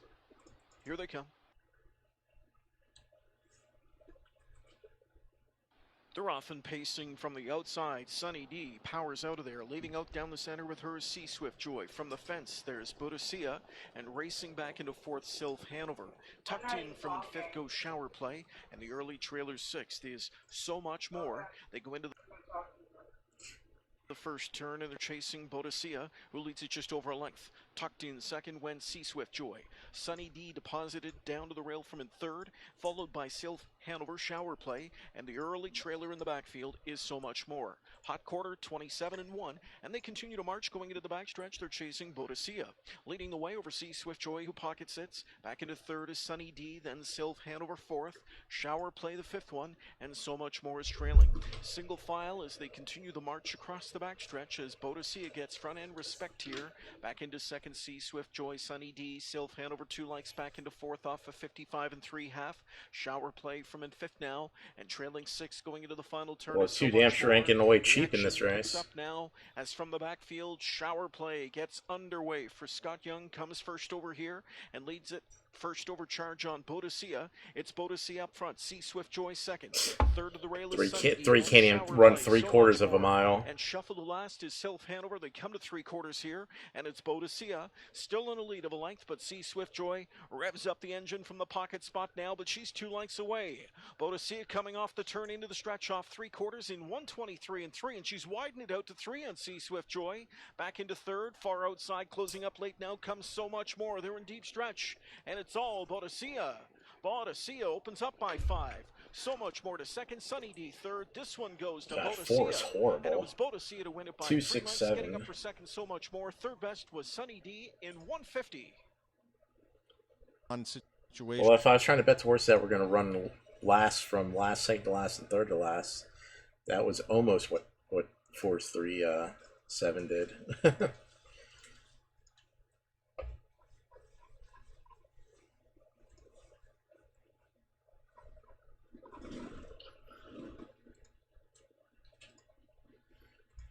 Okay. Meadowlands. Meadowlands. Meadowlands.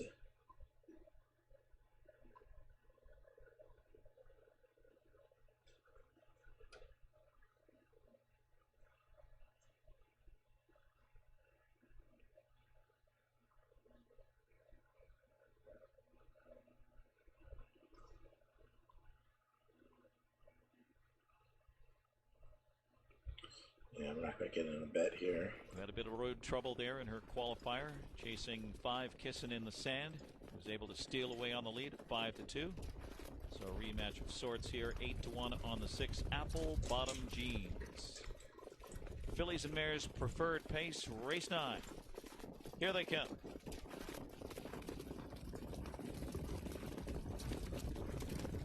And they're off at Major Occasion and Kissing in the Sand now. There goes Apple Bottom Jeans and Kissing in the Sand. And I'm Princess Gemma on the rail. Leaves sharply into third now. Into the first turn. Major Occasion gets out sprinted fourth to the outside. Caviar Alley. She goes up on the outside. She's now fourth and advancing. Soho Burning Love going up and around Mock and Hope. 3 trailers are Trillions, Hanover, Gold Orchid, and Snobby Town. At the quarter, it's Apple Bottom Jeans. Not for long, Kissing in the Sand. Yannick Gingras to take control, swings up and sweeps to the front. 26-2 opened it up here. It's Kissing in the Sand to the front. Apple Bottom Jeans now second. I'm Princess Gemma all over the helmet in third. They continue across the back stretch. Caviar Alley, she's going to bide her time in that fourth position for now. Major Occasion looking to track her from fifth. Soho Burning Love sixth, followed by Mock and Hope and Trillions, Hanover and Gold Orchid and Snobby Town. Half 54 and 3/5. Lively pace here, and they hit the far turn. It is Kissing in the Sand up front here, thriving on the lead.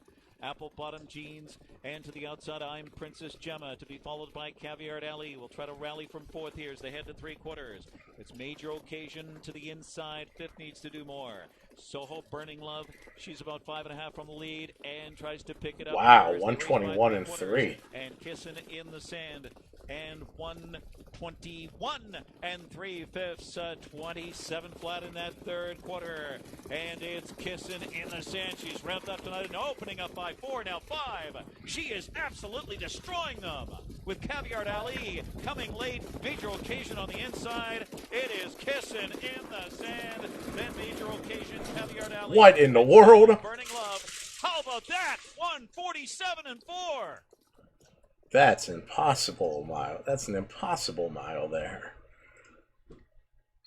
I think the most crazy thing is the Ford's flying in second on that. That may have been geared down on the 5.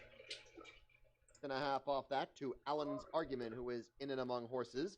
Papa Bro to the inside. Izzy's Baby Boy is tight to the rail. Too Much Bourbon is up on the outside. Moving in between horses comes Custom Ready, and then it's He's a Priority and Gem of Carlo. And moving on to the turn, the first quarter was a fast one, 21 and 95 seconds. 3 furlongs left to run.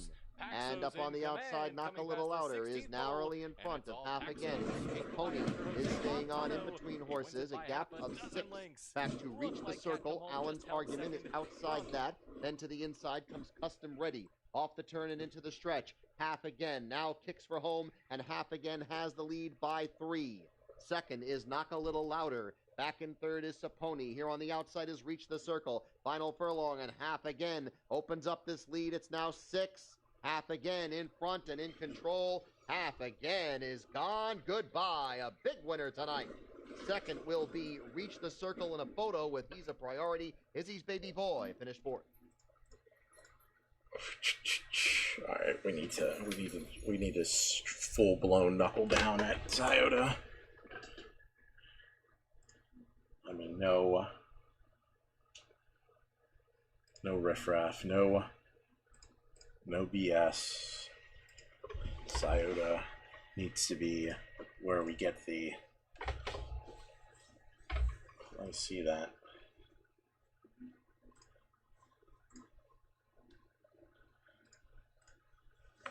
Uh-oh, ECB's in the betting. ECB is in the betting with Australia 3B. Okay, all right. What do we got here? Toyota.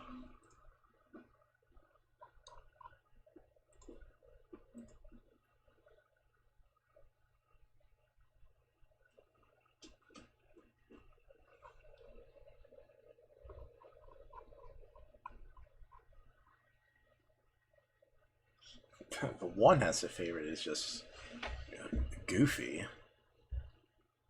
No way. No way.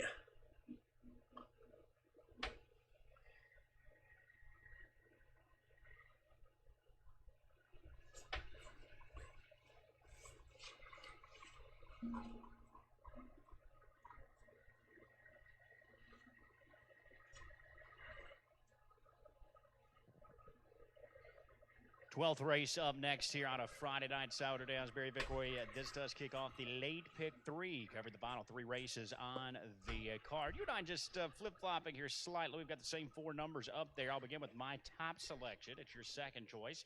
That is the A Queen of the Pride. She had to start over the track. That was against Tough Company in the Filly Mare Open ranks. This is a very classy daughter of McArdle.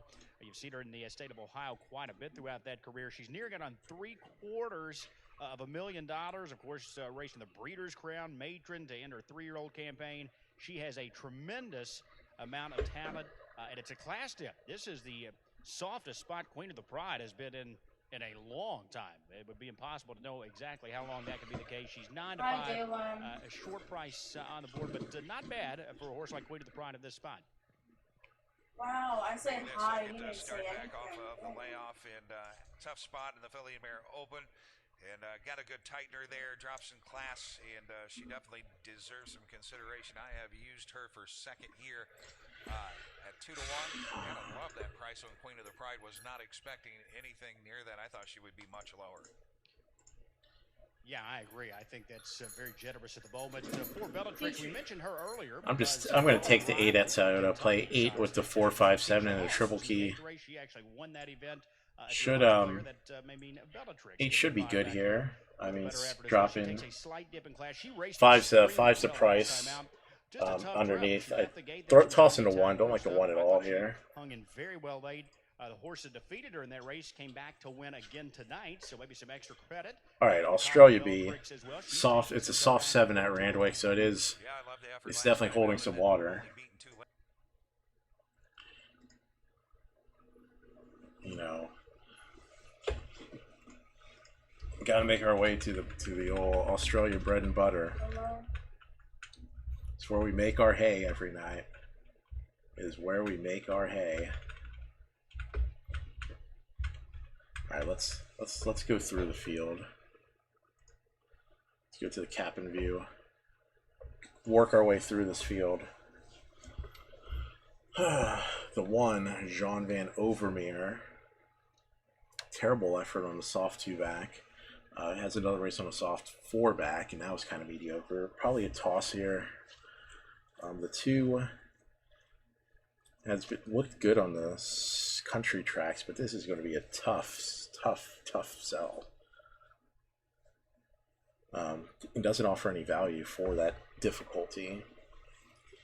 3 is like an all-out speed horse, and he has a 16 post, so that is of no help. But 2 for 4 on the soft track, lifetime. But the most recent soft track efforts have not been very good. It is a rider improvement though to Tim Clark.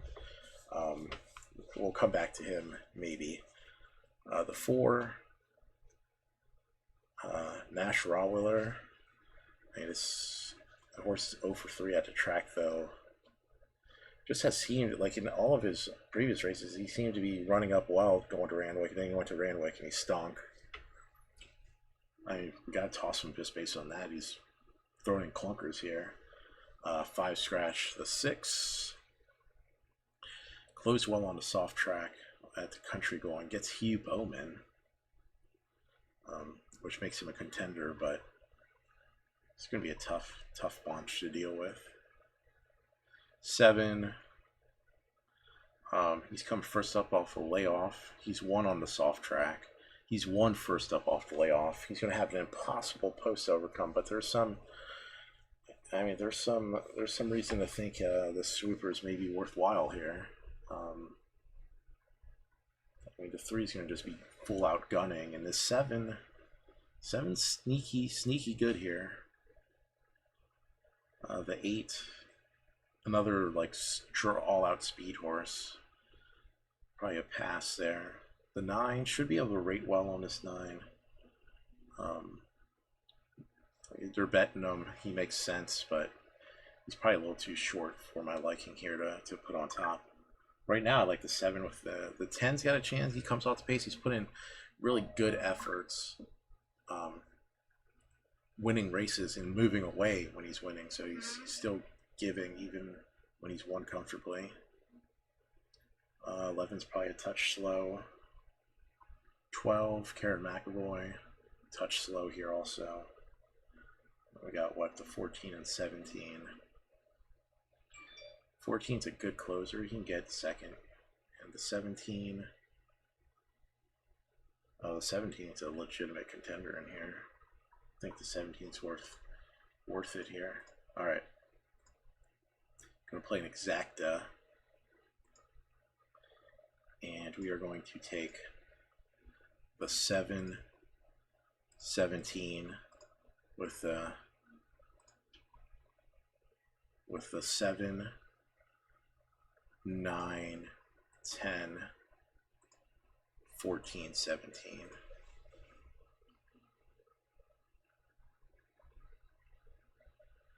I'm really surprised at these odds on the 17. I think 3 to win in place on the 17 is a worthwhile bet here. I think they're just forgetting about him being an also eligible.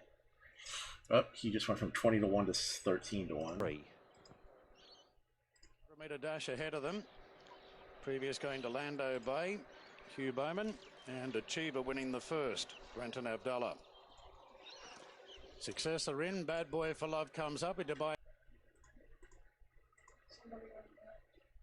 Tycoon and Kattegat will be one of the last two to move in. So 2 to come up. Keen Power the favourite at $3.80. A lot of other runners given a chance in the race, but Keen Power, top pick, red light, stand by. Waiting on the all clear, there's movement in the gates. Ready now, and the gates are back. They're off and racing. Well, Partners has jumped out fairly well. Viscara and Successor were among the first two out. Partners mustering now from Glamour Cat, Cockmatch, and then came Lolly Dolly up the fence from Galapagos Pertina. Bad Boy for Love's out very deep. Back in the field then Princess Cordelia, Keen Power the favourite back third last.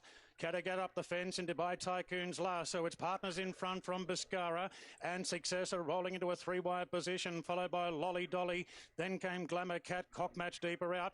Further back to Galapagos, Princess Cordelia, Pertin, Bad Boy for Love out deep, followed by Kattegat, Keen Power. Run off 17. Run off. They come around the home corner now, and Partners is the front runner from Biscara, who's just about on terms the outside. 2 after Princess Cordelia, Cockmatch, and a gap back in the field to the rest. It's Partners still in front. Princess Cordelia now the danger. Biscara battling away in third, but Princess Cordelia wide out, moved up to take the lead away from Partners. Kattegat and Keen Power late on the scene. Princess Cordelia, those got the money.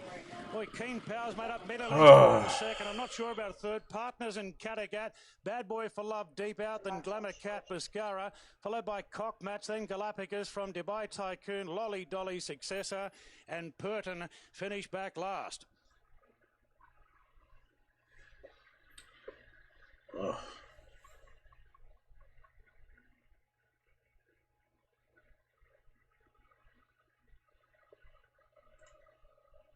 On his classic comedy, Belly Tricks is still there in third, fourth. Marley's Angel up front. Florida continuing to grind. She's now fifth on the outside, but advancing for arms to the inside. Sweet She Rock with the cover on the outside as a drive for 3/4 is Emmy Radar Girl. Then it is TT's Avon out the back door. The trailer is MJ's Reflection. Queen of the Pride. No pressure through 3/4 at 124 and 2, 27 and 3 backside for Queen of the Pride. She has a lead by 2 from Classic Comedy. Plugs her out on Bellatrix. She'll start to try to rally from third. Still there fourth is Marley's Angel with up front. Florida in fifth into the stretch, and Queen of the Pride has opened up. Bellatrix digging in, trying to close. Can this 5 get up for third? It is all Queen of the Pride all alone. Queen of wow, the 6 is going to hold on for second. Oh, okay. Wow. Rock, 152 and 1. Okay, if you say so. If you say so.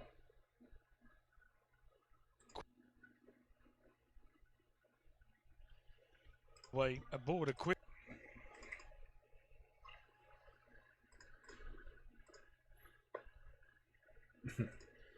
Welcome back, CH. You have not missed. There is not much missed so far.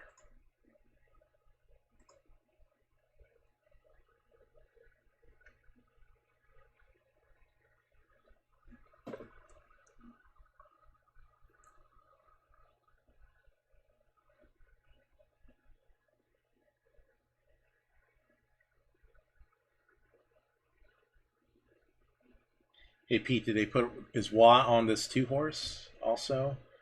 Just like the other Gagne horse?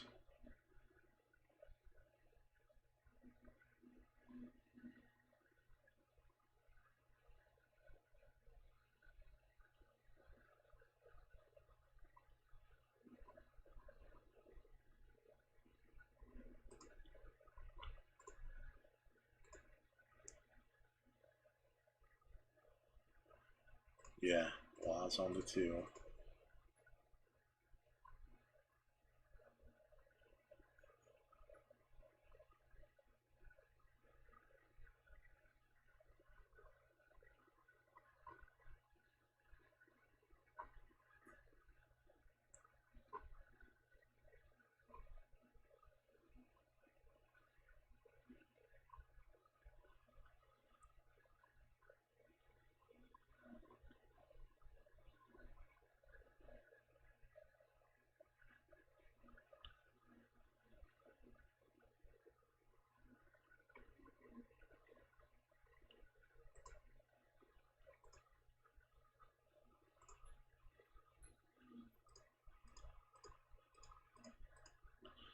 Alright, just gonna play a couple small bets at Woodbine. 5 with a 2-3 with a 2-3-4.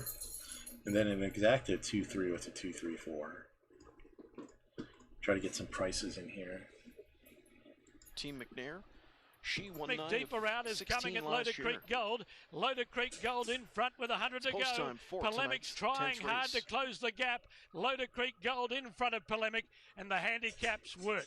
Loader Creek Gold, the only horse on the right weight, beat Polemic, Jet Affair, and Equipped was always last. Here they come. And so they're off and pacing, leading out of their roll with Sparky. Swift Alley joins from the inside. Up in between horses there from the second tier, Major League traveling out there for Hensley. Going to be caught wide outside of that one is Parisian Blue Chip. Then it's back to Pretty Hot at the rail. Tracked by Outlaw Fireball from the outside. Don't Stop Believin' up into the flow. Further back we go with the inside to find Take Your Breath Away. And the back 2 in the field is the head of the quarter, Just Her Luck. 26-3.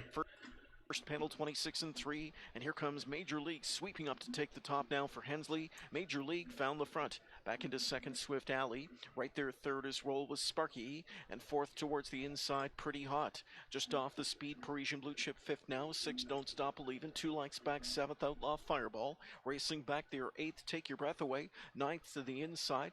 There, tracks Just Her Luck, and Serious Star gets underway from last. The opening half and 55 flat, 28-2 the second panel. They go to the far turn, and it's Major League on a lead of just over a length. Swift Alley is second. Right there with them third is Roll with Sparky. Pretty Hot is fourth. Parisian Blue Chip underway, 5th outside now, coming first over. On that cover, Don't Stop Believin'. Field on its way to 3/4, and the pocket pop is on as Swift Alley goes on the gas pedal. Out of third is Roll with Sparky. Outside Parisian Blue Chip, but they're all chasing Major League.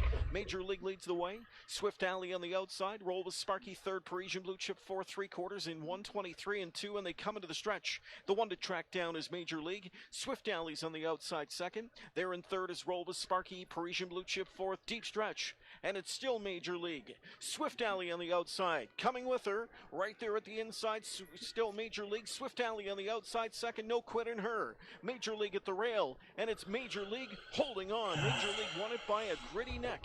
In 1:50-4. Swift Alley was second. 1:50-4. It's crack-a-lacking over there, man. Everywhere. Crack-a-lacking everywhere. Alright, Flemington. Alright, ECV, you say 396 straight up. Pipe dreaming. Let's see what we can come up with. 1.25 miles. You know how I like these distance races there. Soft track.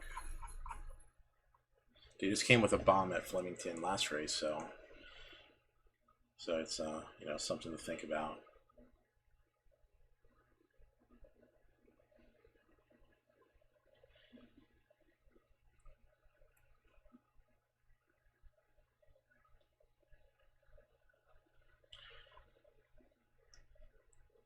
Oh, what is the 3 gonna do here? He stretches out.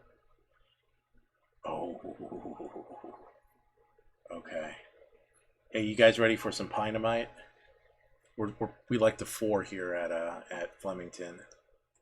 Yeah, really. Dynamite.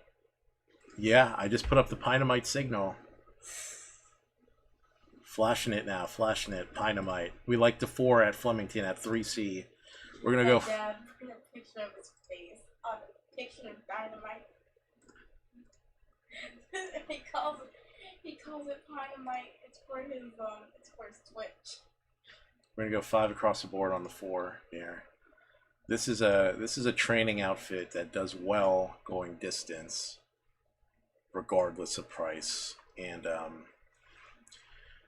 this is a guy who rides on Kersley, who rides a lot for this guy. They've come on in some crazy prices in all kinds of different classes, maiden races, you know, middle allowance races, stakes. So stretching out the 4 is not going to be an issue here, and he's got chances. Set and away. Miss Harriet missed it a beat, and Coulth goes back to the end with Frankie Fiorente showing speed as Dargo to lead. Hypercane, Pursan and Flanders Rain closer today. Independent Road behind them. Epsom Days is next from Highland Jack, a length and a half. He's a Fox, and then came Miss Harriet on the fence. Getting back Art Heiress, and then came Frankie Fiorente, and Coulth is last. So past the 1600 metre starting point, the leader is Dargo by a length. Pursan. Then came Flanders Rain with a lack of speed predicted in the race, is going to push up 3 wide. Hypercane tucks in behind those, effectively 1-1 at the moment. Highland Jack the inner, and then came Independent Road and Miss Harriet. 2 lengths Epsom Days, a length and a half Art Heiress, and then came He's a Fox, Frankie Fiorente, Coulth last. Dargo up the 1200 metres, led by a half Flanders Rain, a length and a half. Pursan third, getting the run of the race. Highland Jack is fourth, the fence, a length and a half. Hypercane, Miss Harriet, then Independent Road. 2 further back is Epsom Days, Art Heiress at halfway from He's a Fox. Coulth in an awkward place at the moment, tucked away second last on the fence, and Frankie Fiorente at the back. Dargo approaching the half mile at the 800, just in front of Flanders Rain. Then Pursan, the outer of Highland Jack, 2 lengths Hypercane, Miss Harriet. Then Independent Road, a gap Epsom Days, and further back is He's a Fox trying to get motivated. Frankie Fiorente is going to try and loop them very wide. Coulth is second last, and back with it Art Heiress. Around the turn at the 500 metres, it's Dargo, Flanders Rain, joined by Pursan. Highland Jack is going to persist with a run-up on the inside. Hypercane down the centre, followed by Independent Road and Miss Harriet. Pursan sprints up, takes the lead from Highland Jack as they reach the 250. Hypercane, Miss Harriet, Independent Road chase, and then Coulth. But the leader Pursan with 100 metres to go. 2 lengths Hypercane, Highland Jack and Coulth from the back. But Pursan is going well, and Pursan won it by about 2 lengths. Second Hypercane, third Coulth, fourth Independent Road from Highland Jack, Miss Harriet, then Epsom Days. He's a Fox, Art Heiress. Well back Dargo, Flanders Rain, and at the back of the field was Frankie Fiorente.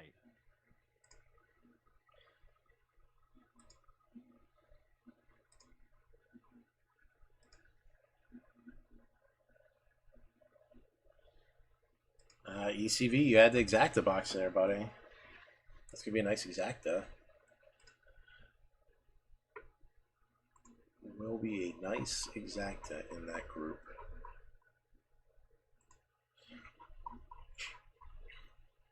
They're showing us some mercy. They're finally done with that Woodbine card.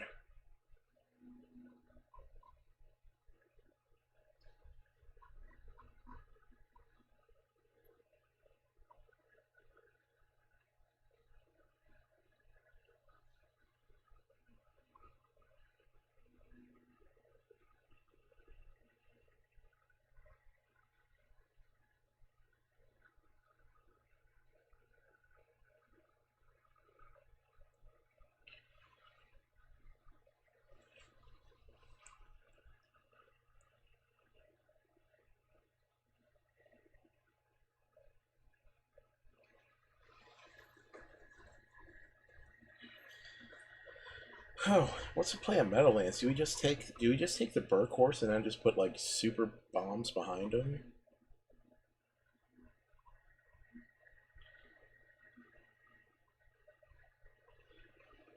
I mean, it looks like it's. I mean, it looks like that could easily be the play here at Meadowlands. Take the Burke runner on the 7.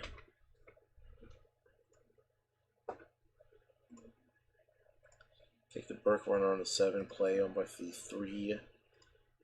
3-4-9 underneath.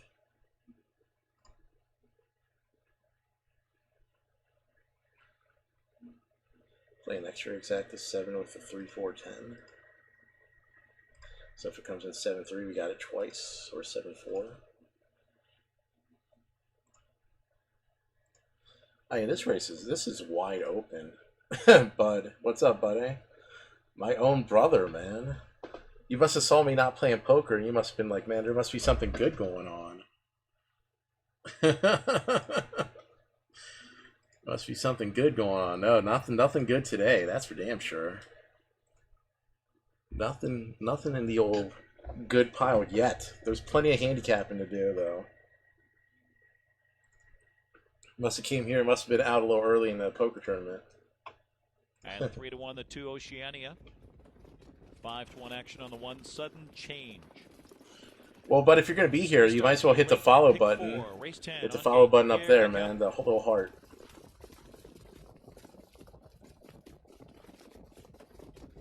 Everyone in the chat, give my brother Corona Pirate some love, man. It was his birthday 2 days ago. Throb, she could be good. You should be here. And Juxta Cowgirl blasts off on the far outside. Sudden change on the inside, cuts the corner into 4th around the first turn. Oceania got away in 5th. It's sudden passing, going up 6th on the outside. Then comes Bullville Carla, followed by... Yeah, right, I know. Pete, isn't it funny? Like, this entire thing is like a family affair, man. How crazy is that? Your brother's here, your cousin's in here. Taking it away here, you should be here in go one. Jarno plants are on the engine, 27 flat. Jason's in here. Listen, y'all, you need to drop some follows, man, if y'all are going to be in here. She could be good, looks to tighten in from 3rd. Sudden change under a very tight rein all over the helmet in 4th. Looks to be flushed out. I'm due for some sort of pick. Outside, sudden passing going up 6th. Then it's Bullville Carla, followed by Brunsky, McKenzie, and Woodmere Oleksiak. Get to 7-4 at You should be here. Give me the 7-4 at. There we go, Bud and Jason. That's what I'm talking about. Thanks for the follow, guys. Now sudden change goes after her first over. I don't know. Juxta Cowgirl locked in the box for now. Oceania sets it up from 2nd over and poised to strike there. Sudden passing is a revved up 3 wide. Fans to the outside from 5th. On the inside, she could be good. Gaps in 6th. Looking to rally. What are we going to get here? Mackenzie as they turn home and try to close in on You Should Be Here. 3/4, 123 and 1. Well rated. You Should Be Here in front by 2. Sudden change trying to come to her. Oceania off cover, rallies. Oh man, 7's nothing. Mackenzie with sudden passing and deep stretch, but it's You Should Be Here who romps here decisively. You should be here. You should be here. Then. Man, oh man. Very close. Oceania right there with Brunsky, McKenzie, and sudden passing.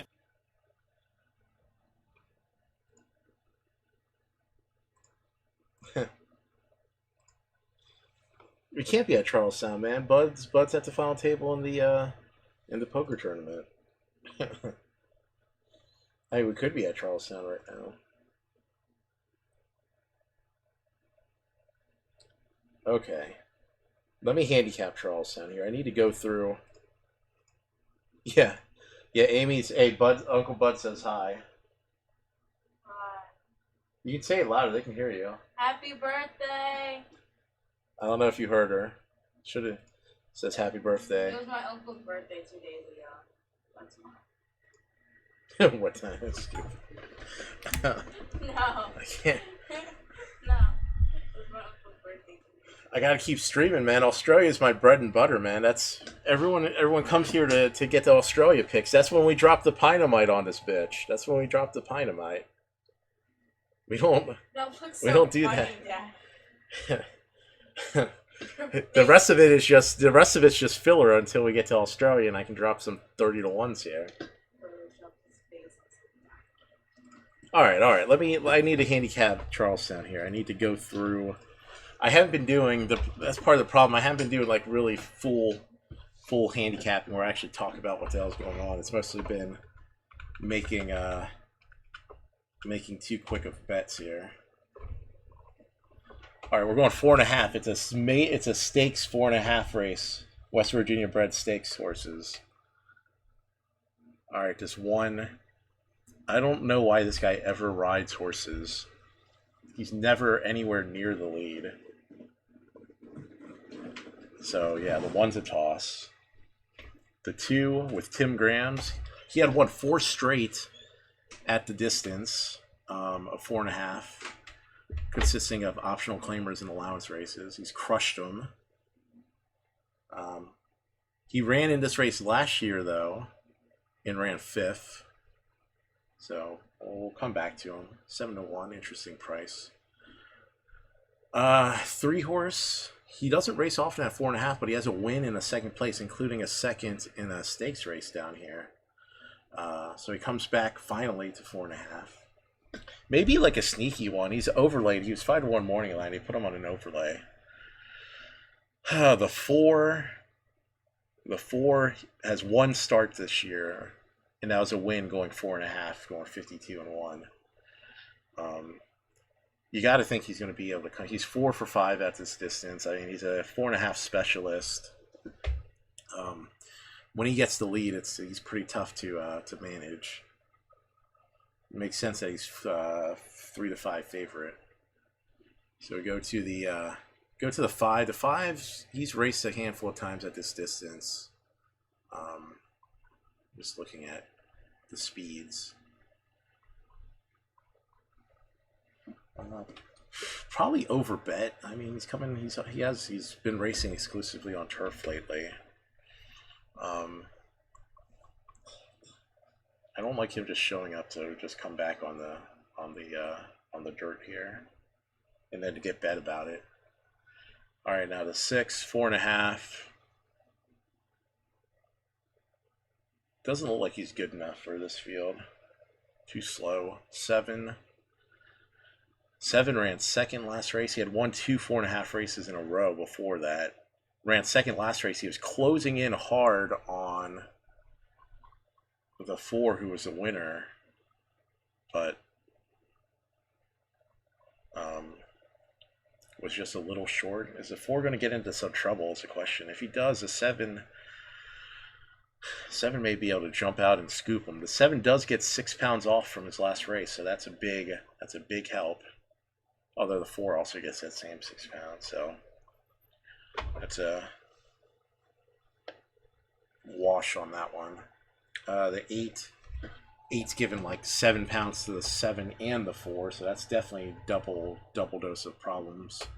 Not going to be fast enough here. I'm gonna lock in a 4.73 straight up at Charlestown here. Well, maybe not. Maybe the 2 can get in the mix here. Wait a second. I forgot about the 2. Forgot about what the 2 can do here.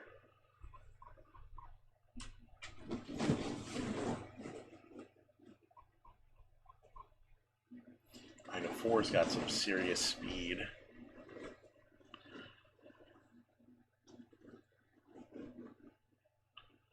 Yeah, the 2's got to carry that little extra weight. I'm going to play Charlestown. I'm going to play a triple 4 with the 7 with a 2-3 for $3 on the triple. Let's see here. 4 with the 7 with the 2-3.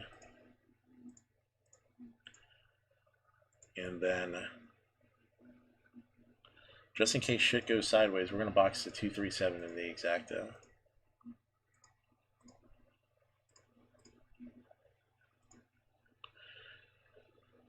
And we'll play a super key 4 with the 2-3-7. See if we can get the prices to run behind them. We don't like the 5. Do not like the 5 here. Okie, what's up, buddy? What's up, man? Hey, I was more than willing to let Amy come on stream, but she said she didn't want to. She didn't want to come on here, so I was like, Why do you keep wanting me to come on the screen? I didn't say. I just offered you. Jason asked why you shouldn't take over the stream. I was on the screen actually. I was on the stream. You just didn't see me because you had your screen on something else. Oh, okay. I did come on the stream though. All right, let's get this stakes race at Charlestown. And they're off in the fancy buckles. Twirling Owen breaks on top, but Remy's Rocket sticks right with her now. Twirling Owen steps on the gas and tries to cross over. She opens up by 2 on Remy's Rocket. Nellie's Ford and Unikoi, the sisters, are 3rd and 4th. Into the outside comes Manarola in 5th, just outside of Summer Frock. Low Linder's at the rail and off the pace, and CR Cases is the trailer. Twirling Owen tears into the far turn. Come on, 7. Pick up the bit. First quarter, and she's in front by 4 from Remy's Rocket and Nellie's Ford. Then Unikoi, she's running along at the inside in 4th, followed by Manarola. CR Cases Legacy getting underway outside of Summer Frock and Lil Linder. Ooh, the 7 took the split. 4-7. 4-7-2. Don't take it away from the second place. I need to say who's second. And Manarola, but Twirling Owen doubles up in the fancy buckle. Fuck. By 3 from Remy's Rocket, Manarola, and Nellie's Ford in 52 and 4. 4-2-7. Come on, man. Come on.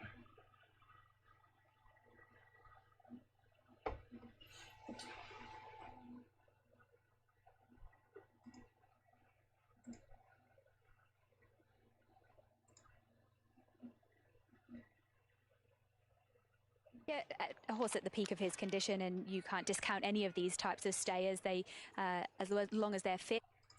Awarded an appropriation. The lead is Dr. Blizzard. He fires away off stride. Went little day drinking.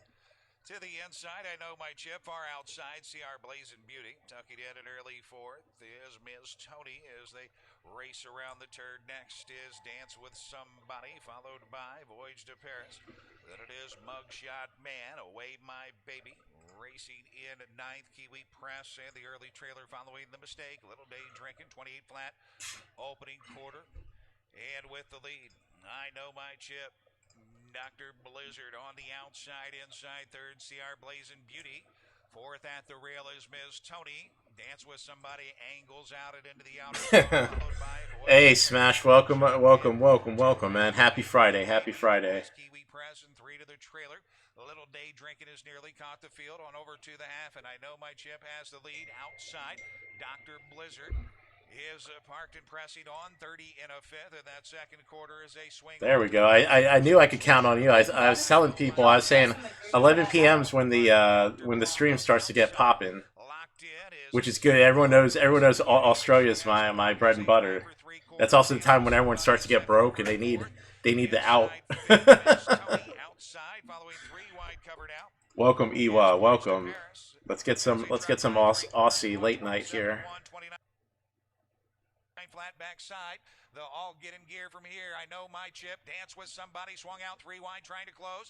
CR Blazing Beauty looking for an opportunity from the pocket. Beginning to fade. Dr. Blizzard. Mugshot Man coming 3 wide inside Ms. Tony. They're off the turn. I know my chip with the lead. Outside Dance with Somebody. CR Blazing Beauty in the passing lane is closing. I know my chip. CR Blazing Beauty coming to the wire. I know my chip to win it from CR Blazing Beauty. Dance with Somebody and Mugshot Man.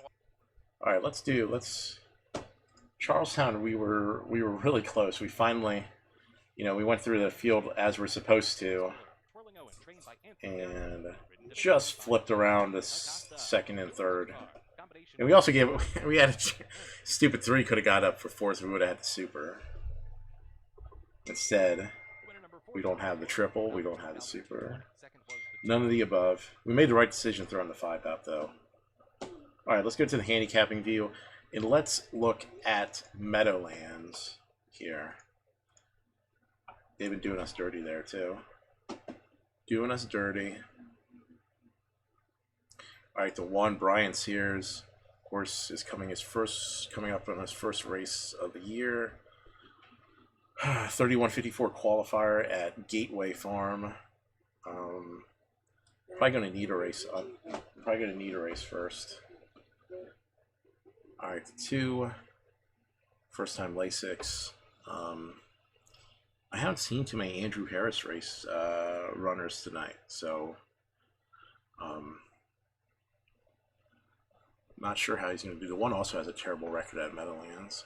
The two, 5 minutes. a less terrible record at the Meadowlands. He actually has a win here last year. He actually won a stakes race before going off stride in a $470,000 race. Was doing real well after the trainer change, so that's of note. If the two's ready, I mean, 15-1 is a solid price. All right, the 3 T-Trick for Marcus Melander. I mean, it's a solid runner. He has a win in Meadowlands last year. Kind of shy about winning. He won here. He's perfect trip. Then barely snagged one in the elimination. 4 to 5 is a little heavy on him.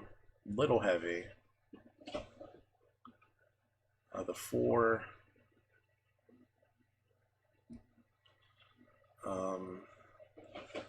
Probably not good enough in this field. Probably best to look elsewhere. Bit short also.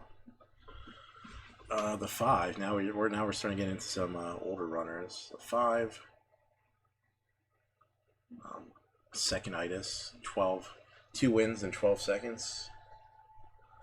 The 6. Matt Kakele, Chuck Sylvester. 2 tightening runners. What do we got here? Smash! Thank you, gent. Thank you for the subscription, man. Tomorrow I have before I come online, I'm gonna have the subscription 1 emote's going to be the Pinemite, and then we're gonna have the like 1 month subscription tiers and everything. So we'll be up to all the emotes will be good to go. Promise. And we're having a giveaway tomorrow. There's one at 9 p.m. and there's one at 11:30. So Smash, you'll probably be in time for the 11:30 giveaway. All right, 7. Type exclamation mark giveaway to learn the details. Hello. I joined on my phone because my dad's phone's about to die. The 7 is blazing fast. If he's right, but he's been right so few times, and 5-2 is not it. 8's a toss. 9's a toss too. Although this qualifier in March is really interesting. 154-1 to Southwind Chrome. Goes no hopples. He likes the Meadowlands. Hold on 1 second. Hold on 1 second, my friends. Ewa with the subscription too. You guys are sick.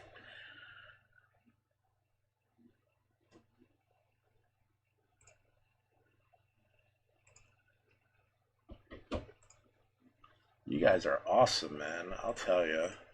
Feeling the love, man. Feeling love. This is giving me my second wind here. We are in time for in time to get this job done. What do we have? What do we have? The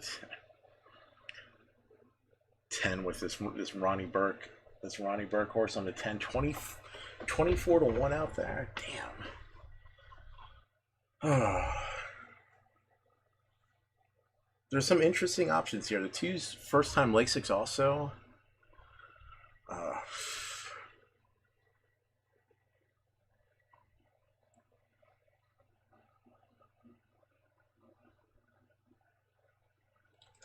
Okay.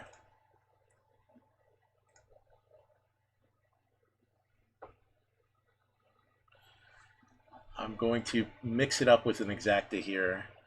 2, 9, 10 with a 2, 3, 7, 9, 10 in the exacta at Meadowlands. I mean, one of these 2, 9, or 10 have to be good here. And if the 3 or I mean, even if the 3 or 7 don't break, I don't, you know, I wouldn't be surprised to see, you know, these other runners be good in here. I think the 3's way overbet. Way overbet.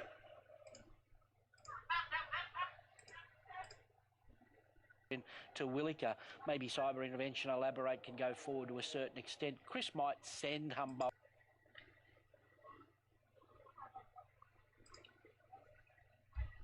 So interestingly enough, we haven't gone like nuts like with anything. As far as betting wise, we just haven't hit shit. Like I don't like I can't I can't put it any more simply than that. We've had 72 bets and we've hit like 2 of them. And I mean we hit a nice triple earlier in the card. We were up like $50 earlier, but I mean after that it's been lean pickings.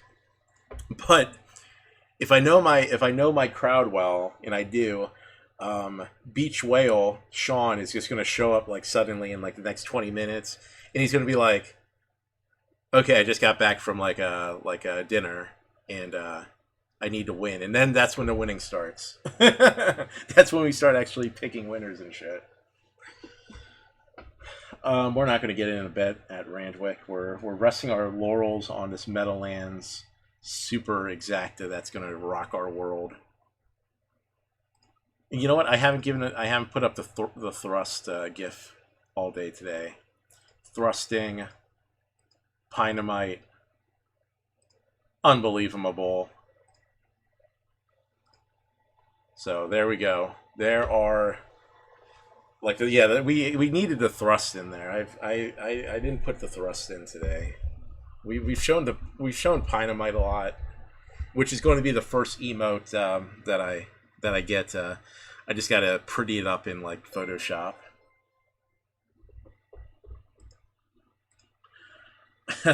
Nick, you must have like 70 different Twitch names, unless you accidentally like clicked the unfollow button and the follow button. Trotting Capricornus out fast. There goes Reign of Honor on the outside. Violet Stride and Tricky Sister showing up on the inside. Those 4 together into the first turn. Spoiled Princess got away in 5th. Crucial from post 10 gets away 6th and dives in as they round the turn. And then it's Do Can Do, followed by Loyal Fox Hanover and Fiery Lady and Godspell Hall over at the quarter. Reign of Honor takes over with Dave Miller. 27-4, Reign of Honor off the turn sets the pace now. Capricornus 2nd, Violet Stride 3rd, and Tricky Sister 4th by about 2.5. Spoiled Princess 5th on the cones, and Crucial's next in line 6th as they continue towards the half. Edging off the cones, Crucial to be followed by Do Can Do. And then tightening in is Loyal Fox Hanover, gap of 4 lengths back to as they pass the half. Fiery Lady and Godspell Hall continues to trail. Still single file at the half. And it's Reign of Honor. It dictates the terms there. Cotta Breeder, 56-2. On to the far turn. Reign of Honor. 2-hole ride for Two, you gonna come off the rail for us? Violet Stride No. is 3rd. Come it's on. Tricky Sister 4th to the outside. Crucial makes a late move in 5th. Trying to catch Can up you to sneak that out now, Loyal too? Fox Okay, Hanover, 2 can 6th. come out Violet now. Stride with Spoiled Princess. And then Do Can Do. But it's Reign of Honor in front. Come on, 10, drag the 2 into the race. And Crucial attacks 125-4 into the stretch. Reign of Honor. Come on, 10. First over. 10-2? No. On through after a perfect trip. Tricky 2-7. Late 3 wide. Get up, 2. They're trying to outsprint Reign of Honor. Reign of Honor is doing enough.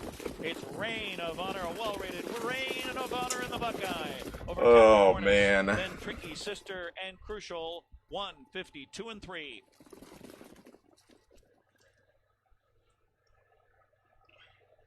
Seems like all night at Meadowlands. It's just been the tout machine nonstop. Every single wise guy is getting in on these horses.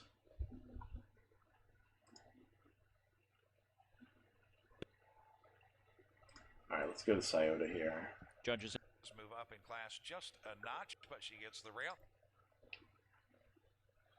All right, what's coming up next here? Scioto. Let me put Australia D on the left side. Hey, Bud, you said you were on the final table. Are you, is it close to, like, the money, or is it in the money, or is it, like, the top 5 left, or who? Who what? Yo, who what? All right, let me do the field rundown here. at Scioto. The one is 1-9. So there's that. He won easily last start. Gate to wire. Probably going to lead this race as well. I'm going to have to see what the rest of the field looks like before I can crown him. She was who we thought she was. The 2 ran second to the 1 last time and then gets the 2-hole. Probably going to be a similar, possibly a similar way here. All right, the 3 looks really interesting. He's coming out of this race. He won 2 starts back, put in a nice fast race. Came back the last race from the 7-hole against a really tough field because American Cheer won last week and then came back and won tonight. So the 3 definitely has kind of the back, is coming out of a formful race. The 4 is a toss. The 5, toss. Easy toss on the 5. Virgil Morgan's been miserable tonight. We'll toss him. His stock's been trash. 7 has no chance. The 8, the Tomlinson stable has been particularly frustrating tonight. We've liked him in some spots, and he didn't do anything. The 9.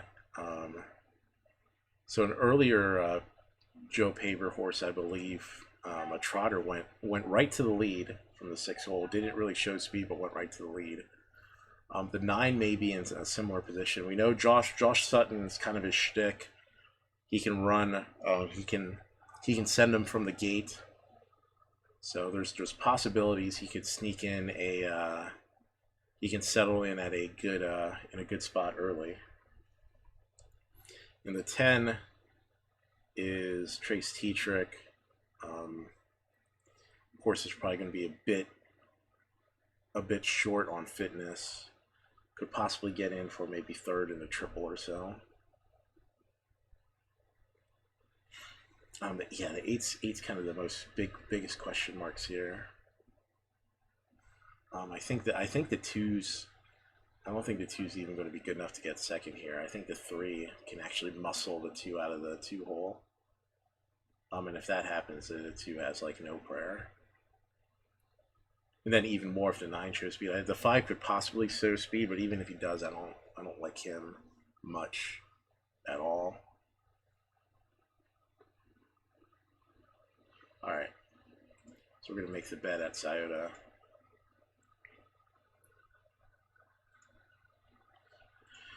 We're gonna toss the 2. We're gonna play 1 with the 3, 9, with the 3, 8, 9, 10. Dollar triple there.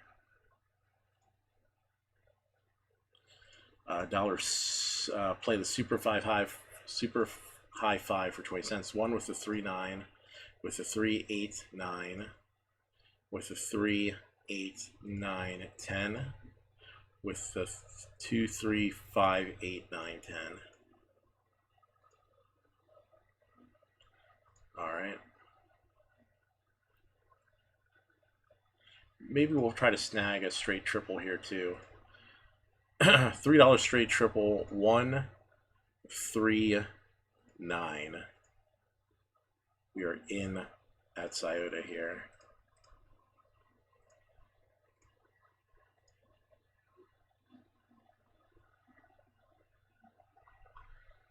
There we go. Sound up, race on.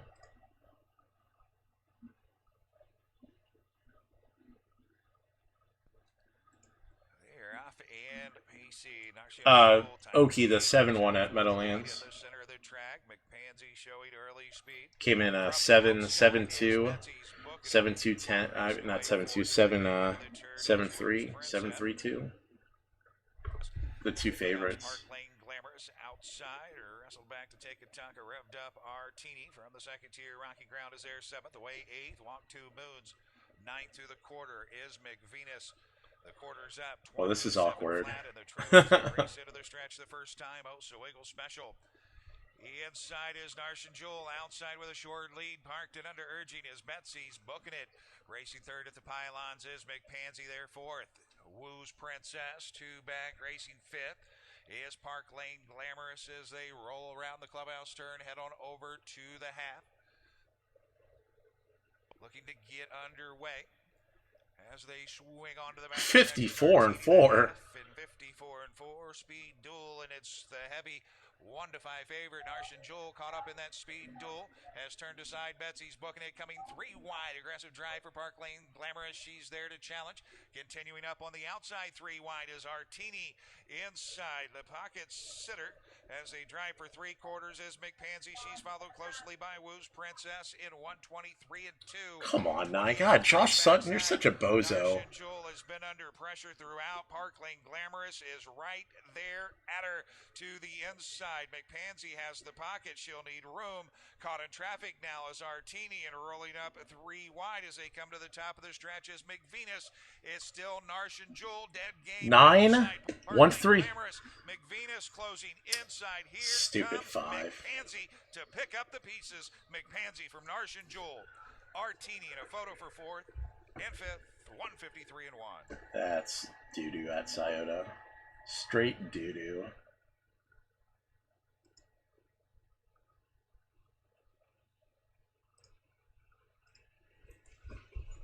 I mean, the least they can do if they run just stupid things like that, they just bring in every single crazy closing bomb ever. Hey, that's the least they can do. All right, I'm going to handicap Flemington here. 7 furlongs.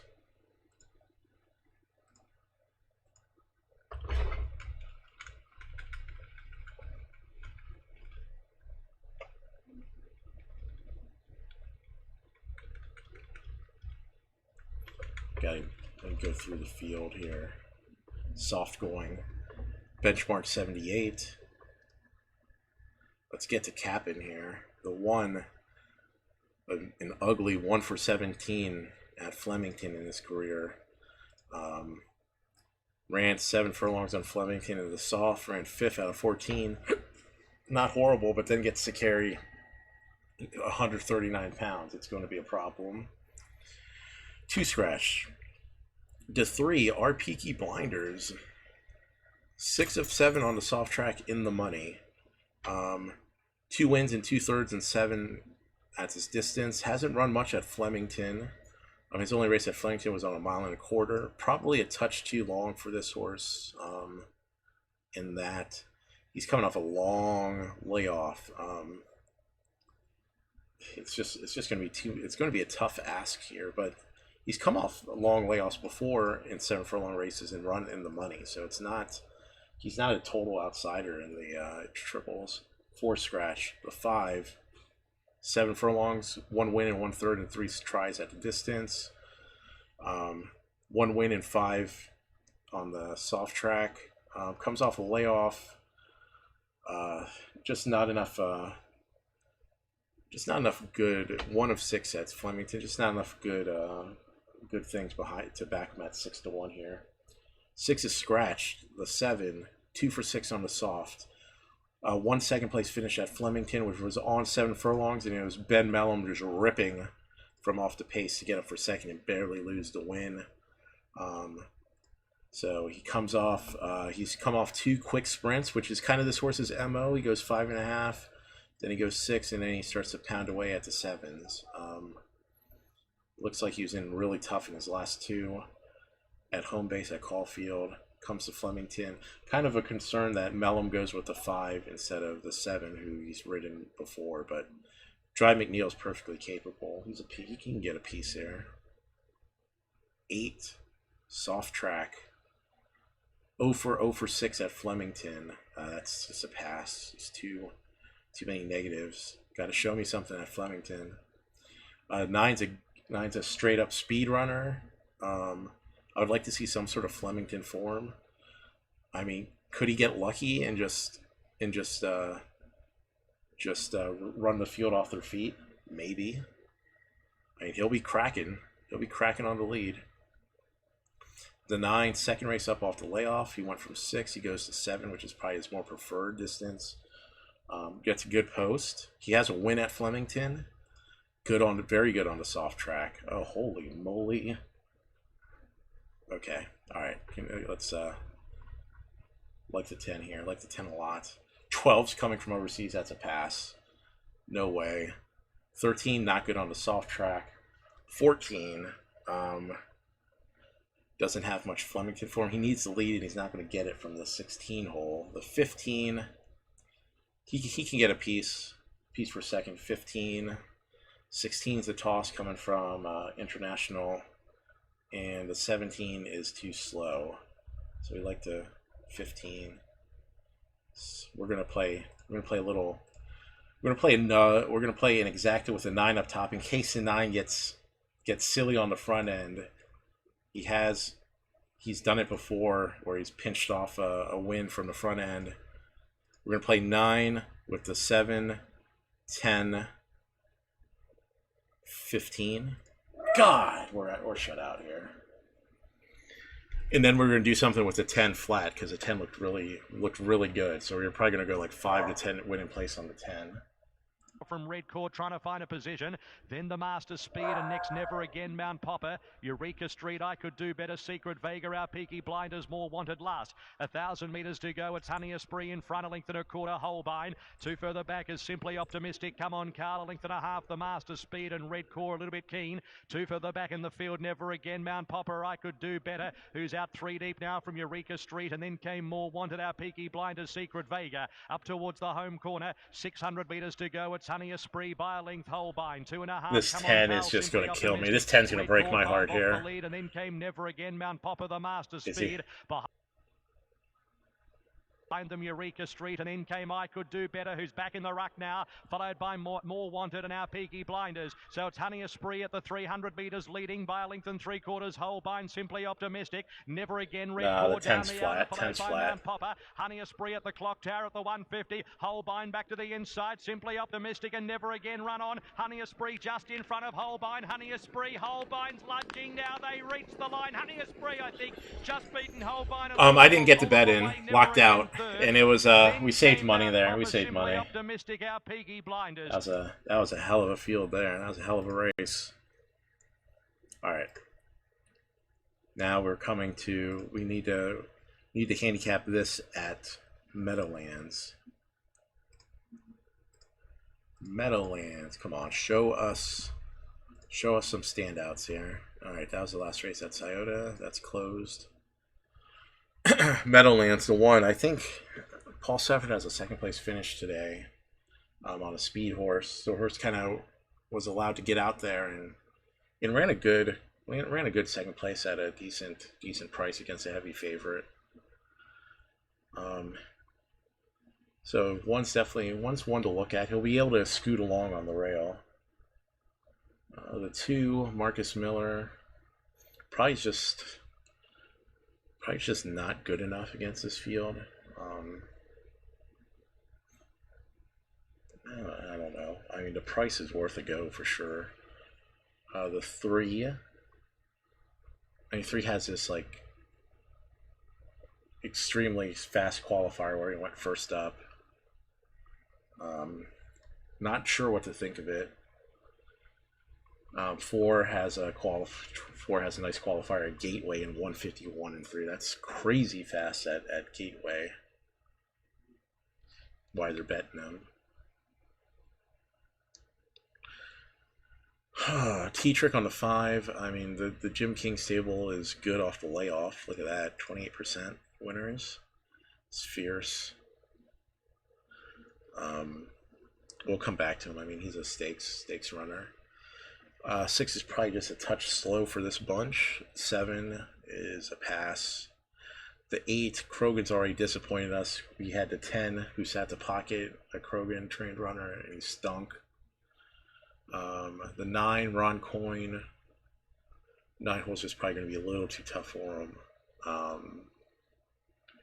And the 10 is probably never even going to get into this race.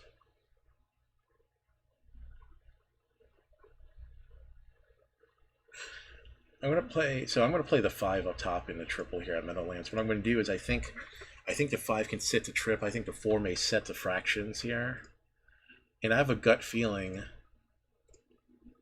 The 5 wins it with the 1, 2, 3 or 1, 2 or 3 second, and then 4 holds on for third in the triple. So then I'm going to play exact also 5 with the 1, 2, 3 because the 1, 2, 3 are long. Yeah, that's good. I'll settle on this 5 getting the win. Hanover, start of the late double, race 12. Here they come.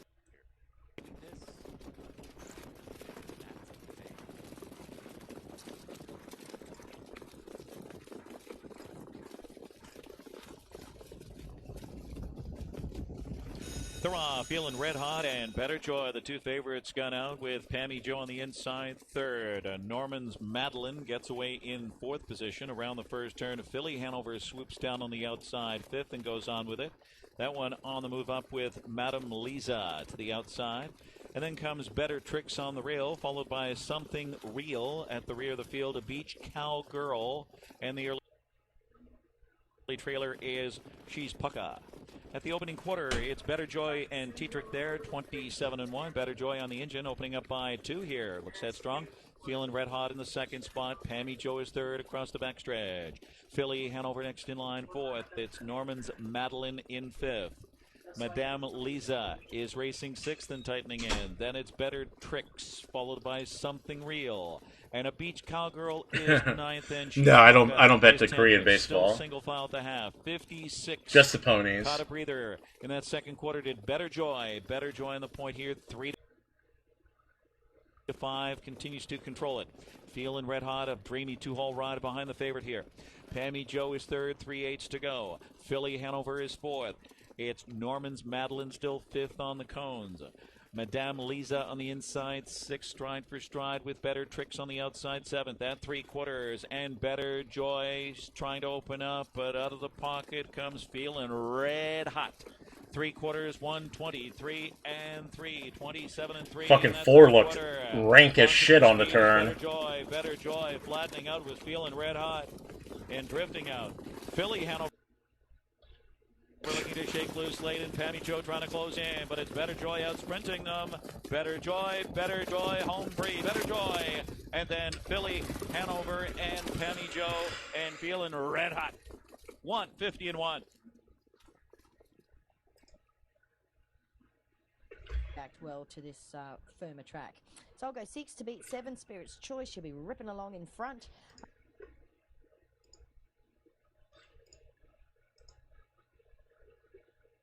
Was that the last race at Charlestown? Indeed it was. All right, we're clearing out the riffraff. We're clearing out the riffraff, and we're leaving some Australia. So Australia's running tonight. Do we have any like Hong Kong or anything? No. All right, we're just gonna have to settle for betting Australia till like 3 in the morning.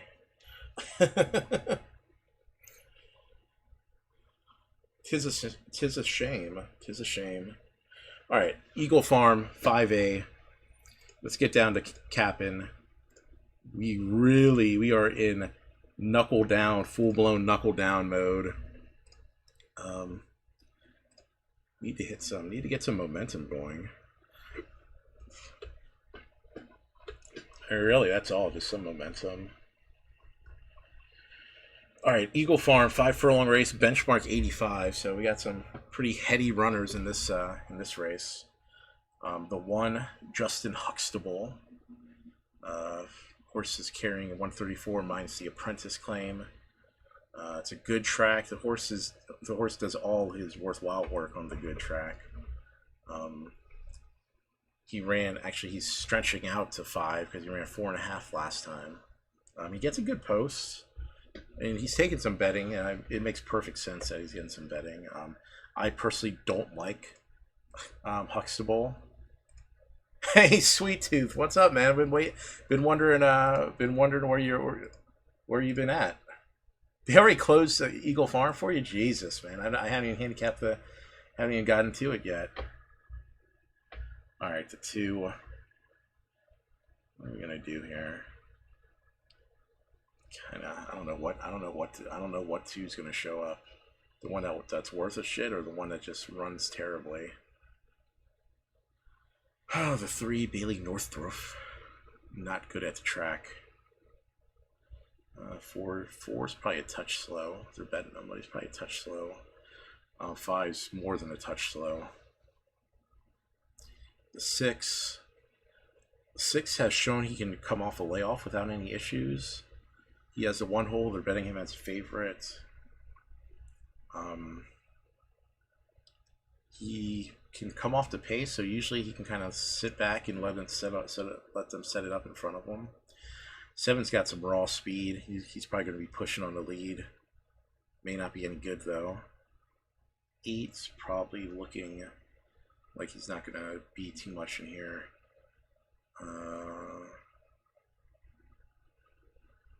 10's a toss. I mean, 10 has some form from back earlier this year and late last year, but like, yeah, again, I don't know what horse is going to show up. 11 scratch to 12. No, we're going to get shut out here. It's an interesting race. So I couldn't figure out anything to really like. Lady kicking up and Royal Witness going forward. Weren't par 5th, but track right off the track. I hear you. Sneak away, sneak away. Akasaki, Skylake out 3 wide going forward, and Ozarka's now last of all. So Piracy led from Royal Witness and Hard Stride 3rd. 4th, Jamie Lady, 5th and 3 wides Wernpar. Next one there is Ice Frost, and then we've got Spirit's Choice creeping forward. Very wide indeed is Skylake. Then we've got Publishing Power. Second last Akasaki, Ozarka's last of all, but Piracy still got the lead. Inside is Royal Witness, Hard Stride, Jamie Lady coming through. Wernpar, Ozarka's making ground back nearer the inside. Royal Witness, Piracy, Jamie Lady down the outside. Ozark the inside. Royal Witness, Jamie Lady. Jamie Lady's grabbed the lead late as Ozark. Jamie Lady's in front though. Jamie Lady defeats Ozark and Royal Witness. Not sure 4th, Akasaki, Wernpar, Hard Stride, Piracy. Followed further back by Spirit's Choice, Publishing Power, Ice Frost, and Skylake was last of all. 6-1-4-2. You know what that is? That ain't a Pynamite race. The 6 made a lot of sense there. He looked good. Like I said, he'd be able to settle and make the run, even first off quite a long layoff. But I wouldn't get too excited about his. I don't like betting 9 to 5s off 5-month layoffs. Not really my shtick. Okay. Let's go to the handicapping view. Let's go to Meadowlands 13th. 13th and final. Super high 5 in here. Let's handicap this bunch. See if we can find something that stands out. It's been raining, so the track is now listed good. There's possibility it could be even downgraded to sloppy, or that it should be downgraded to sloppy. So we'll try to sneak in some off-track horses in here. Okay, 1 horse. Tom Fanning's been pretty soft with the horses he's had in the box tonight. I don't see the one being handled particularly aggressively in here. So a win. His only off-track race that he shows is a break. But he does, in his career, have 1 win on 3 starts. Okay. So the 2's terrible at Meadowlands. Not particularly good on the off-track. Pretty easy toss here. The 3, Jeff Cullifer. 0 for 3 at Meadowlands in his career. He was off track at Meadowlands here. He ran an 80. He went off 116 to 1. another off-track race. He was just kind of mediocre. Nothing really stands out about him. Maybe you put him in 5th in the Super High 5. All right, the 4, Andrew Harris for first time Lasix here. Let me see something really quick. There's another Andrew Harris horse. Was that the 2 in this race earlier? Yeah, that was the 2. And he looked okay. He ran it was another trotter, and he ran okay in that race. He lost to the 2 favorites that set the pace, but he was, you know, he was solid. He definitely outran his odds too. So first time Lasix, first time for the Harris barn. He gets Sears. I mean, and this horse has speed that compares to the rest of this field, and he has tactical speed to get involved pretty early, most likely. So 15 to 1 is a great price on him, and I would expect them to bet him a little bit. I would expect to see him lower. The 5, Hatikva. He has a 153 last year at Meadowlands, which is right down here, with Matthias Mielander driving. Stable does okay off the layoff, so shouldn't be surprised to see a competitive effort from the 5. Again, he has racing ability and tactical speed that should allow him to be competitive here. And he has experience around the track. Only concern is going to be maybe the off track, but his only he has an off track race here on the program, pretty even, but it was a fourth place finish in a $330,000 stakes race. So, I mean that's not too bad of an effort at all. The 6, 2 wins at 5 starts with 4 or 5 in the money at Meadowlands. Interesting take here. He gets the hopples off. So maybe, you know, maybe a possibility to break, especially on like a sloppy track. So it's interesting. It's an interesting item and an interesting concern to have.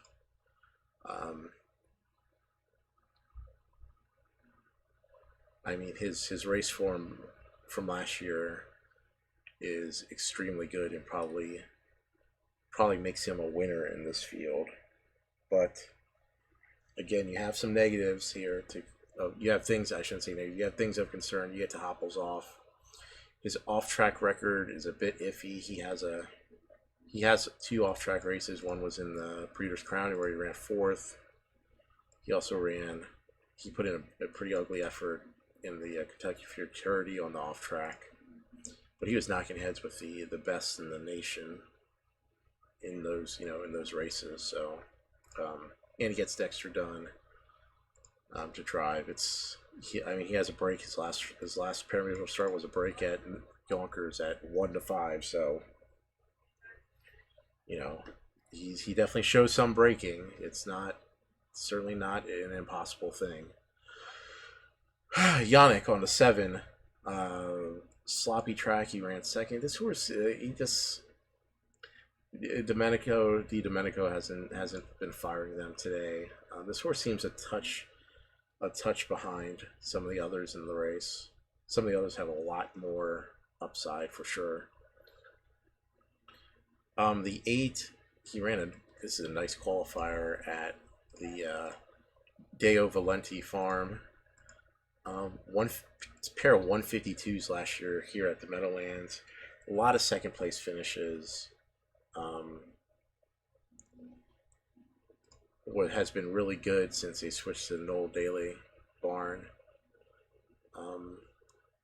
And Noel Daly and Deo Valente had the 10 horse in a trot earlier tonight that looked like $1 million.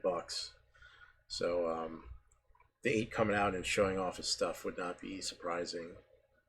The 9's a toss, and the 10's a toss here. So now we have the 8, the 6, 5 has a chance. Maybe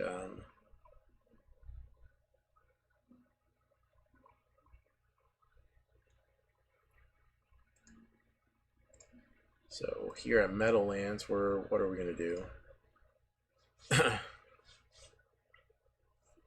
Probably take the 8 here and play the triple. 8 with the 4-6, with the 4-5-6. Play that $1 triple.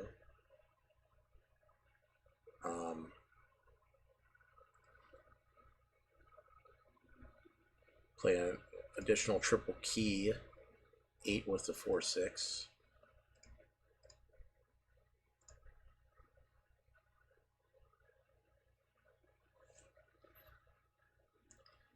Play a $2 triple part wheel, 6-8 with the 6-8 with the 4. 6-8 with the 6-8 with the 4. Okay. Play a super, 8 with the 4-6 with the 4-6 with the 1-5, $4.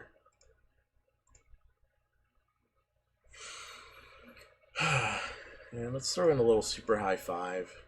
Start on a 28 with a 4-6 with a 4-6 with the 1-5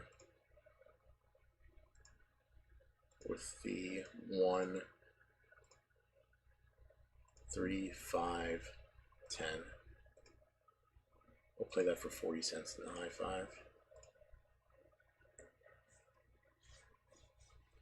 And we'll play a backup triple for $3. Straight 6-8-4 in case of 6.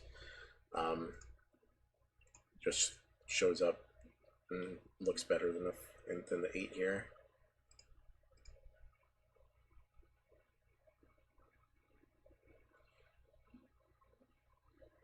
Uh-oh, is there what are we calling it? What are we calling on the 5 on winning at Randwick? Let me get the cap in on for that here. Let me get the cap in here at Royal Randwick. Look at this fucker warm up. Like he knows something. Okay. Soft track. Excuse me, one's coming off a long layoff. Soft track forms no bueno. That's a pass. 2 scratch to 3. Let's see, 6 furlongs, Randwick, okay. He won on the Kenzo. The Randwick track's a different animal, though.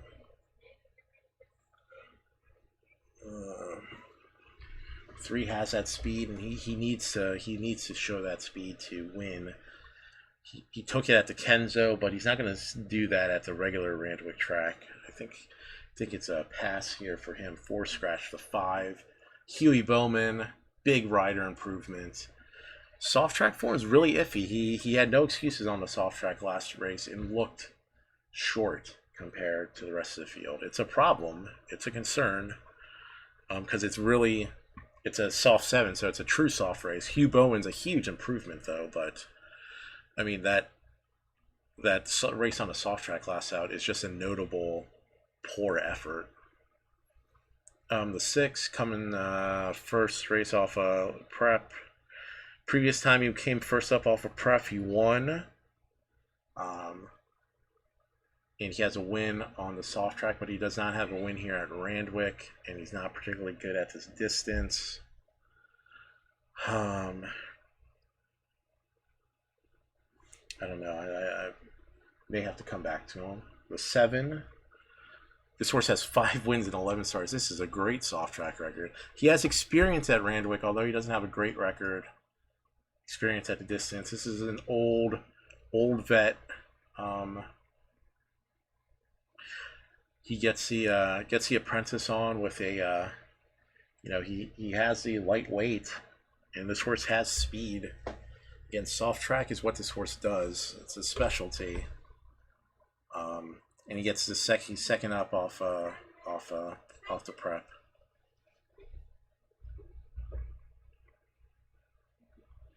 It's worth a go. It's worth a Pynamite call. 9's a second-itis runner. The 10 coming off a long layoff. He's not a winner. The 11, he's going to come off the pace. He's probably going to be a little short though. His soft track record is also very good though, so He's terrible on the good, but he's good on the soft track. And if he improves from that, he may be worthwhile. And he's the horse that we saw warming up like he fucking knew something. So if he's swelling up as much as he is, I think I'm gonna take him. I think I'm gonna take this 11. That 2 wins in a second and 3 soft track starts is really good. So we'll play 11 with the 5, 6, 7. Even though I don't really like the 5 all that much. 11 with the 5, 6, 7. And then I'm going to play an extra. I'm going to play a 6, 7, 11 box in the exacta. In case the 7 puts in like some super asshole effort. It can happen. Alright, sound on. Is 6th, then it's No Drama Please 7th, followed by Shom All, Lindy, and Brownie and Bio Daddy Hanover. And now a new leader, it's Princess Deo in front at 5-2, 55-4, 28-1. On to the far turn they go, and they chase Princess Deo. Grandma Heidi second now, Chin Chin Hall third, Cash Hit is fourth. Inching up first over Hatikva, late move fifth on Can the fucking outside, 7 just be terrible? Rail. Can he just break? No Drama Pleases, 7th on the outside, over by 3/4. It's Princess Deo edging out of the pocket of Grandma. Can the 7 just be bad like he's supposed to be? Chin Hall Reds Come up on. from third, and on the inside, Cash Hit. 3/4, 124 and 2 into the stretch. Get the fuck out of here. How's the 7 going to be good in here? Princess Deo on the inside all through. Here comes Chin Chin Hall unleashed by Dexter Dunn. But Grandma Fuck this And garbage. it looks like Grandma Heidi and Yannick Jingra. Grandma Heidi in the finale over Chin Chin Hall. Then Princess Deo, then close. This 7's going to show up with a 151 flat mile. That's 4 seconds better than anything he's ever done. Okay. If you say so, Meadowlands. If you say so. Fucking 151 flat. 26 and 3 last quarter. Get out of town. Alright. Sound up for Randwick. Stand by for a break here in the 5th.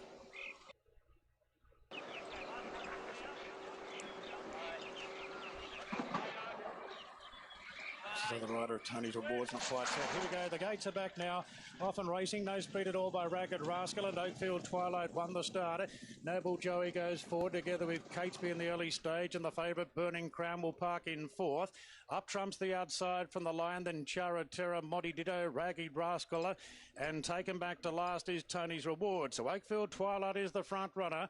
From Catesby, Burning Crown pushes up on the outside, and Burning Crown goes to second now in front of Catesby, Noble Joey.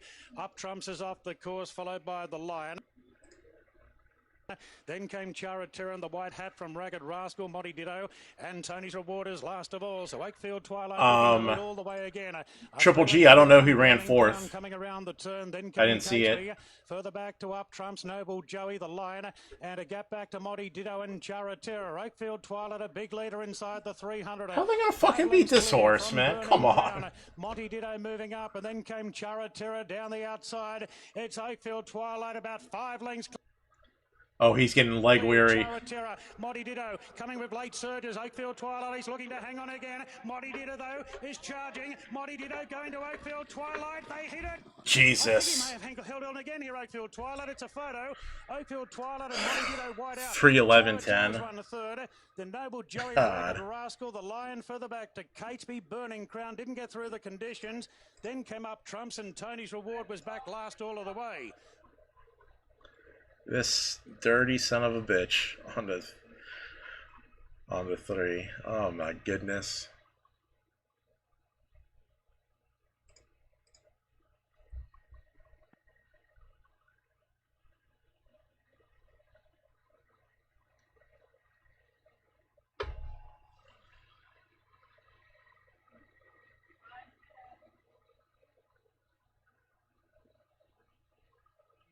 Down from 165.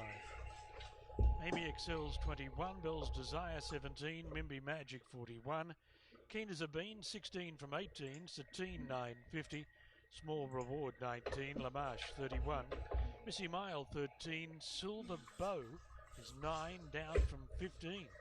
Written Beauty. Yeah, I mean, I mean, I definitely didn't see the 3 just having a 4-length lead to work with. I mean, holy crap, that was crazy. All right,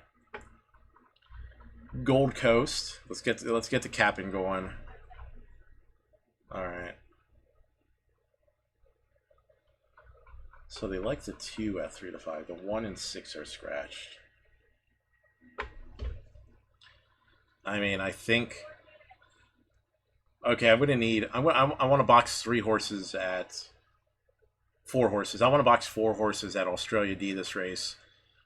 Give me 4 horses between the numbers 3 and 12, not the 6, because we're not betting the 3 to 5 favorite, who's the 2. We're throwing him out. I need 4 numbers. First 4 numbers, 3 to 12, not the 6, because the 6 is scratched. First 3 numbers. We got 1 of them. Keep them coming in. Keep them coming in. We're gonna box 4 horses. This is gonna be a luck box race. All right, we got the 4. 3, 4. 2 more. 8. 3, 4, 8. Need 1 more. Need 1 more, home squad.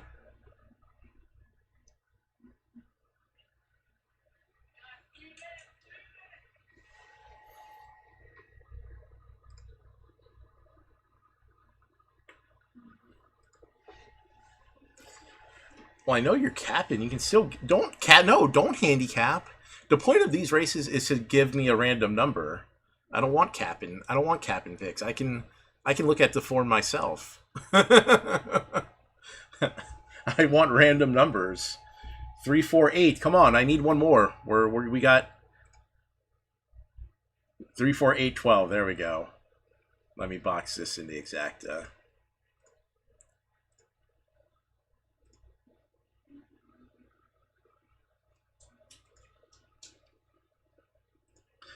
Exacta box 3, 4, 8, 12. We are in with that bet. We are in with the exacta bet. Thank you, chat. Thank you for your participation in that. Thank you for your participation in this bombs away. We are tossing that 2 out with the trash, man. 3 to 5. He has 1 race. And that's a race on the damn, on the heavy. I think we can get some. I think we can get something in here. Starting signal. 3, 4, 8, 12. And they're all in. Written Beauty, the favourite, coming out of gate 2. Whoa!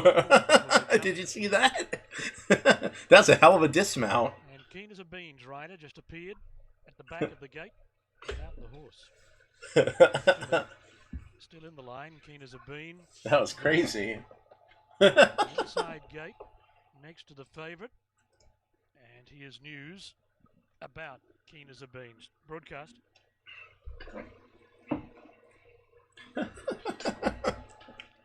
Practice in the barrier, vet check, thank you.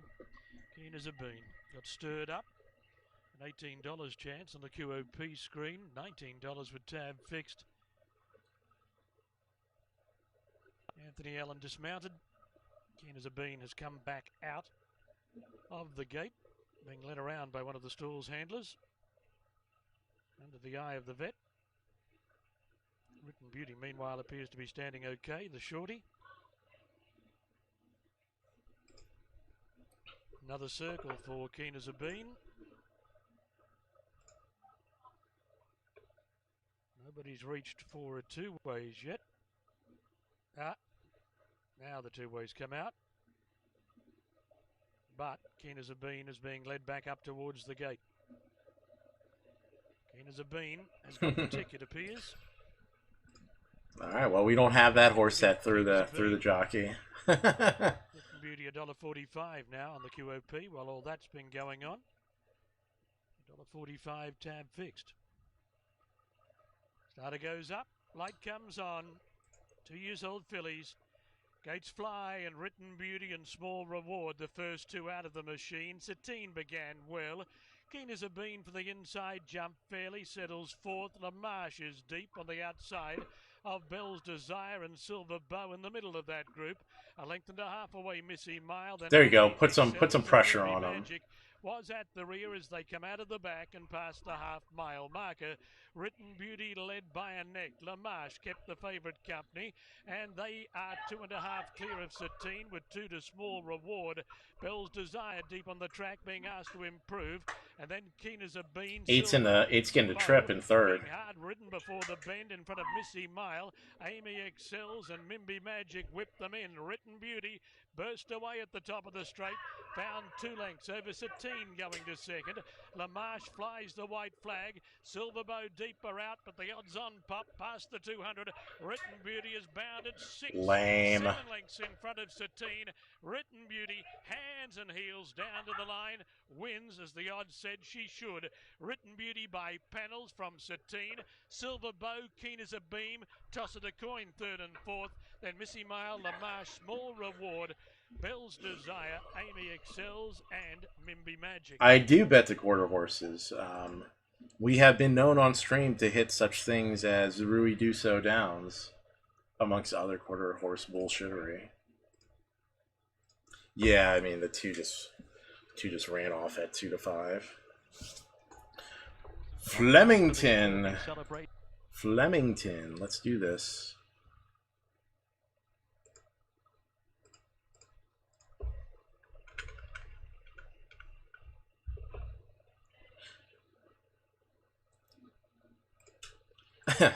So I want to tell a quick funny story. So I wanted to I think it was Triple G the other night that said my starting total was like these weird numbers, which is just basically what was ever in the bankroll. So tonight, I did want to make a withdrawal and keep it was 1307 or something, and I wanted to withdraw 307 and keep $1,000 in the account.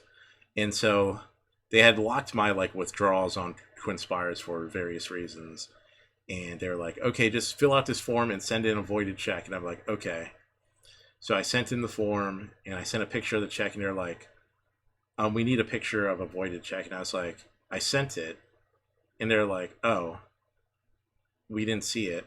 And I sent it again, and they're like, we can't see the picture that you sent. And I'm like, okay, fine, whatever. So I basically printed the picture to a PDF, for the third try, and then they just never got back to me. They were like, they never even said, hey, hey, your thing went through. They're just like, no withdrawals for you today.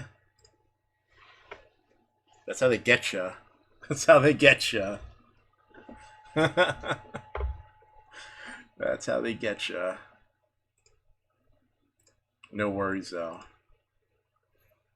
It just acts as a little funny anecdote for streaming. Tomorrow they'll probably first thing in the morning, before their even customer player service is even open, they'll probably be like, "Oh hey, we got your voided check now. You can now withdraw. Thanks, TWINSPIRES." Okay. Soft track, Flemington. What ran last race at Flemington? If I recall, yeah, wasn't it favorites the 6 won the race, or is that a different? No, the 14. The 14 went to the lead and smoked them. What's going to lead here is the question, and is that horse going to be worth a shit? Stay tuned to find out. All right, 7 furlongs, 1 horse. Second and third and 3 starts at Flemington. 2 wins in 1/3 and 4 starts on the soft going. Is only out of the money in the soft going was first race off a long layoff. You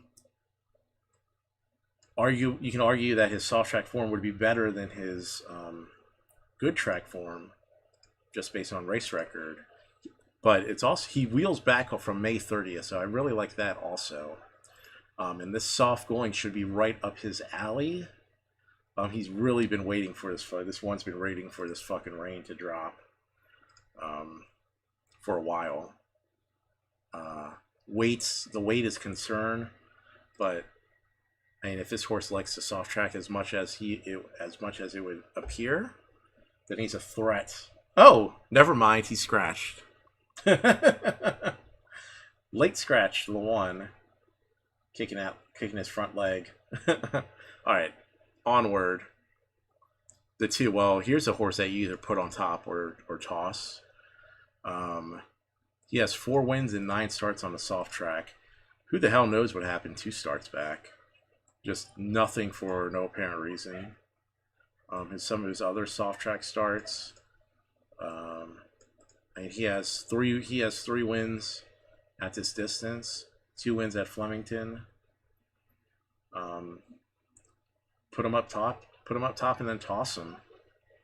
I mean, kind of a weird racing style. Like, he really just doesn't do anything if he's no good.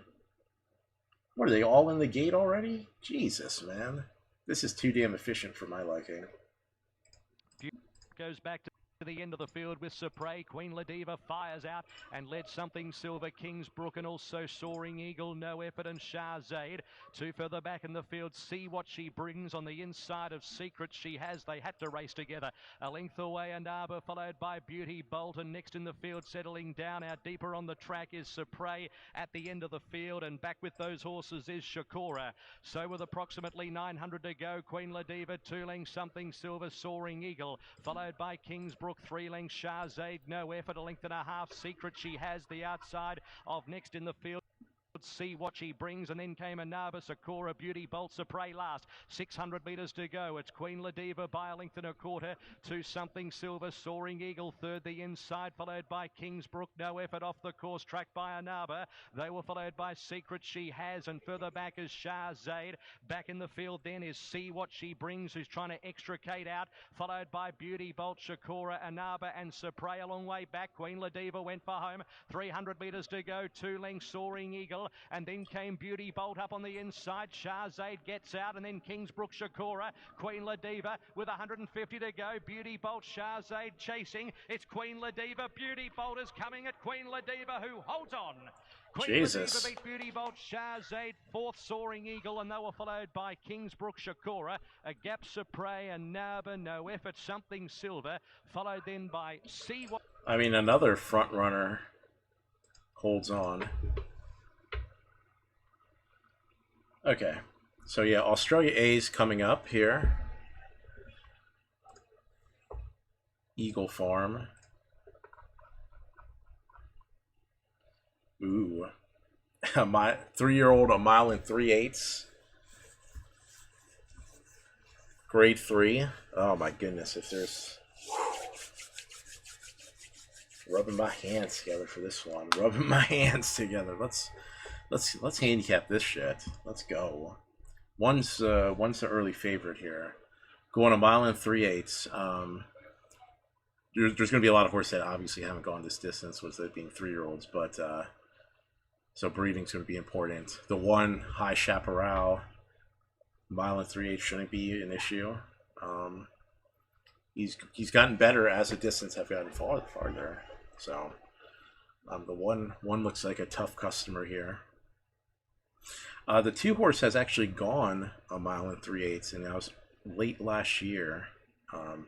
That was with the apprentice I mentioned earlier that I didn't like, Huxtable. He ran 4th in that race, 4th of a field of 11, and just 4 lengths from the winner. And he came from the far outside post, and now he picks up the old crafty vet Larry Cassidy. So, and you know, with his racing style, you have to think he's you know, they may have been pointing him to this race here.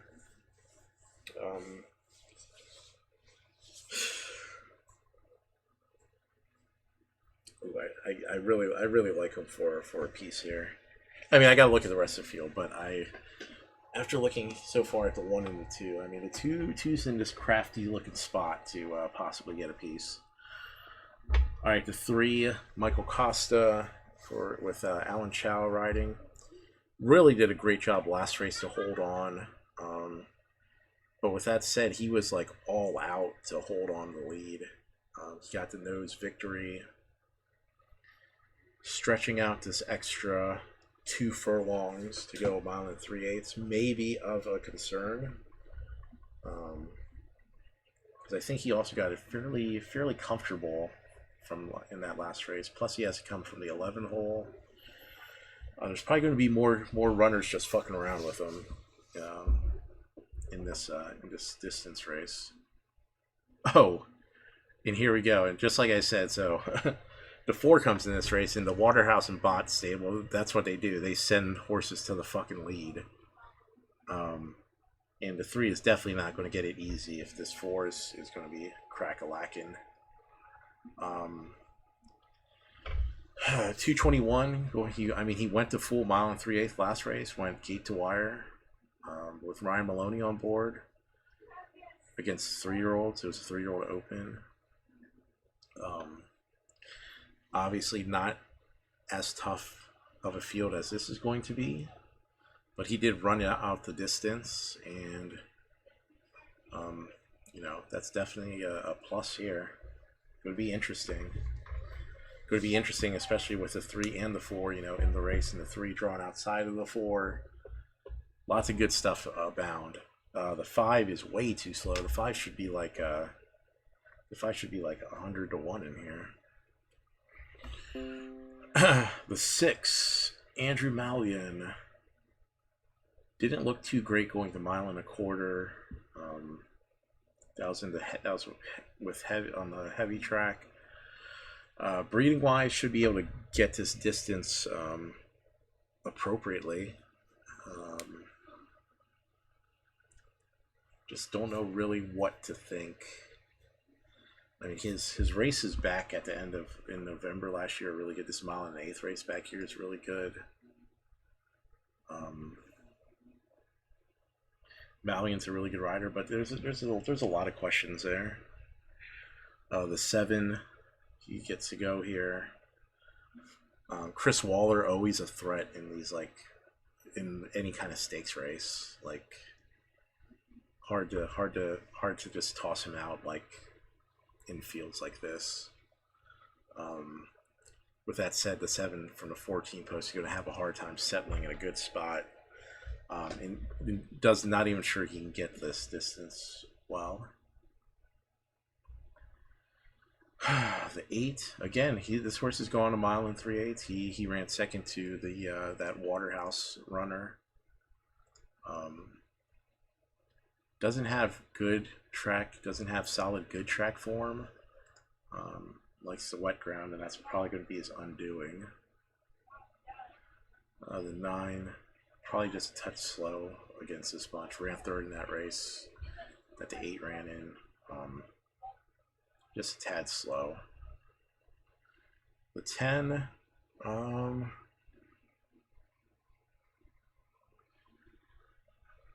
he's also coming out of that same race as a lot of the other runners.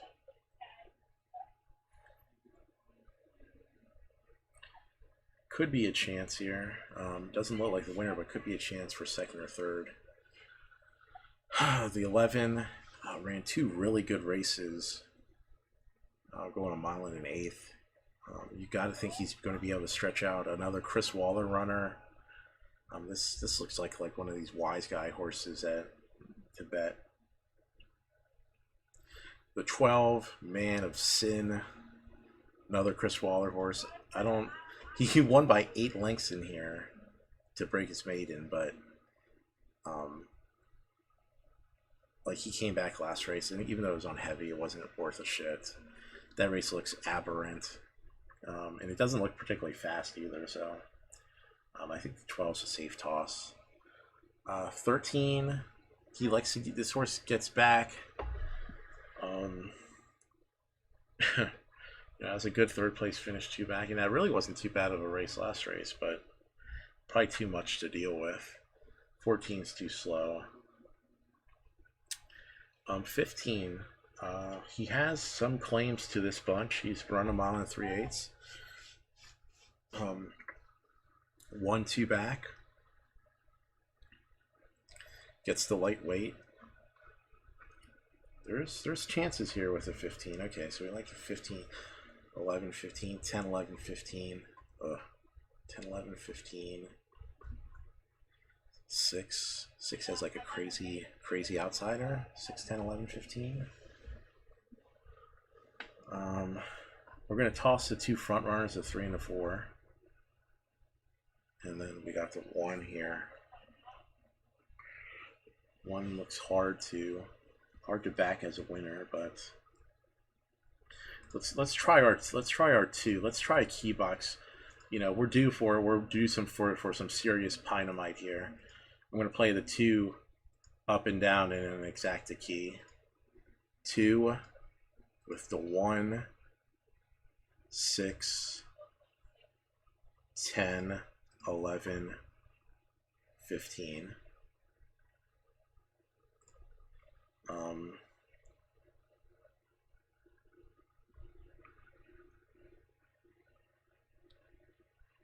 Gonna play triple key, 20-cent triple key. 1 with the 2, 6, 10, 11. We're gonna throw out the 15 in that. We're gonna play that for 40 cents. Oh, we got shut out of that bet. We only have the 2 here. Steel Piers going back, likewise impactful early here. Away best of all though was Navy Cross. Neptune's Choice and Traducer both going forward. Handy a Smart Meteor. And Super Giants out 4 wide early doors here. Maricopa 3 wide over on the inside, Bold Delago. Then Man of Sin. Ballistic Boys out 3 wide at the 1800 metres marker. He's got room to get in, I think. Magic Beans over on the inside. Steel Pier the fence. Next to the outside's Mashani's Secret. Third last there is Impactful. Second last the outside's Empire Games. And last of all is Just Society. So Navy Cross has got the lead from Super Giant. They're racing each other. The 3 and 4 are going after it a little bit. And 4 Smart Meteor. The 2 did line up 4th, which is really good. Really good. Next placing Maricopa, a length and a half to Men of Sin, and then Magic Beans and Ballistic Boys 1 off the outside. A length and a half to Steel Pier, Mashani's Secret the outside. Third last there is Impactful. Empire Games the outside. A length and a half to Just Society. So Navy Cross sailing along. I mean, the 2's just getting the run of the race behind the speed in front of him. So if he can go this distance, well, he should be able to scoop him in the lane. Men of Sin, Magic Bean, Steel Pier. The outside there is Ballistic Boy. They're clear from Impactful and Mashani's Secret. 2.5. 2's already gaining on him. And Just Society is still last of all. So Navy Cross by a long neck from Super Giant. Look at this ride on the 2. Look at a crafty vet just crawling up the rail. Crawling off the rail. Look at this ride. This is sick.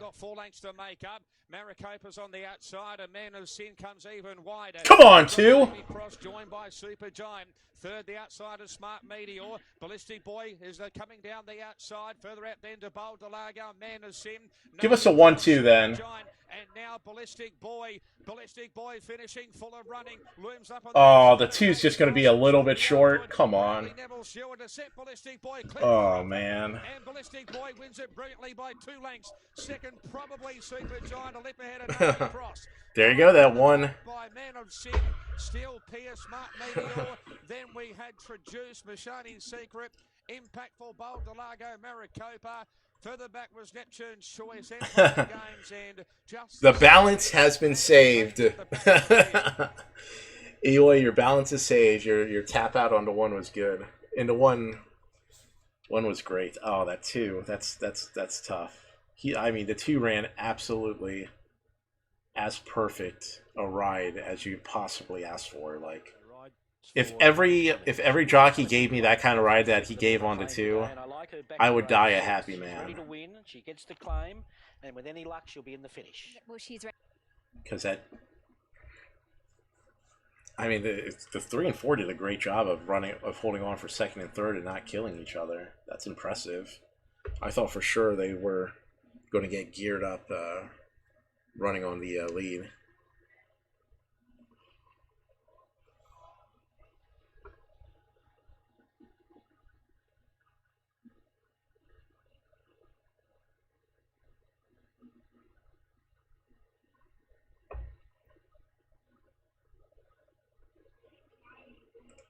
pick it up. And the last to load will be This Is Us, claimed out of his maiden win by Adriana Vallejo. Getting close to a start. 8 to 5 for number 5, Pick It Up. 9 to 5 for number 3, Favorite Chick. 4 to 1 for the rail runner, Arts Obsession, as we wait upon This Is Us, who's reluctant to enter gate 2.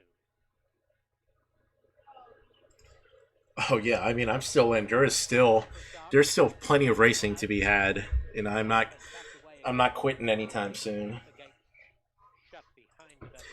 The races haven't been nice to the bankroll, but sometimes nights are just like that. Like it's not like it's one thing if I get like really out of line and I have like 25 across the board on a horse and I'm just acting like an idiot. But away brilliantly. This Is Us is running boldly. Favorite Chick between this pair. It's Pick It Up. Favorite Chick is finishing with a flourish. They come to the line. Favorite Chick gets up to beat Pick It Up. This Is Us third. Why Not Pout was fourth off the extended layoff.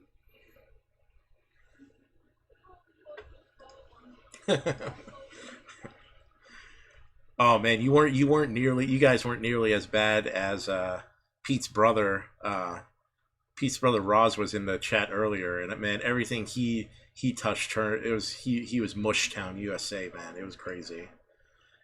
I mean, he was getting beat in like impossible ways. He had the 7 dead to nuts at Golden Gate, and this first time starter like just blasted out on him and went crazy fractions. And the 7 was home free. He had him to win in place, but the 9 dueled him. The first time starter dueled him, and the 9 beat him. It was just crazy. And then he had some breakers, and then it's just not. Yeah, every once in a while, man. Every once in a while, it's just like the yeah. Sometimes they just don't. Sometimes they just don't fire. But sometimes they do. Sometimes they do.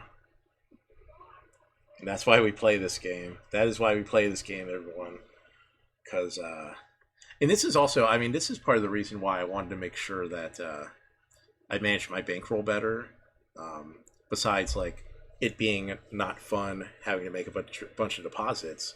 But it's a lot easier to swallow a tough night when you know there's still balance in the old account, and you don't have to fire some more bullets to boost it up. You know what? Food sounds pretty good. I got a Subway sandwich that has my name on it. I think I'm gonna heat it up and eat some of it here. And when I say some of it, I'm gonna eat all of it. Oh man, I'll be back in a second.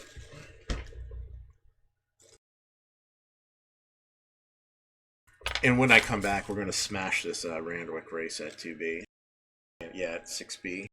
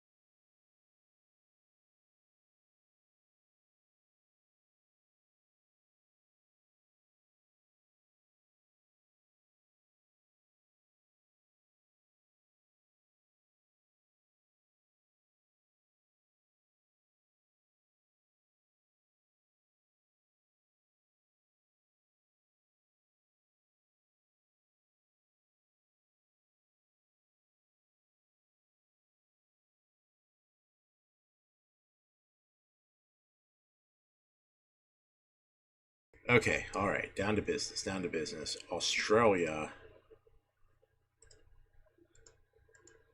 Royal Randwick. Here on out, this is when we find the goody good. Definitely, again, a soft 7. We saw the 5. We had the 5 out of the race last race, but just couldn't come up with anything. All right, the 1 horse ran second on the soft track. He has 5 of 6 in the money on the soft track. 5 second place finishes at this distance. I wonder if that's just kind of bad luck. 1 for 1 here at this track. He actually ran in this almost exact same scenario, ran second, was 3 lengths behind, so it wasn't very close to the winner with Hugh Bowman riding. And now the apprentice, a modestly decent apprentice, is riding. I saw milk in there earlier, and I checked again, and there's no milk. Hello. All right, the 2, Louise Day, won on this horse last time, but it was at the Kenzo track. A good soft track record.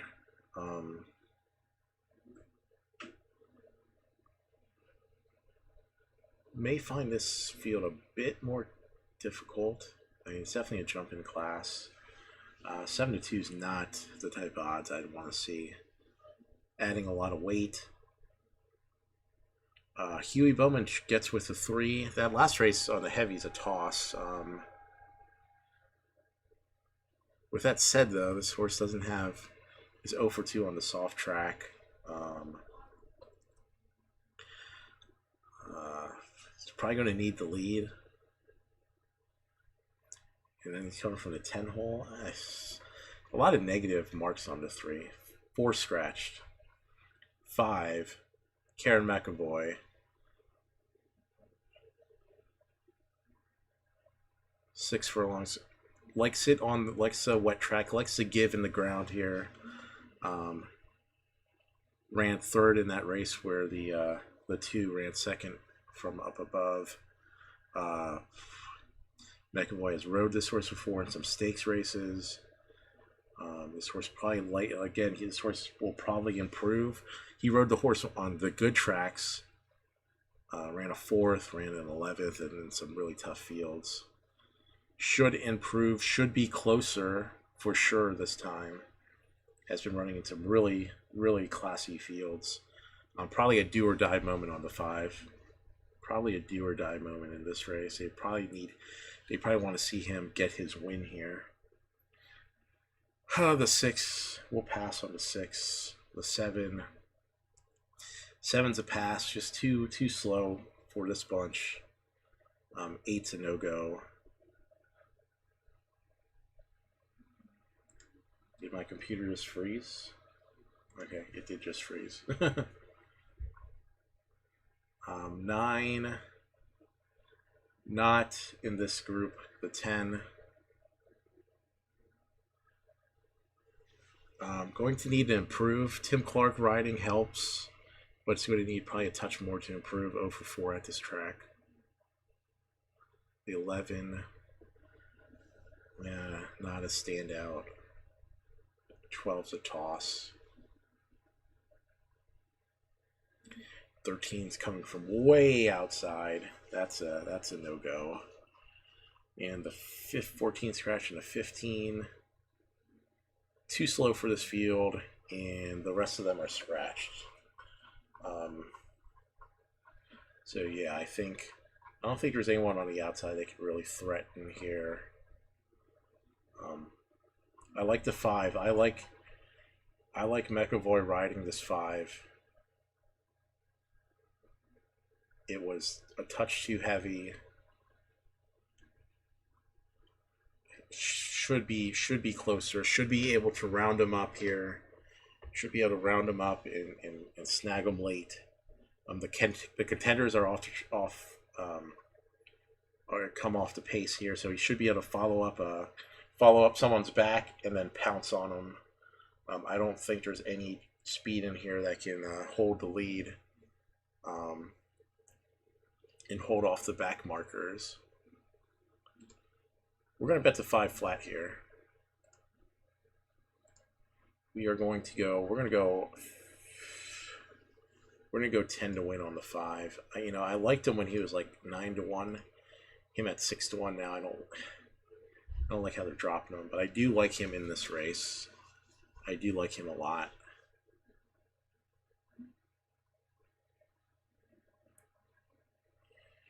Just trying to see if there's anything else in here that some of the lower weight runners, see if there's something about them that stands out. And I don't see it. I don't.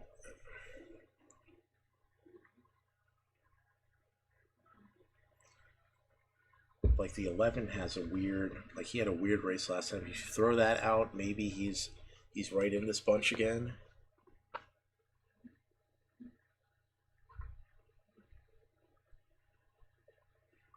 And maybe the 13 is good from like the 20 hole. Maybe the 11. I think the 11 would be probably a probable choice for these outside runners. All right, sound up. Racing, and the top one, Sagala's jump well together with the stablemate On Flarage, and On Flarage takes it up from Miss Scorcher, Snow Valley, Sagala's.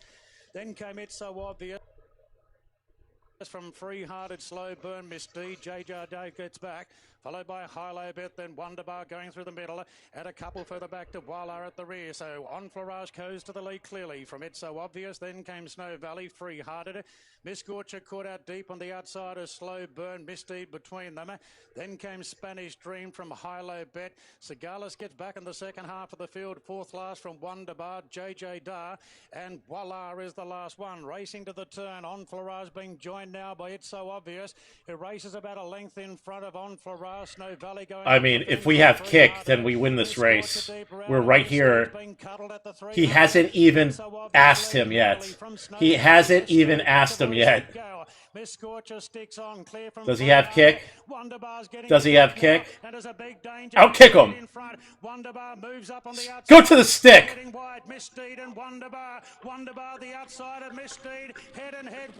Oh my goodness, man. Sagales came home into third, followed by Miss Scorcher, JJ further back to Hilo Bet, Snow Valley. Jeez, man. Fucking 2 out kicks us. Come on. And the favourite weekend to finish last On Flarage. Jeez Louise. Five just rolled into that race about as perfect as you get. And just couldn't outkick the 2.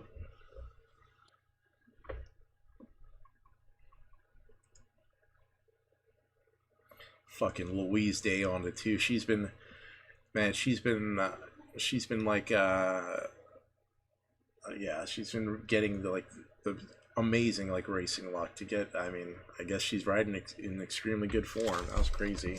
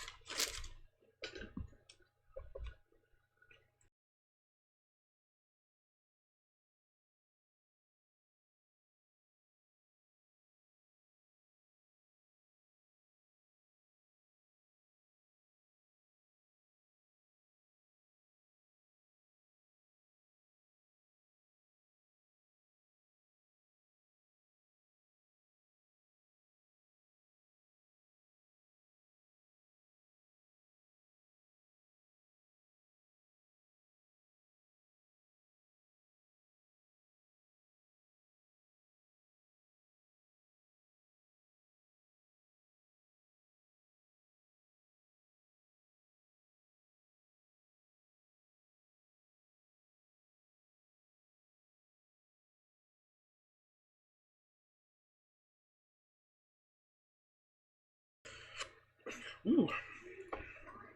Okay. Australia D. Gold Coast, little 5.5, benchmark 68.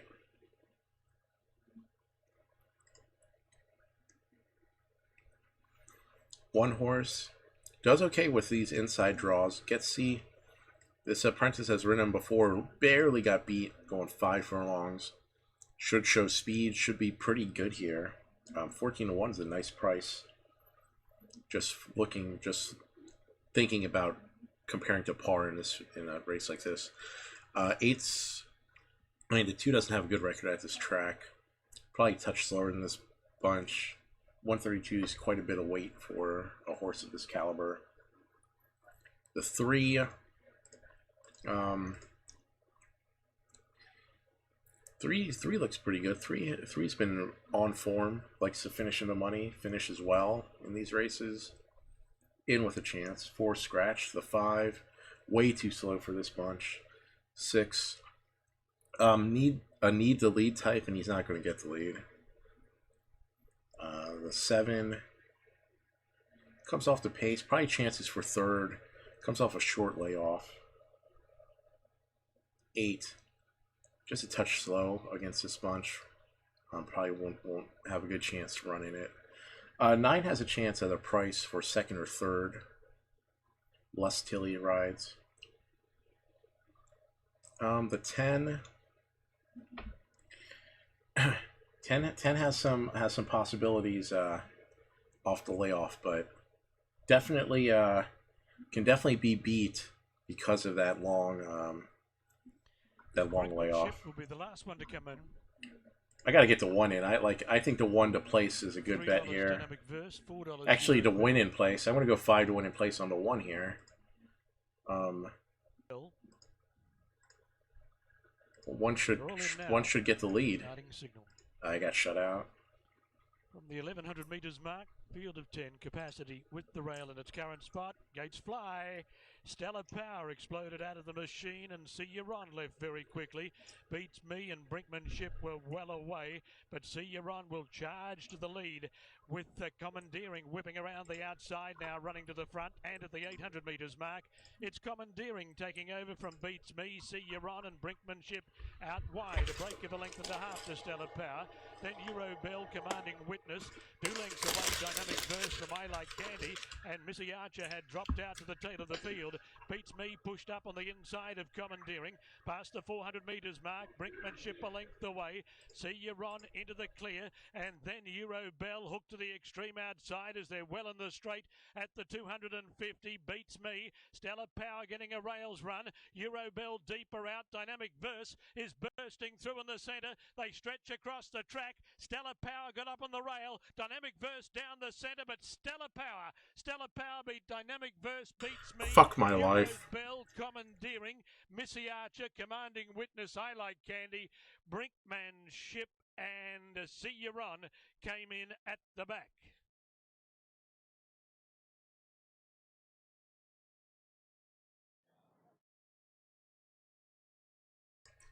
That's what I get for enjoying the subway instead of getting that bet in.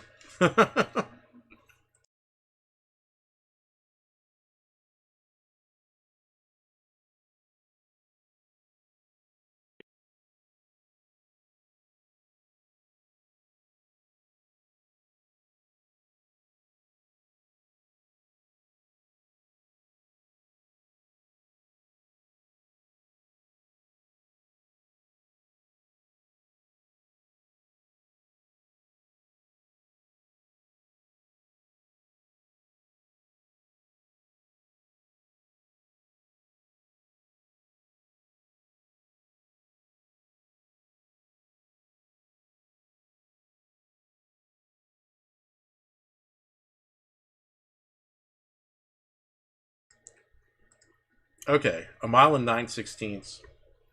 We can do this. Flemington. We're starting to actually oh shit. What the hell happened to the spinning screen here?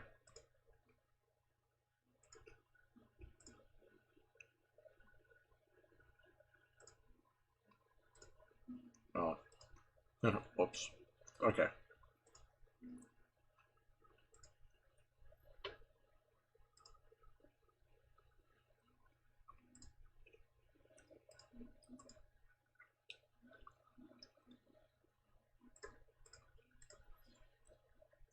All right, let's handicap C. It's a nice little long distance race for 3-year-olds.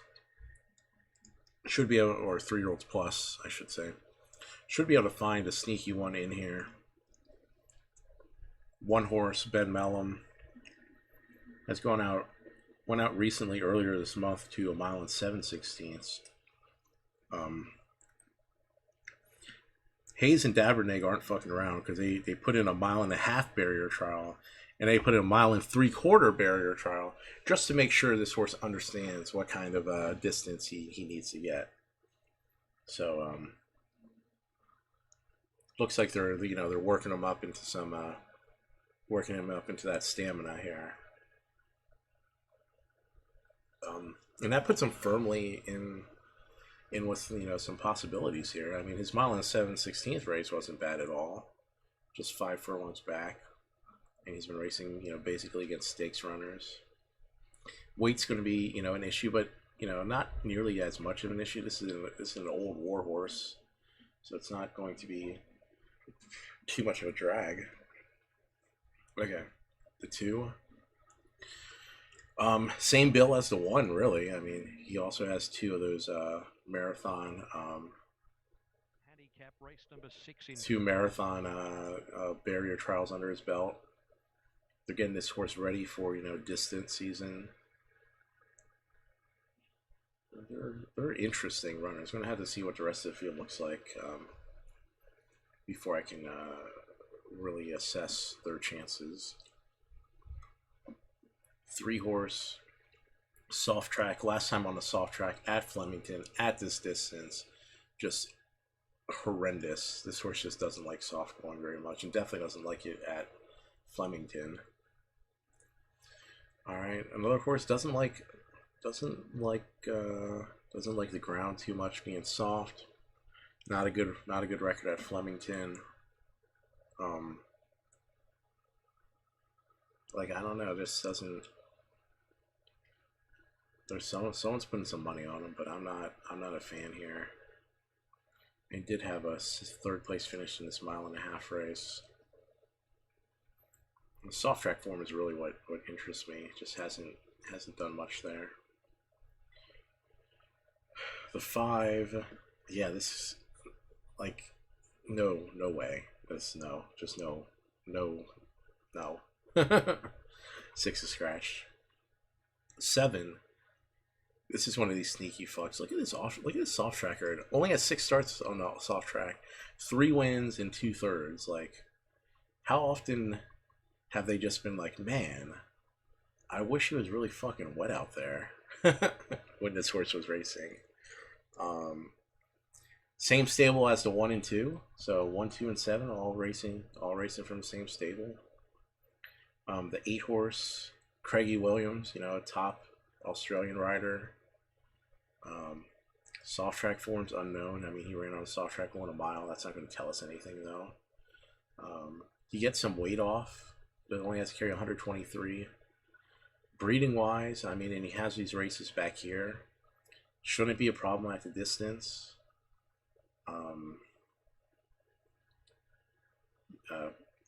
There's a lot of pluses here, and you're probably going to have to put him up top. I put him up top in some sort of triple or something and then toss him.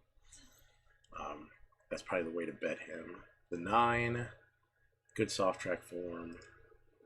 Hasn't gone this distance before, and I think it's going to be a question. Like, the horse was struggling to get over like a mile back here, so I think the 9's a safe toss. Oh, the 10. These 2 races on the heavy going, you can't really gauge them very well.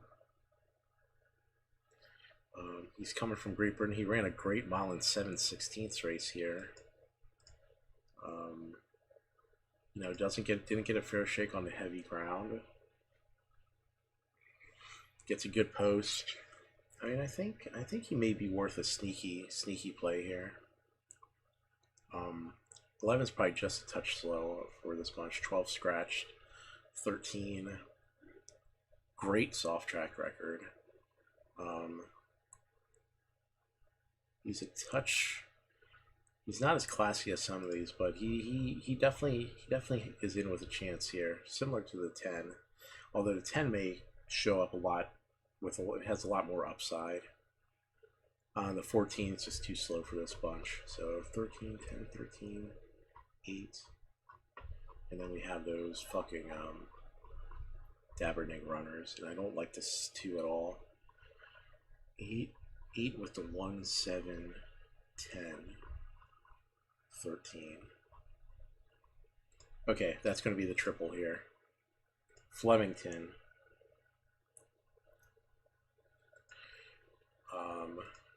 Triple key for maybe like 60 cents.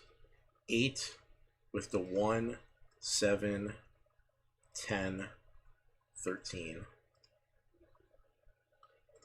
And then box the 1, 7, 10 in the exacta.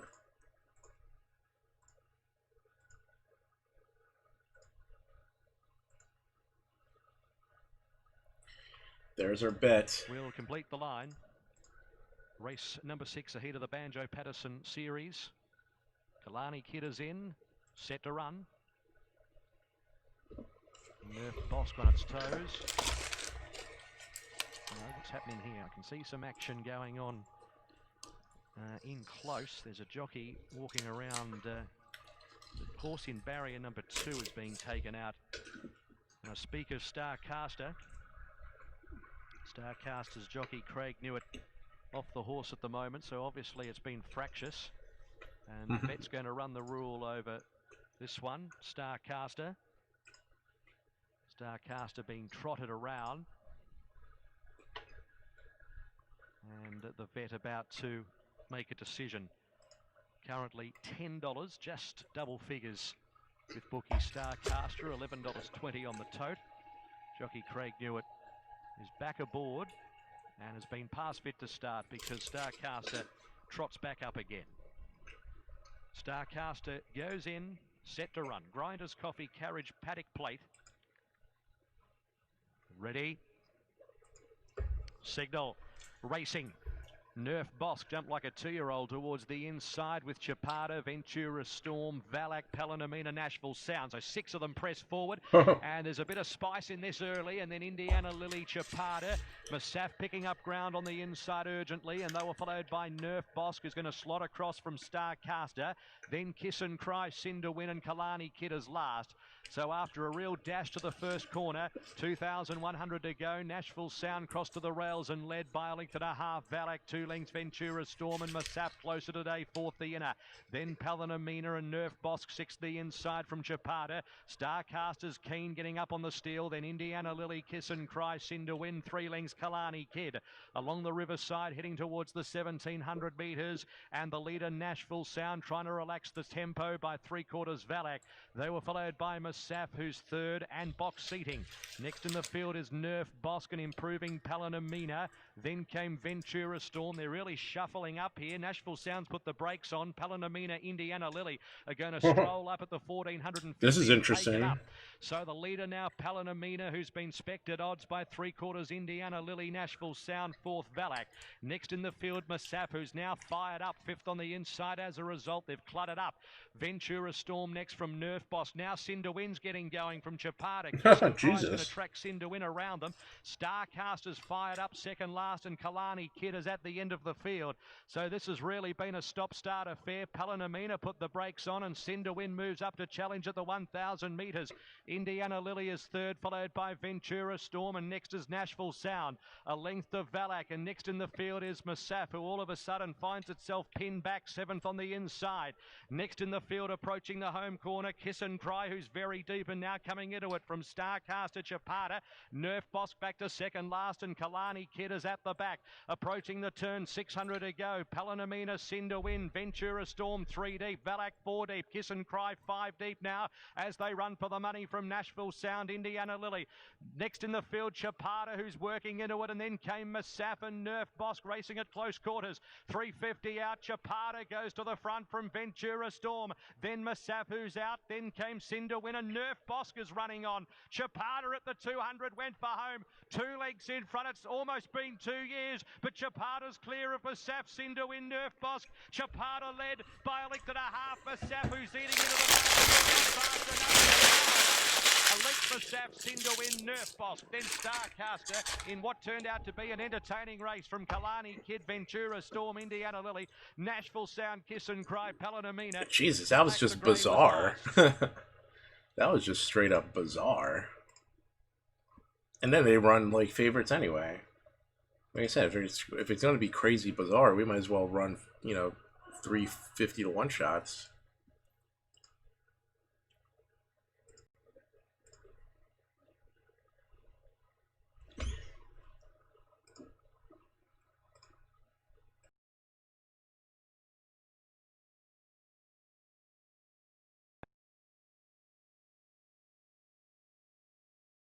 Presented her for 250. She put them away very quickly. Obviously very talented. Going to 14 from 11, but the way she hit the line, I think she can do it. Cosmic Gossip is a roughie at 100 to 1 from the Stewie Kendrick stable with Dale Smith. Yeah, the wide barrier Yeah, up in that class was a little just, too rich. I mean, there's all kinds of weird shuffling there. I don't know. And Blake Spriggs. I think she's going to give I don't them know a what to massive think start. about, She's getting Winker's about first that time race. today, but she'll run on. The height filly is Isotope, number 17 from the Tony Gollan stable with Bailey Noto. Uh-oh. Yeah, another one. Grade 1 here at Eagle Farm. Farm. Here. This has been all her first racing. Got to come up. preparation, Got to so get the just goods wonder here. whether she's reached the top of the mountain. Got to get the goods here in this Grade 1.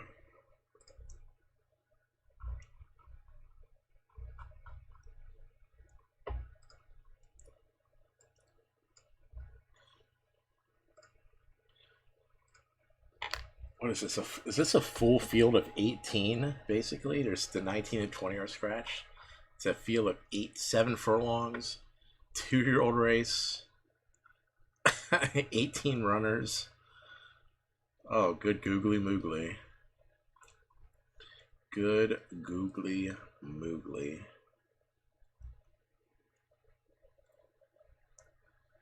I mean, I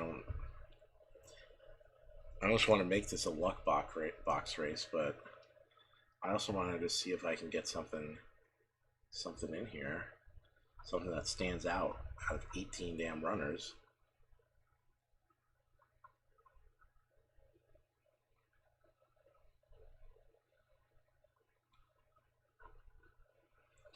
I want, in this race, I'm going to bet horses that have run the 7 furlong trip. Or longer, or if they run like a mile or something, and look somewhat serviceable. That's the 2 criteria.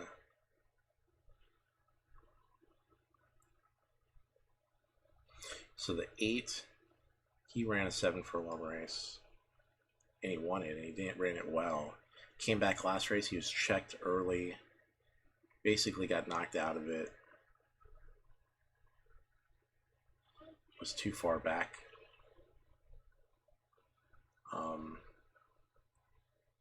The 6 has run the distance, so we got the 6 and the 8.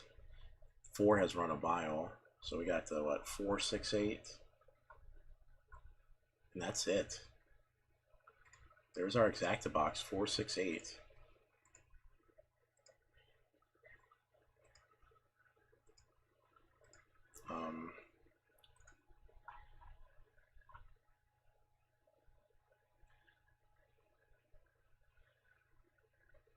Oh, this 4, I mean, this 4 could really be something here. Let me play an extra 4 with the 6, 8 in the exacta. Then we'll go 3 to win in place on this 4. I mean, he ran that mile. I mean, he's got that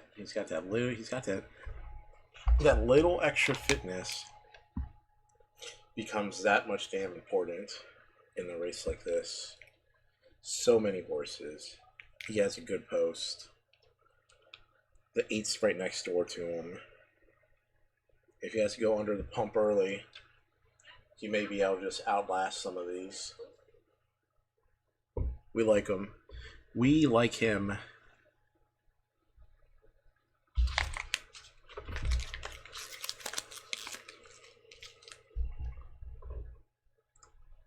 Of course, Operation Overlord was on this day in 1944, and here's Overlord going around in the J.J. Atkins.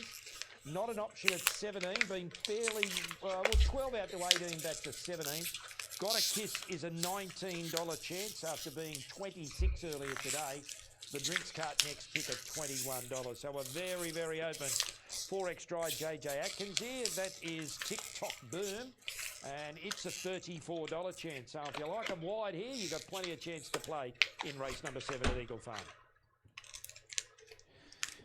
Prince Fawaz beat Kubrick and Reloaded last year for Anthony Cummings. How entertaining that was with those bunch of boys. Yeah, the lads were over the moon in memory of one of their great mates. The scenes were spectacular.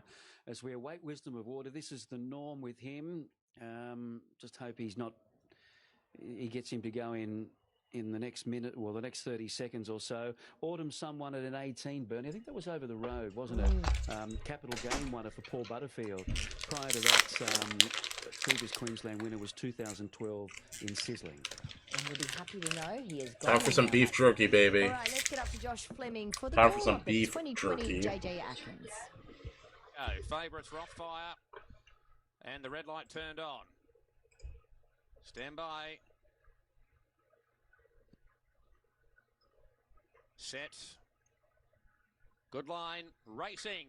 Makrura, Rothfire both began well. Super Rare likewise. Handy as Wisdom of Water, but also Safiano, the drinks card. Isotope is going forward. Not an options over on the inside. Then we've got Spokesman over on the inside there. Wild Rulers going forward. A length and a half further back to TikTok Boom and Star Rosa. Then we've got Cosmic Gossip, Minji the outside. Got a Kiss and Thundermania. Second last is Way Beyond, and last of all over on the outside is Overlord. So Wisdom of Water and Isotope the first couple. Third is Rothfire as they swing down the side. They've got about 650 metres left to go. Fourth is Super Air. Fifth is Makrura. A length and a half further back in the field to Wild Ruler. Then we've got Safiano. The drinks cart, not an option. Next one, Spokesman, TikTok Boom, Minji, Cosmic Gossip, Got a Kiss, Star Rosa, Thundermania. Second last around the home turn is Overlord, and last of all is Way Beyond. Just in front is Wisdom of Water. Down the outside is Rothfire. Between them is Isotope, and running home is Makrura. But Rothfire's hit the lead in the Group 1. Opened up a length and a half clear. Wisdom of Water can't go with Rothfire. Down the outside is Makrura. Further out to the drinks cart, but it's all Rothfire. And the thriller from Chinchilla. He's a Group 1 winner, and Rothfire Brewers won it by 3. Got a Kiss kept up the run second. Third's a photo. The drinks card Overlord Thundermania, followed further back then by Wild Ruler, then Makrura, followed by Cosmic Gossip, Star Rosa, Way Beyond. Next across the line was Safiano, followed then by TikTok Boom, Minji, Isotope, Super Rare, and not an option about the last one. Agreed the judge. All right, 1:13. Got a Kiss on the outside, gets that third spot, followed by the drinks cart, and then Overlord. All right, Sweet Tooth, is that you with the 13 on that win play? Getting that place on the 13? Yeah, well, I got it. I got it from Amazon. They seem to have a lot of. It's like a 10-pack of the jerky sticks. I like it better. I like the jerky sticks better than the like the bag full of like loose jerky. I had a look at him down the back in his stall before he had his saddle put on, and probably a couple of things to note. He's put on a lot of condition from last preparation. He's filled out. He's a much more masculine conveyance. He's really maturing and pretty much at the top of his game as far as his maturity is concerned.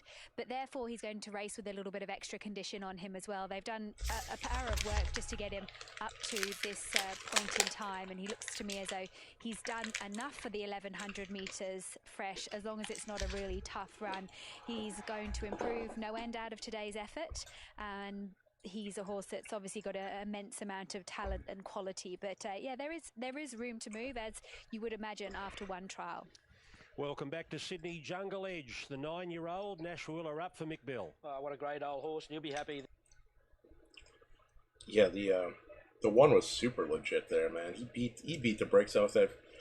He beat those other 17 runners by that's an incredible amount, a length of victory against 17 other competitors. You would think like one other competitor would run out of their skin, but no, he laid it down for him.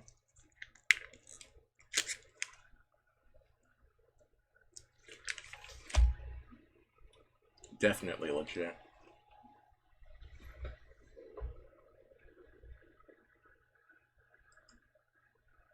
Fit, and he's very bright and well with a beautiful loose walk, so he can do nothing but run well. Tactical advantage number 3. Hugh Bowman up for Chris Lees. Yeah, he had too much to do last start, but better draw here. Back to 1100 could see some improvement. Yeah, look, he's a tricky one. He's one of those horses that seems to get towards his peak fitness, take a long time to get there. Then when he gets there, he maintains his condition, but he just has to have everything go his way. He looks well. He looks as well as he did last start. He's fit. He's healthy. It's just whether he gets the breaks in running. Viridine, number 4, James McDonald, James Cummings. Yeah, I thought he was one of the better long shots here. Well, when I say long shot, a $13 chance, 12 to 1. He's a good horse, went right. He's 1 for 1 at the track and distance. He's All right, let's get through this field here. Stakes race going a quick and snappy 5.5. One has a win and a second going the short distance. 2 wins, a second and a third, all in the money, all in the monies on the good going.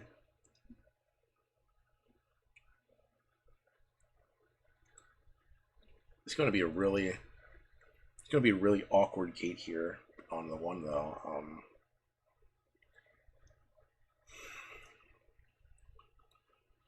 With that said, McAvoy has really rode this horse well, and this short distance looks like it's right up his alley.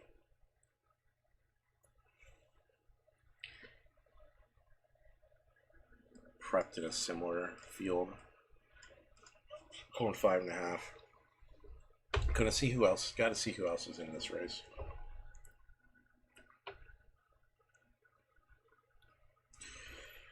The 2 horse. I loves the 2 loves the fact that there's a soft track today. Had like interesting rider choices on these on this horse before. I mean, these are all like kind of like country or provincial riders, and they put now this time they put old Nash Rawiller. And this horse is going to be wanting to get the lead. 4-hole. Should be able to get it without too much hassle.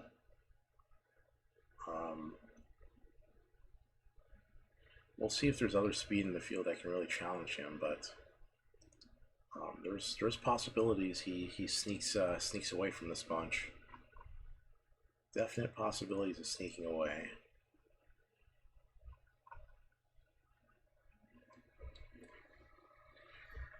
Okay. 3. He's going to get back in the field. The soft track really isn't his thing. He's done well on it before, but he much prefers when it's dry. I mean, he's just going to be so far back for a 5.5 furlong race. Alright, the 4. Probably just a touch worse than most of the runners in this field. Back-to-back races going 5.5 and just didn't look very good doing it. Alright, to 5. Ran last time out. Has a good record on soft, but I mean, the question is, where has the 5's best been lately? His best is competitive, but it's been a while. Like, he's carried some really high weights. He finally carries a low weight, though, and it just makes you wonder what he can do. But like, his trials were pretty terrible. He has this race last year where he won here at Randwick, going 7 furlongs. But yeah, I mean, hard to gauge. I mean, the horse has won, 2 out of 3 on the soft, 2 wins at the track. His 8 of 29 lifetime. It's just been a while since he's really put it all together. The 6. And he carried no weight on his back last race and won it. Carried a lot of weight 2 starts back, won that one anyway. I mean, it's hard to say anything bad about the 6, besides his price. At 5-2 as a favorite.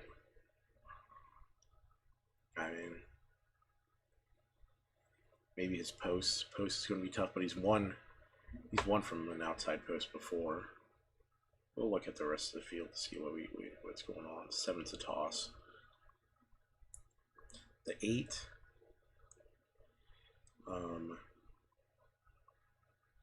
Good post.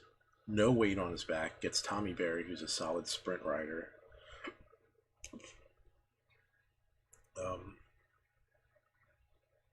Solid record on the good track. The only effort this horse, the only poor effort on the good track was this one coming off the long layoff. Just ran poorly. But since that race has just ran well. Has been right there. Has been right there with bigger weights.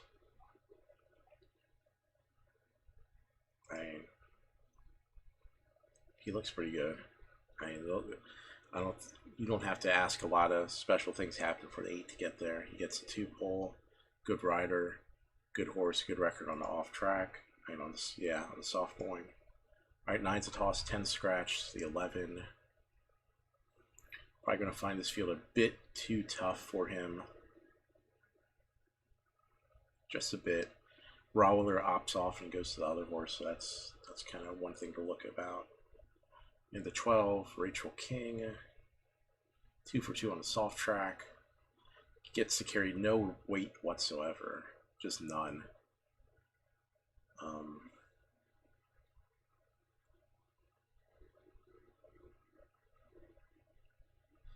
Maybe second. Over bet 3 to 1's a touch low on him.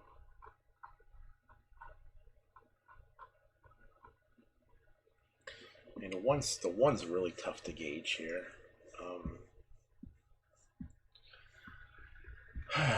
Okay. So we'll play some bets, various bets here. We're gonna play 5 with the 1, 2, 6, 8, 12. Just take a stab on the 5 and then toss him out. If he shows up and decides he wants to run today, I mean, he can be really tough. We're going to play some sort of triple key. 2 with the 1, 6, 8, 12. I'm going to play that for 40 cents. And then I'm going to put $3 to win on the 2.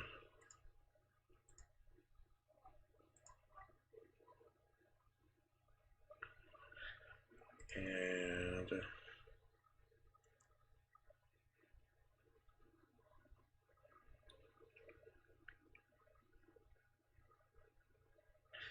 gonna play a triple 1, 8 with the 1, 8 with the 6, 12 for $1. All right, I think we got a lot of bases covered on this one. I think we got a lot of bases covered on this one, in a good way. There's a lot of variables here, but I like how we covered them. The 2's dangerous. The 2 can make the lead and make this. 2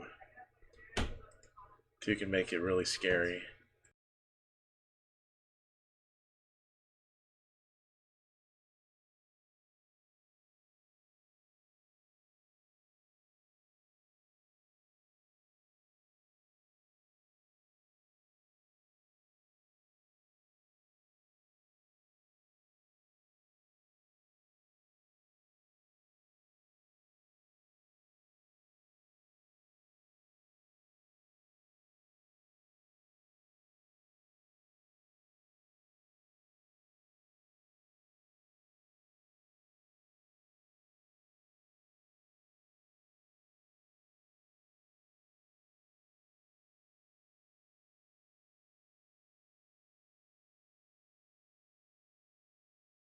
It's now $34, and care to think at passage of time the roughies at 81 each of 2. Classic Legend, well, that 320's gone back into 310 now. Favourite over Jungle Edge here. Snitson Southern Lad, Coruscate next, picked for the Bob Charlie stakes here. I wonder what Bob would think of this if he had an investment. Yes, well, in the old days, he might have rocked the tote a little bit, Munns, when he was a big flyer. Important race here for Classic Legend. The owner, Boniface Ho, has a slot in the Everest. He purchased that from the ATC. So if he comes up, he's got a slot in the Everest come the springtime. But Lizzie, also you're looking at Snit's Care to Think and Handle the Truth, all Kosciuszko horses. It's an important race for more reasons than today's win. It is. I think you can definitely safely say that Classic Legend has come up because he looks better than he did last campaign. It's just whether he's a little bit underdone, but we'll soon find out. Good race here. Bob Charlie Stakes. Race 7 at Royal Randwick. Legend comes up to the outside draw. The grey about to go forward. Now Classic Legend being placed in, and we're all set. The light is on. Jungle Edge has been well back to beat Classic Legend. Gates are back now and they're off and racing, and Jungle Edge began very quickly together with Snitz the outside, and they're the 2 leaders early. From Jonker, Coruscate, Classic Legend just drifting back on the outside of Handle the Truth. Looking to get a bit of cover, hasn't achieved that as yet. Then Passage of Time, Southern Lad. Tactical Advantage and Care to Think is the last one. The 9-year-old Jungle Edge is free striding into the lead. He's been well supported, leads by a length and a half to Snitz, happy to take the sit. 2 after Jonker, then Coruscate, Classic Legend deep out. Followed by Passage of Time, Handle the Truth, Southern Lad, Tactical Advantage, Viridine and Care to Think is the last one. Coming around the corner, and Jungle Edge goes to the middle of the track. Snitz is right in his slipstream second. Followed then by Coruscate, Classic Legend being wound up on the outside of Jonker. Inside the 250, Jungle Edge a length clear from Snitz. Classic Legend is starting to close in now. 2 lengths away to Southern Lad. It's Classic Legend and Snitz going to the front, 100 out. Classic Legend, Snitz, Southern Lad closing in. Classic Legend in front there on the Bob Charlie, and Classic Legend gets the money. Let the Everest negotiations begin. Classic Legend beats Southern Lad and Snitz, followed by Viridine. Then came Jungle, followed by Handle the Truth, Jonker. Good gap back to Passage of Time, Coruscate, Care to Think, and Tactical Advantage. Ooh.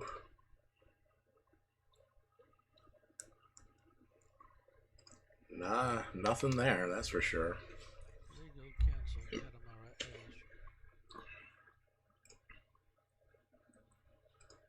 All right, Gold Coast, Gold Coast, Gold Coast.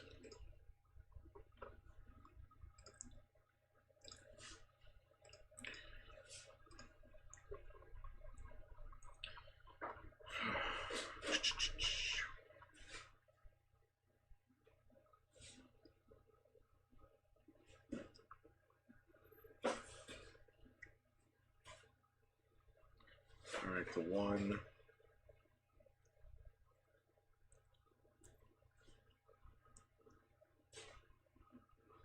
Not much going 6 furlongs here.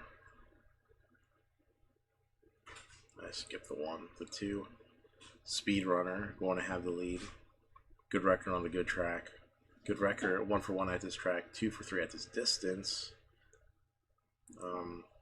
They put Hammersley. I haven't seen Hammersley ride in a long time. Wonder if he was injured or something. Going to be a tough one to beat. Like when he goes out there, he really beats the field down. Oh, the 3, can the 3 chase him along here? Got to win last time with a heavy weight assigned. 4 scratch the 5. No, this is just a warm-up race for the 5. The 6, not great going, not great guns on the good going. I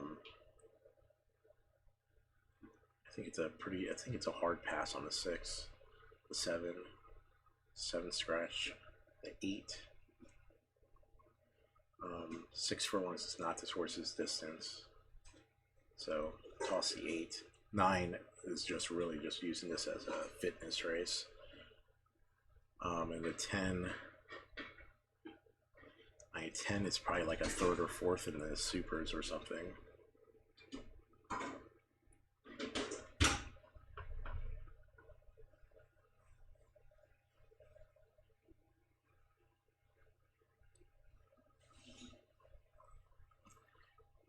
Alright, so they give us a 2 basically. They give us a 2, and our goal, the object of what we're supposed to do here is figure out who's going to run with the 2. The 5's no go. Maybe the 6 is good enough here. Gets the short weight. I mean, there's a lot of just not good horses in here. I mean, the weight plus the distance of the one not liking it is just not good. I mean, the 3 is just going to kind of be able to latch along and run along with them. Anthony Allen's good enough to latch along with him in third too. So, so we're gonna play a $2 super here.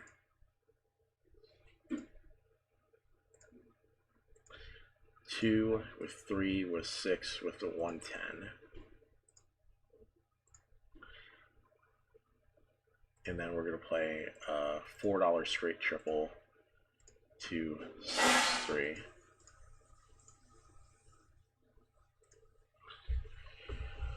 Oh man.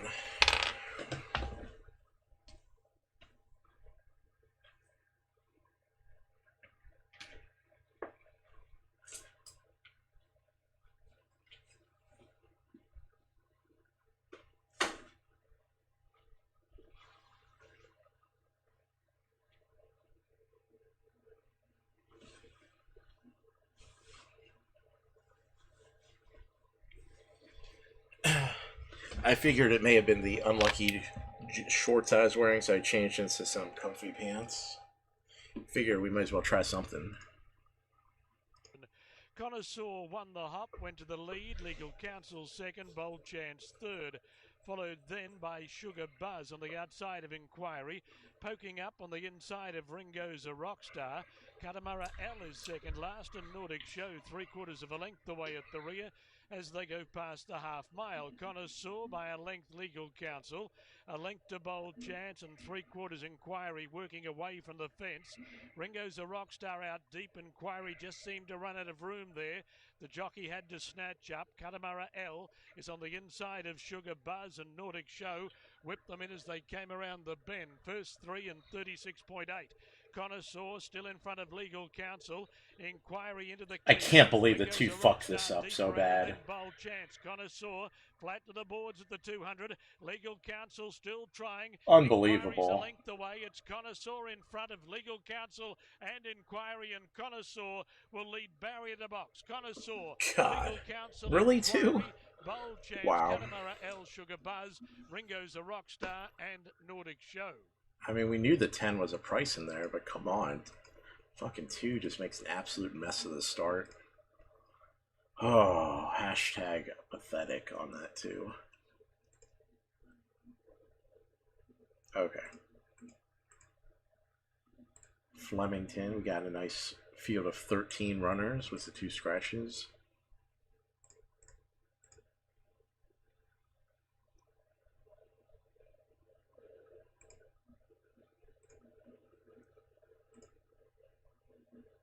Going a mile and an eighth.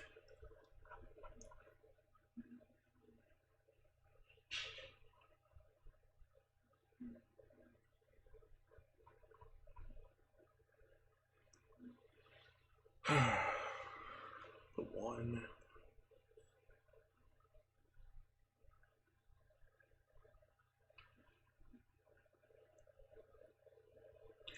The 1 busted him up at Flemington at big old odds last time out at 51-1. Won the race. I remember that race pretty well. This track is not heavy, so probably going to be a different dynamic than the one encountered last time. 2 has a win here at Flemington on the mile.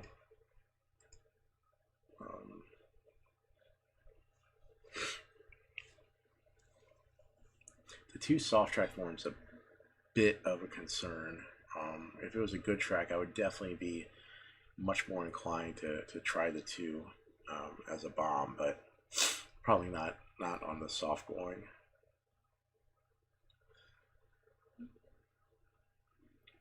All right, to 3.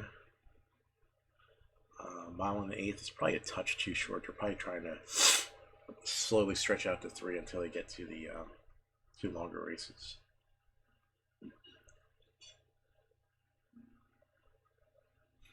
All right, to 4, Craigie Williams. 4 races in a row on the heavy going.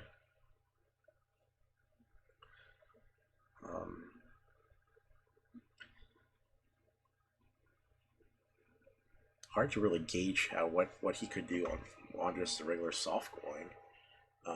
They're betting him. I mean, this race back here on the good going is okay. But, I mean, like, they went blinkers first time last race, so they're not liking what the 4 is doing. And then it's a bad spot to bet him. The 5 scratched. The 6. Stretched him, went a 1.5 miles last race, but that was on heavy. Was a no-go. This race back here at Kemley Grange going 1.25 miles, that was a good effort. 1 of 3 on the soft going. Should be better for it than last time. Maybe a bit too slow anyway, though. Don't know what to think about the 7. Again, too heavy races. You know, if he takes to the track, if he takes to the good track better, then I mean it's a different animal. I mean, so when he was in Europe on these good tracks, one's good and then good to soft, and then he had soft. So those were some pretty good races, basically going right around this distance. And now he has 2 races under his belt in Australia. He wasn't too terribly far behind in either of those. He gets a good post, and you know he had winning form in Europe. He may be the wise guy bet here. Maybe the wise guy bet on the 7. The 8. He was coming from West Australia. I mean, his 2 races since then have been pretty good. He's run 2nd and 3rd since moving out east. Maybe worth a go. Maybe an inclusion in the Exacta, most likely. The 9, probably just a touch, maybe a touch slow for this group. I mean, he's got a big price on him. And he gets far back and comes home late. You know, has a good record at this distance. Good soft track record. He's a chance. He's definitely a chance. This race for is probably a touch short for the 10.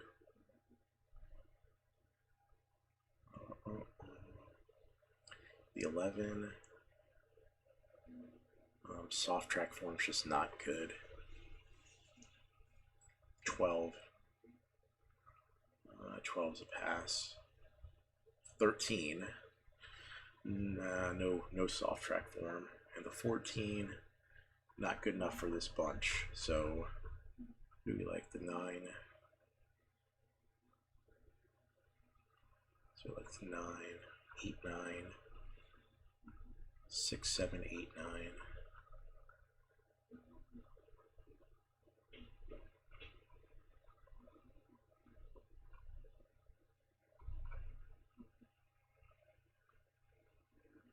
Alright, I want to play an Exacta.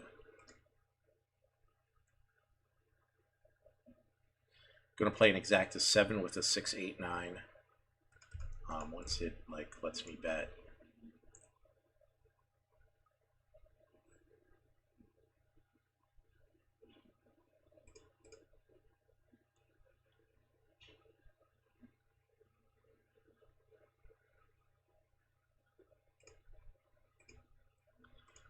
Okay.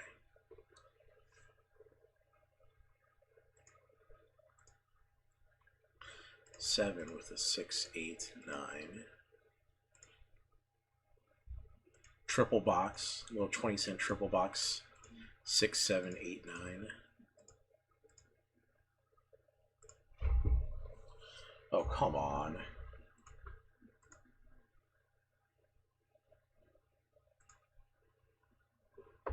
Credence and Be Tempted.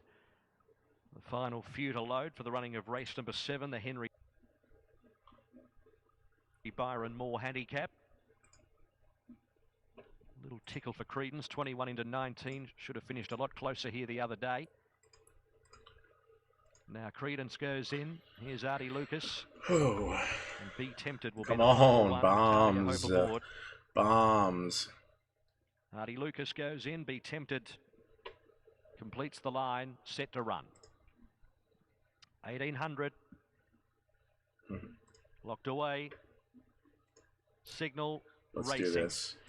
Star Missile away moderately, and Savaheat midfield away. Artie Lucas jumped well with No Boo, and also Credence a lot closer. Southern Rock on the inside, then Grinzinger Star, and further back as Mr. Reckless the Grey is going to run the gate. Savaheat the inner, followed by No Saying It a lot closer too, and then Aussie Nugget, Gazara, Desert Path, Star Missile. Be Tempted last, 1300 to go. Artie Lucas off the rails, wants a real piece of the action here, and will lead Southern Rock and then Credence, and then behind those horses just taking a snag was No Boo, followed by Mr. Reckless. Two further back in the field is Savaheat and No Saying It as they reach the 1100 metres. Next is Grinzinger Star, and then Aussie Nugget, Gazara. Well back Star Missile with Desert Path and Be Tempted. 1,000 to go, and it's Artie Lucas in front, controlling again like it likes to do. 1.5 lengths Southern Rock. Credence third, Nobu fourth, the fence from Mr. Reckless. Then No Saying It, Grinzinger Star, and on the inside is Savaheat with No Saying It. Quite keen out wide on the track, and further back is Aussie Nugget, who finds a back to follow into it from Star Missile. Then Desert Path and well back Gazara and Be Tempted. Coming up towards the turn, it's Artie Lucas in front, but it's off the rails from No Boo, Southern Rock, and then Credence. Out deep, No Saying It. Aussie Nugget and Star Missile stoke up out widest and sticking to the inside, trying to run on Savaheat. Artie Lucas at the 350 went for home, 1.5 lengths Credence. Then Mr. Reckless, No Saying It, and Savaheat on the inside. Artie Lucas at the 200. Credence giving strong chase, and then Grinzinger Star. Credence moves up to Artie Lucas. Credence and Artie Lucas, 100 to go. Credence takes the lead from Artie Lucas. Credence just in front, unlucky the other day, wins today. Credence from Artie Lucas, and through the outer was Grinzinger Star, followed by Savaheat, Be Tempted, Aussie Nugget, No Saying It, Desert Path, Southern Rock, Mr. Reckless, Star Missile, and Nobu was last. Bananas, man. Bananas.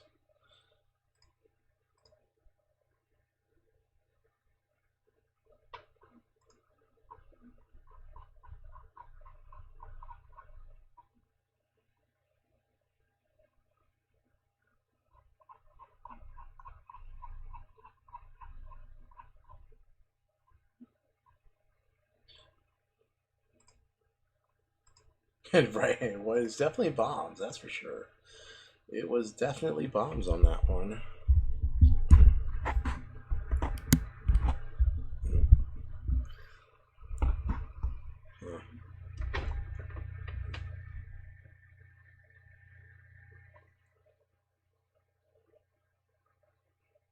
A pile of chances. You could probably pick 10 or 12 horses here that you think could have a possible chance of winning. I'm with Deep Image. I hope Rob Heathcote can train 2 Group 1 winners here today, and I expect Steph Thornton to ride in quite similar to the way Jimmy Byrne rode the last winner here, the winner of the JJ Atkins in Rob. All right, let's do it. She said you could probably pick like 12 horses in this race. So let's pick 5 of them, chat. Sweet Tooth, Ewa, ECV, CH. Give me some randos. Give me some randos here.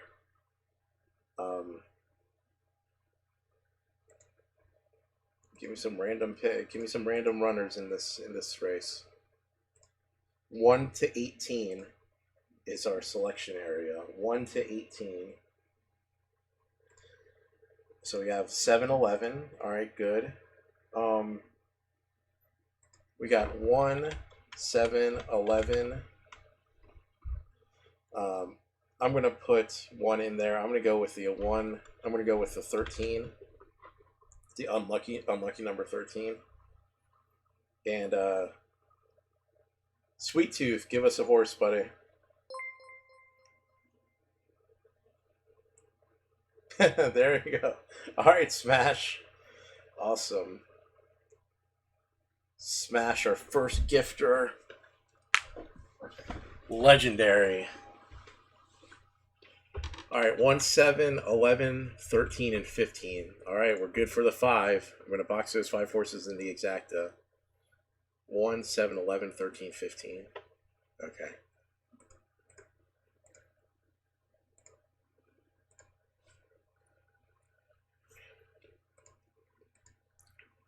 Exacta box 1, 7, 11, 13, 15. All right, we just boxed all of those bad boys.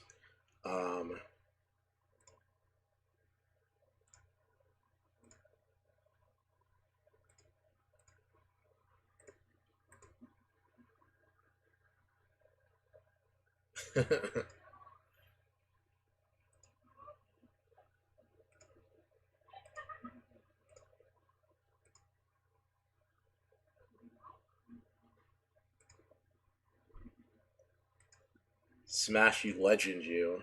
Thanks a bunch, man. Now we're getting subs gifted. Where we got the community going. I mean, where else can you be on the on the internet at 1:30 in the morning and have a nice little community to bullshit around with? All right, I have an idea here. So here's what I'm going to do.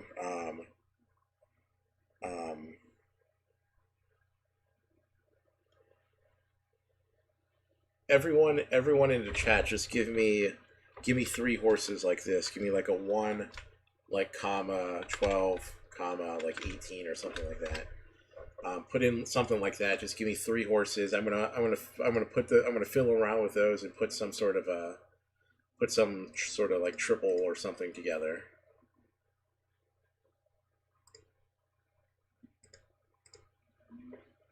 Little 20-cent triple. And then maybe those side winkers just put him off his game when he missed the kick last start.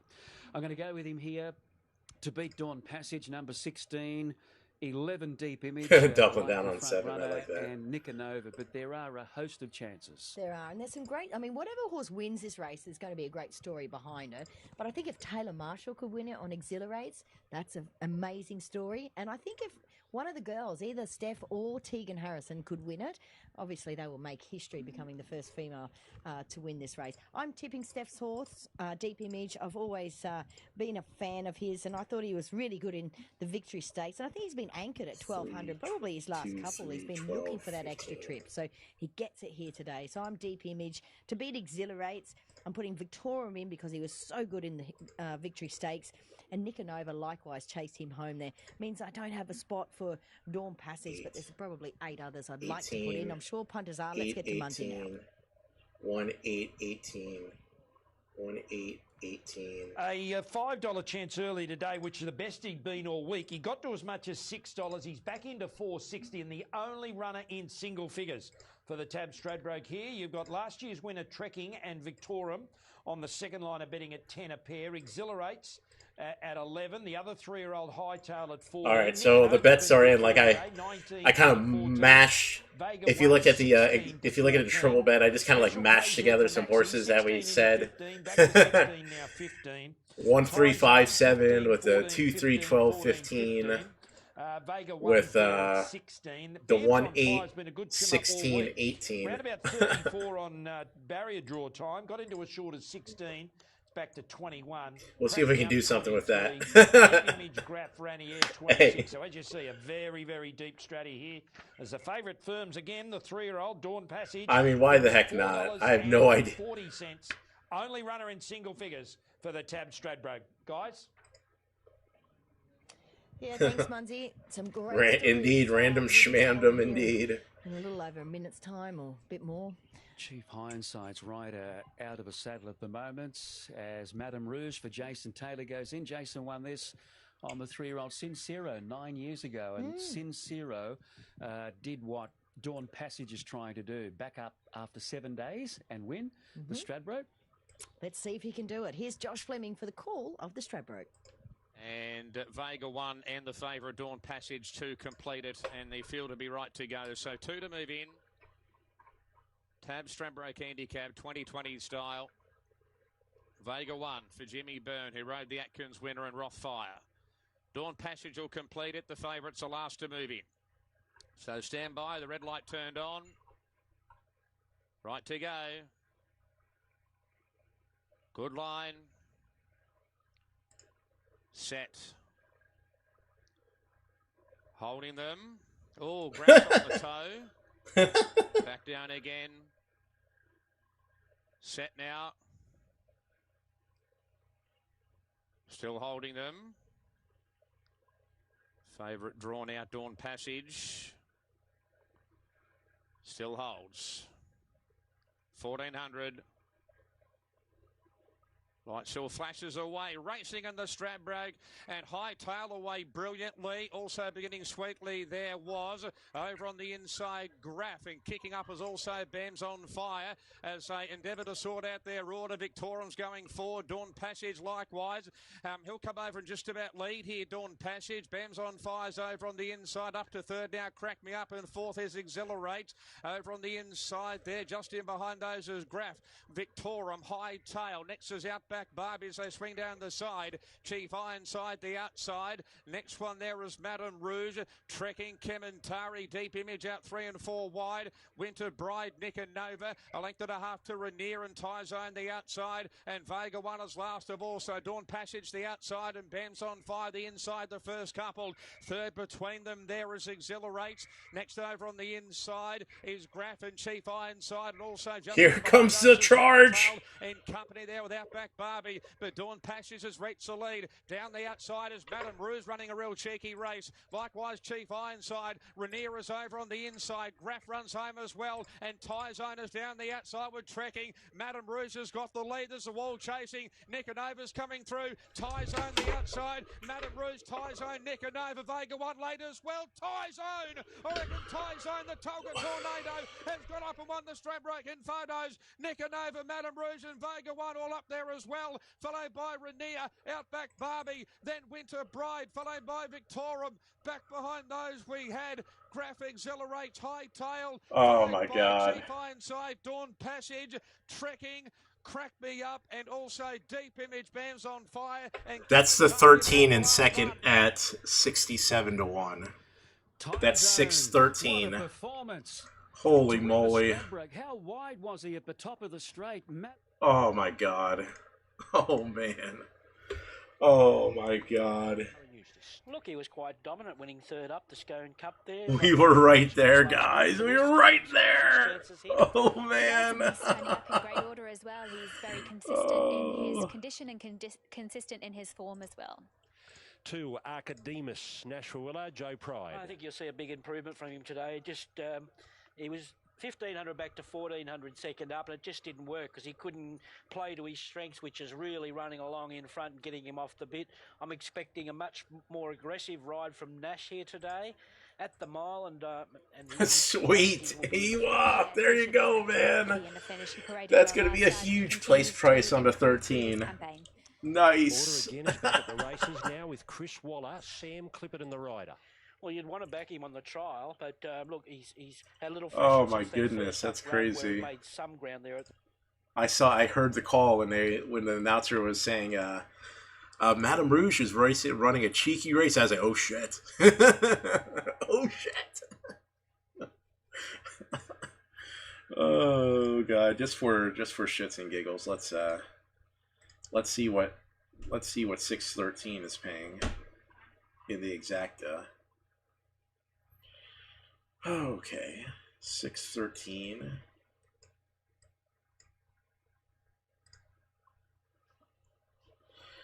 $613 is paying $614 for the dollar exacta bot for the dollar exacta.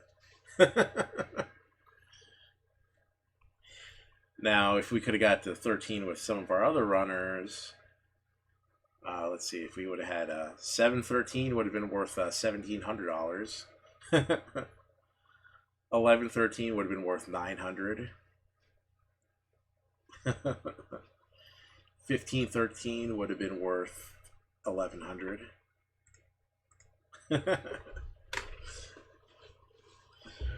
We can also, I guess, we can also probably get a sense of what the 13 is going to pay to place. Hey, look at that, man.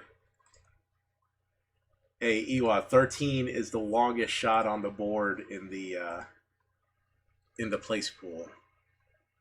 The 13 had the least amount of money out of everyone in the field. How about that? So, yeah. He's gonna pay a nice little place price for you. Probably somewhere in the neighborhood of like 60 bucks or 70 bucks to place. Maybe a little less, maybe like 50 bucks to place. Something in that territory though.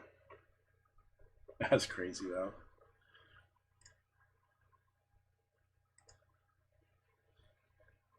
All right, let's. That kind of got the juices flowing again. I was hanging in there, but that gave us something to. That gave us. we haven't had a nice sweat all night. That gave us a nice sweat.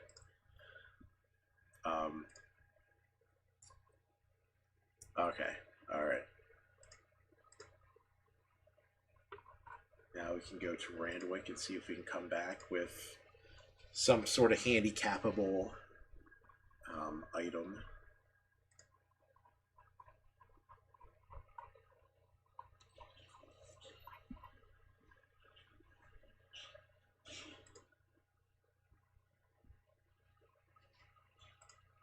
If I look it up on ExpressBet, I'll be able to give you more specific. They have the actual probables for the place and show pools. Let me see if I can give you a more specific bet here.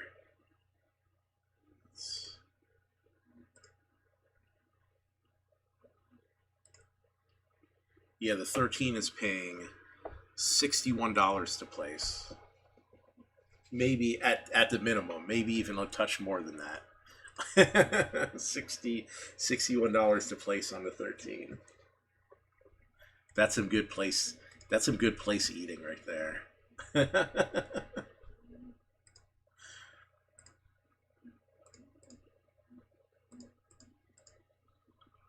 All right, let's get this. Let's handicap this Randwick thing. Okay, 1 mile. The one just won at the mile, a stakes race, is 2 for 2 on the soft going. This rider has ridden this horse before. This princess has ridden this horse before to a win in a stakes race. Actually, no, that's Craigie Williams. Sorry, this is an apprentice Chris Williams. A lot of pluses for the one here. Weight's a little high, but should be able to handle it. All right, the 2, Nash Roller, 0-4-5 at the track. Really a concern because so out of these 5 races, at least 3 of these were just graded efforts. So can't really go off him like quote unquote not liking the track because he's run in so many just gigantic stakes races here. The 3 hasn't put his best foot forward in a long time. The 4, not a fan of the good track and not a fan of winning much. The 5, the Japanese horse, probably a little too short for him. The 6, New Zealand horse, probably going to have to see a couple runs in Australia first. The 7 ran a good race last time out. Ran second to the 1 horse. Adds 7 pounds. Gets Huey Bowman back on board though. Should be tough here. Shouldn't be 1-2, but should be tough to Be able to get a piece. 8 shouldn't be good enough here. 9. Soft track form's questionable. The 10. No, I don't like him going the mile. The 11. Okay, the 11 looked good going the mile last time. Here on the soft going. Drops a lot of weight. Probably not a win contender, but second place is a chance. 12. 12's probably a toss here. Doesn't look good enough. 13 scratched. 14. Probably too slow for this bunch. Gets a lot of weight off, but probably still too slow. 11. Alright, 11. 7, 11. And 2.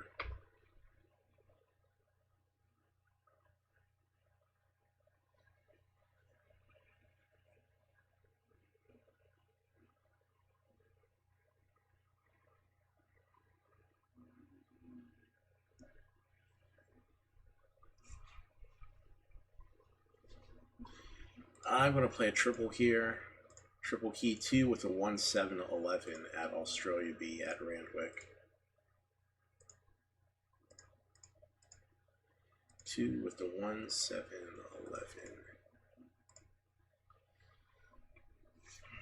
Chris Waller has 5 horses in this race.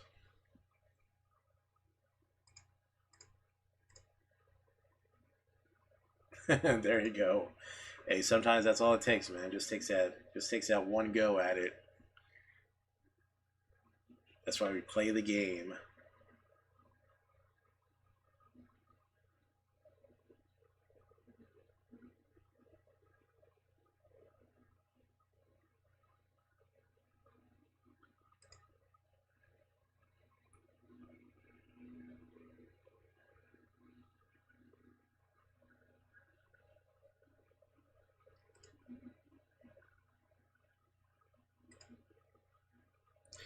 I'm considering a flat bet on this too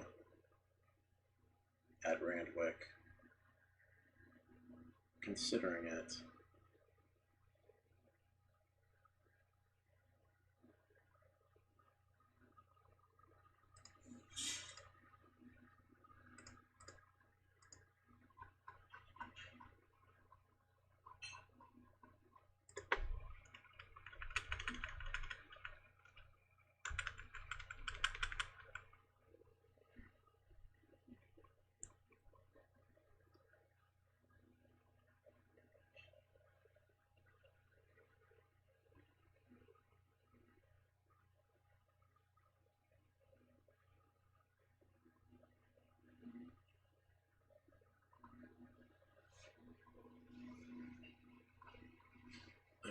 I mean, they're been the 7, but the 7's going to be so far back.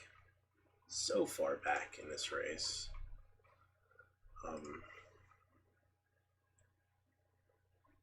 And I don't think there's someone out here to just really challenge the 2 very much. Like maybe the 14 runs with them, but I mean the 2 can lay waste to the 14 pretty easily. Actually, maybe a little backup exacta bet, $2, 214 in case they just take each other around the track all the way. We'll bet to win bet. We'll bet $7 to win on the 2.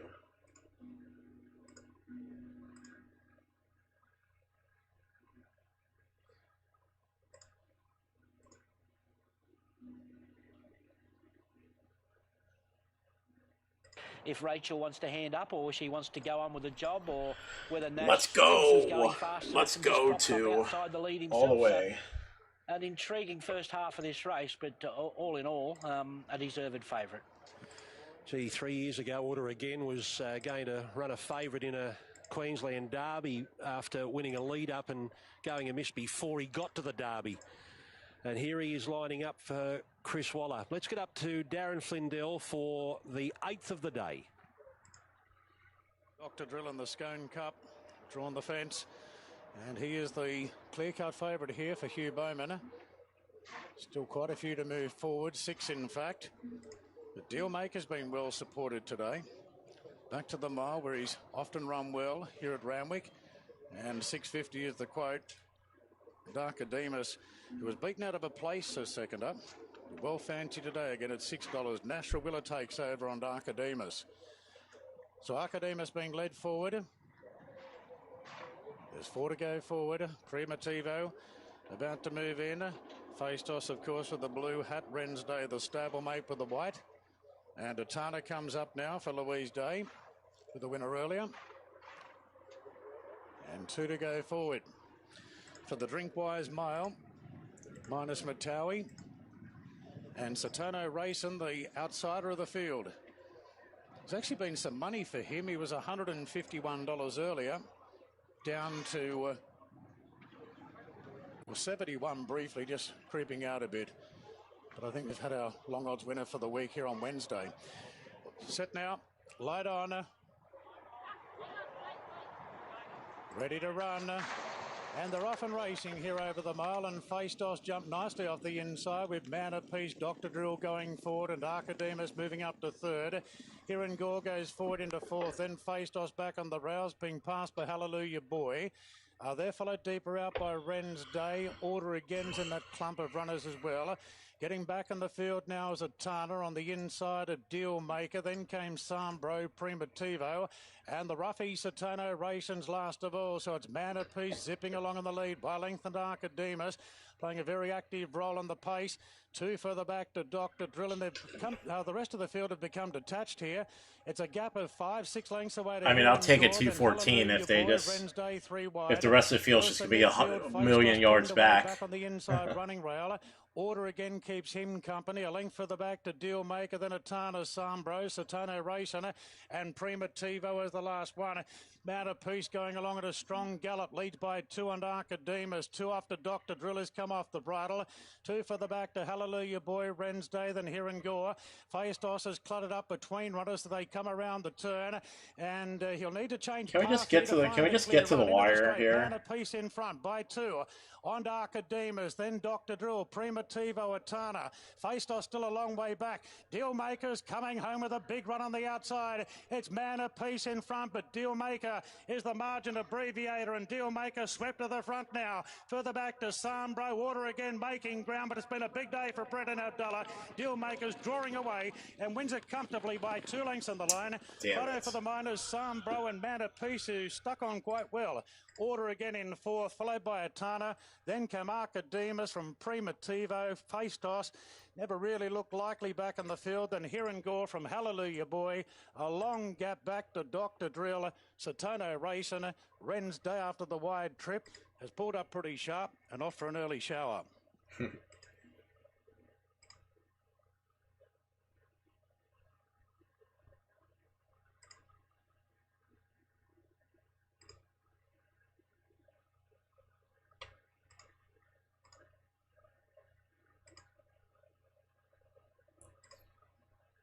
Okay. Gold Coast. We are still whacking away here. We are still whacking away. Let's see, 150, 300. They still have several races to go through. Mile and 1/8 on the good track.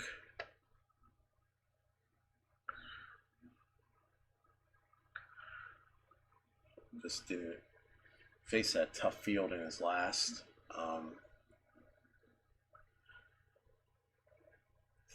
Horse hasn't been particularly good, regardless of him racing against a tough field.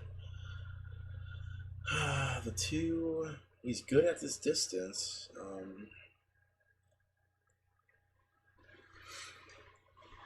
Definitely way too short. I mean, he won at this distance. He won by like a quarter of a length. That was with Karen McElroy riding at a provincial track. 9, 10, 11 are the scratchings. Fast Train, $3.20 from $3.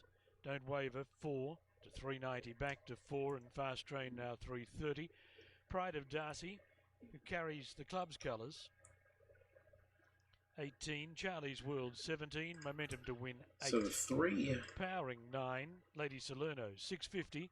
Down he from hasn't been 750. past, he hasn't Minor been Luck this at distance 850. before, but his Black best Lock at races 19, are and Mogul clearly like at 61. when he's stretching out a little bit, and breeding wise, he should do so pretty well.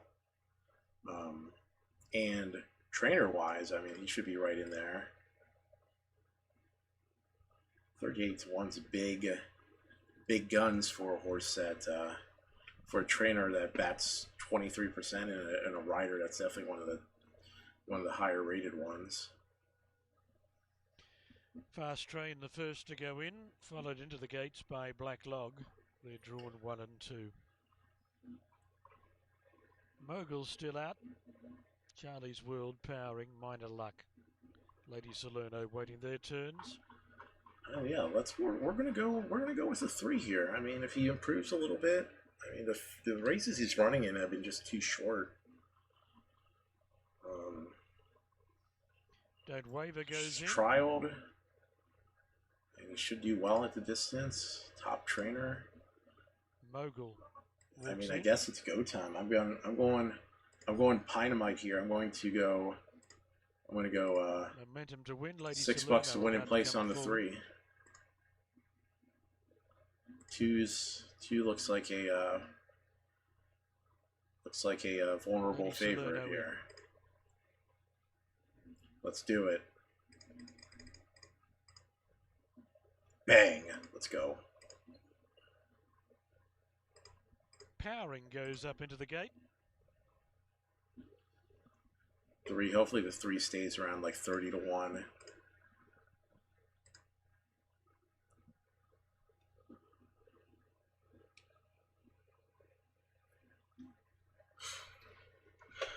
Pride of Darcy's about to be loaded away. Carries the club's colours and Momentum to Win. Dan Griffin will be the last combination to walk up into the gate.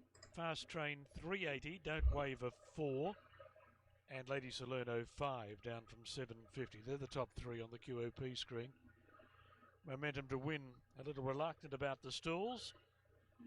Drawn out in gate number 10. Now he's 17-1. They're hearing our Tried, tout. Momentum to Win. They're hearing the tout in. The bulk of the stalls handlers have lent their weight, but Momentum to Win won that battle. Went forward and then into reverse gear again, so another try. Another balk. Fast Train's drawn on the inside. Don't Waver in gate number 4, the favoured pair. Lady Salerno has come in for support, drawn in gate number 6.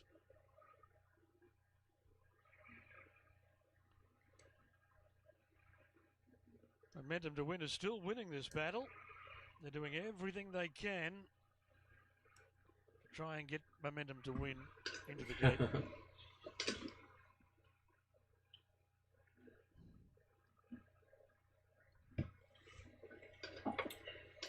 So still out of the line.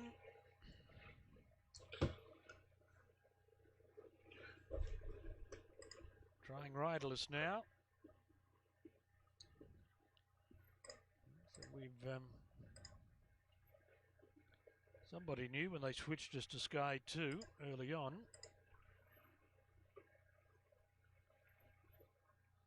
And finally Momentum to Win's gone in. The starting signal was switched off while all of that was going on, but it's back on now. The starter turns on the red light. The gates are back and Momentum to Win out wide, one of the first away. Charlie's World was slow to move and Pride of Darcy not showing a great deal of pace after the break. Fast Train, one of the first to leave. Lady Salerno's pushing forward. And at the end of 200 metres, Lady Salerno takes over.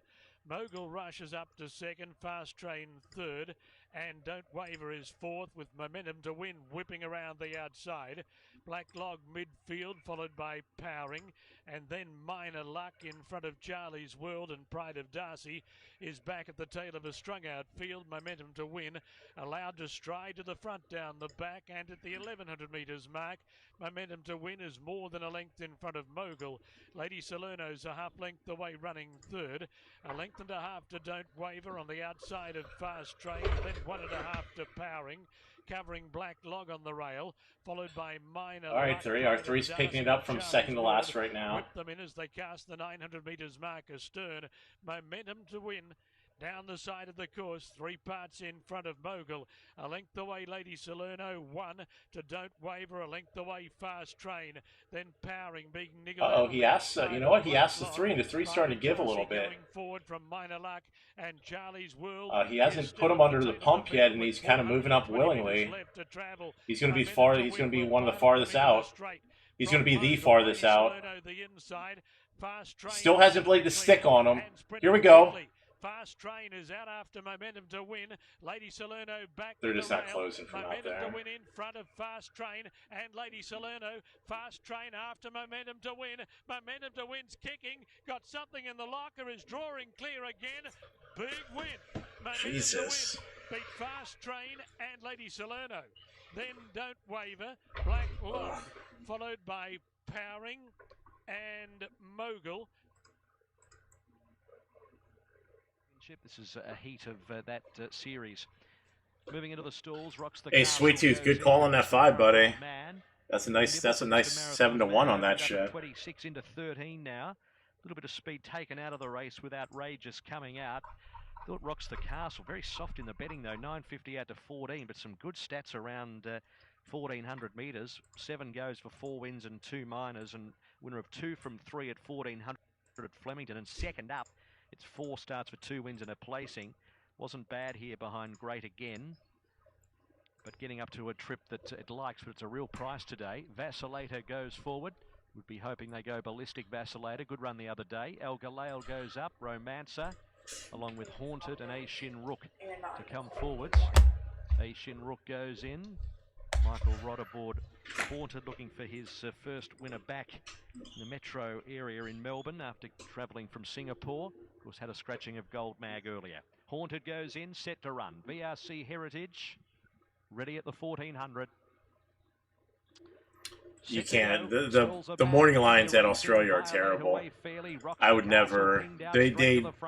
They're not even close, to be perfectly honest.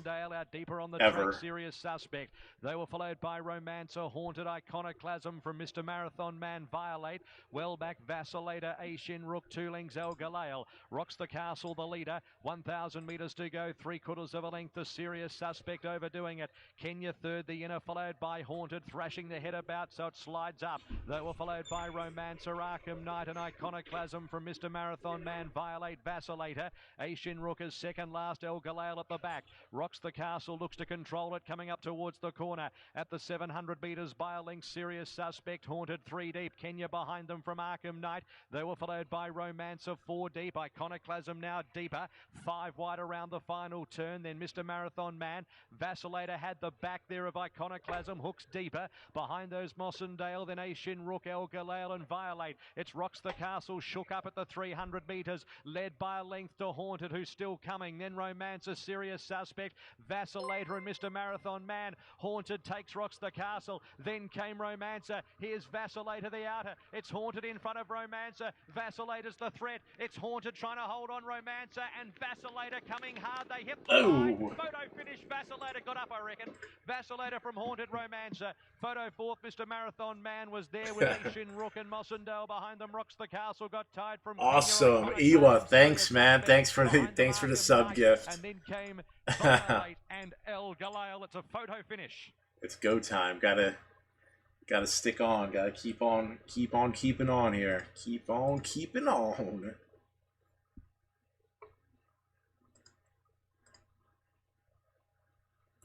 All right, we have a little bit of a break before Eagle Farm's next race. She's got gate number 11. She's probably got enough speed be in an awkward spot. So for that reason, I'm a little...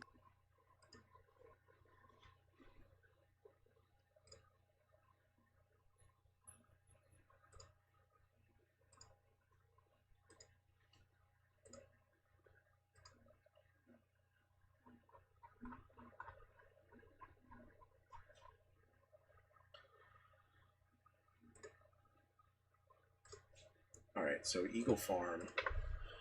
It's another one of these 5 furlong open races.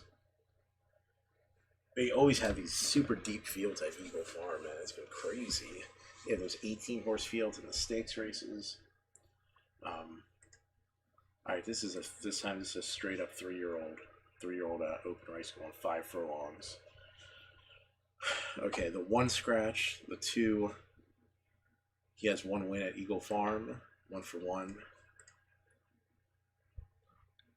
It was on the Good Going with Mark Duplessis riding. He popped him at 26-1. Actually lost the lead on the turn, came back and drew away from him. It's a pretty impressive effort. I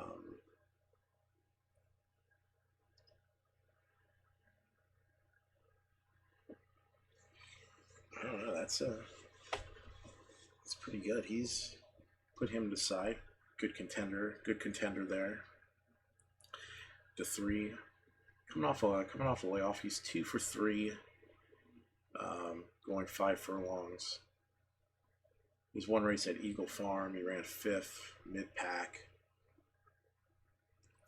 Kind of didn't run on very well there.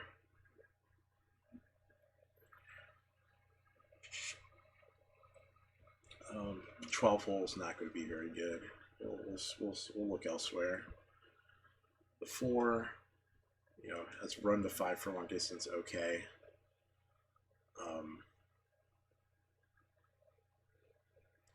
Gets Ryan Maloney riding. That's a plus. Horse is a very good track, very good record on the Good Going. Maybe that race 2 back was just a touch long for him. And other than that, he's been Other than that, he's been a contender in every single race here. So throughout that race, and he's been into money every start. So that's that's a chance. And you get a dead solid rider who's rode the horse twice. Definite possibilities there. All right, the 5. He has a 2nd place finish at the track. Way down here. That was also with Northrop riding. 2 2nd place finishes at this distance. That 2nd place finish was from the 11 hole. The 5 actually manages to drop a lot of weight compared to how good these efforts have been lately. Should be right there. Should be right there in this race. It has drawn some terrible posts and gotten some bad breaks, but other than that, this 5 has been pretty sharp. The 6 horse, no real excuses in that last go. And he says he was injured, comes off the layoff. He was a real firecracker before that injury.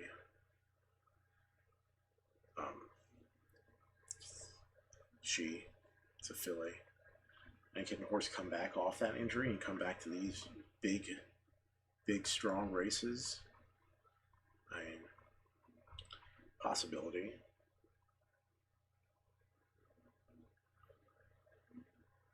It certainly would be worth the 10-1 go that the 6 has on him right now. All right. The 7, who is the favorite, coming from the city tracks.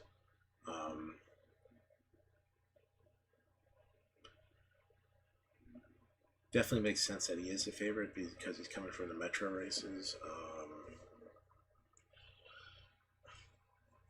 I don't think he's incredibly better than this, or she. I don't think this horse is incredibly better than this field. Certainly a competitive. Certainly should be in with this group. Has possibilities there. The eight grabs a really tough post. Definitely speedball. Definite speedball capabilities here. Her only like really bad races was at Eagle Farm, so it's kind of hard to back to 8 when you see that. The 9's probably a touch slow for this bunch. The 10, it's been okay, but I don't like these last couple races. Not as competitive as he needs to be. The 11, probably too slow for these. And the 12,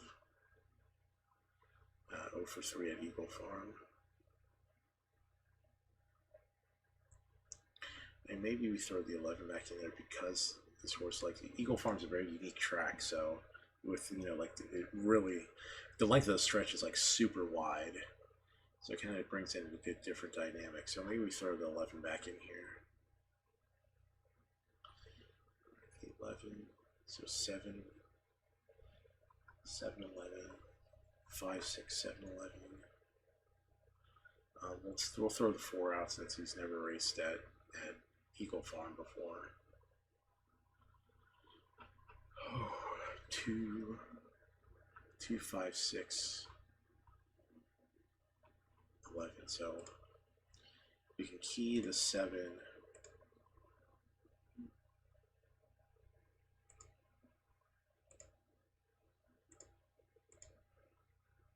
7 with the 2, 5, 6, 11. Play that for 40 cents on the triple in case the 7's good. Playing exacta 5, 6. What's the 2, 5, 6, 11?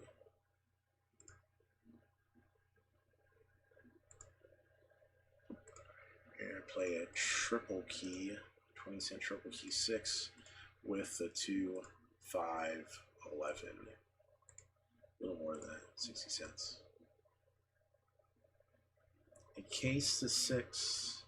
And I mean, how can you go against a horse like the 6? The jockey is Ryan Wiggins. The trainer is John Wigginton. I mean, are the planets aligning there or what?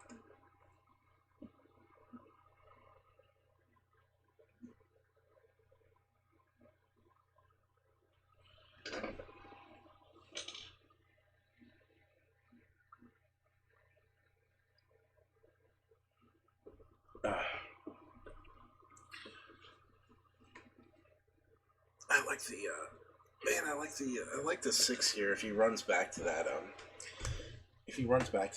form, if he can come off the layoff, feeling pretty good. He's definitely the one to watch here. The 7's kind of the obvious taker. You take the 7 and the Metro form over a lot of these other provincial runners, but there's a lot of possibilities here. She's so genuine. She doesn't know how to run a bad race.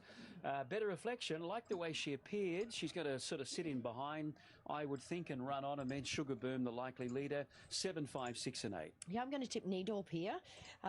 Obviously, she's had a pretty faultless preparation, having won first up and second up, and she was sort of probably left a little bit of a sitting duck in the silk stocking race, also doing all that work up the front, and a few other girls just getting over the top of her late. She ran 4th, and look, she was only beaten about half a length, so I think she maps really nicely here from her gate. I don't know that she'll lead, but I'd actually love to see her just sort of 3rd, 4th, 5th, lurking in behind the speed, ready to pounce on straightening. So Needle on top for me. Outside of that, I'm tipping the favourite in there to run second, Sugar Boom also, and 6 Better Reflection. It's all about the girls for me in the last race. Let's get to Munsey. Okay, Bernie, well, it's been one of the better goes all week here. Akatan went up as much as $4, $3 on Thursday, $2.80 this morning, $2.50 it is now, and clear favourite over Needorp, who went up the favourite. Got to a best of $3.50 today, now $3.30. Sugar Boom has been 8 into $6.50 since the yard. Then you go to Better Reflection, the only other runner in single figures, who's out to $9.50, only slightly. Good jump then to How Wonderful Life is 19. Sukwinda's at 23, after as much as 34 was bet about it. Bold Style 26 and $34 and longer the rest. I reckon this is carrying the hopes of plenty here in the last. The Blue Jackets of Akatar, the last at Eagle Farm. Be ironic if Say Hey won here, Bernie, because it's owned by Larry Olsen and the race is named after his good mate Mick Dittman. Here's Josh, the last at Eagle Farm. And the red light turned on for the last on Stradbroke Day, race 9. Stand by. Gates open, racing, Sugar Boom away brilliantly. Needorp is rolling forward. How Wonderful Life is and Better Reflection both up there, and Aquitaine driving through. Say Hi, Calic, Bold Styles over on the inside. Sookwinda's out 4 and 5 wide going forward. A length and a half to Ice and 3 Sea Tonic last of all. Sugar Boom led the way from How Wonderful Life is, and 4 wide up into third there is Sookwinda, and 3 wide fourth is Aquitaine. A length and a half to Needorp, Better Reflection. Calic and Bold Style, followed there by Say Hi. Ice to second last and Sea Tonic last of all. Sugar Boom still here from How Wonderful Life is. Aquitaine runs home. Needorp's a length and a half away. Aquitaine out wide and swept up. Sugar Boom's over on the inside. How Wonderful Life is between them. They're clear from Needorp, and late as Ice down the outside. Aquitaine's in front from Sugar Boom. How Wonderful Life is. Needorp and Ice is flashing late, but Aquitaine's in front. Aquitaine's from the last from Foe. Damn it. To Needorp, How Wonderful Life is Sugar Boom, Better Reflection, Bold Style, Calic, followed by Say Hi, Sea Tonic and Sookwinda. Had a torrid run and dropped down to finish at the tail. Well, as Glenn mentioned a number of times. Damn 7. The 4 is the last horse I tossed out of that scenario because he hadn't raced at Eagle Farm yet, even though I said, alright CH man, I'll catch you later. You know, even though I said when I was looking at him, I'm like, oh, you know what? Throw out that race where he went 6 furlongs, and this horse has never run out of the money in 11 races. And he still hasn't run out of the money in 11 races shorter than 6 furlongs. He gets up for second at 37 to 1. And I tossed him because he hadn't raced that Eagle Farm before. God. Even though he had Ryan Maloney at 22% rider, talked him up and then threw him out. Dumb.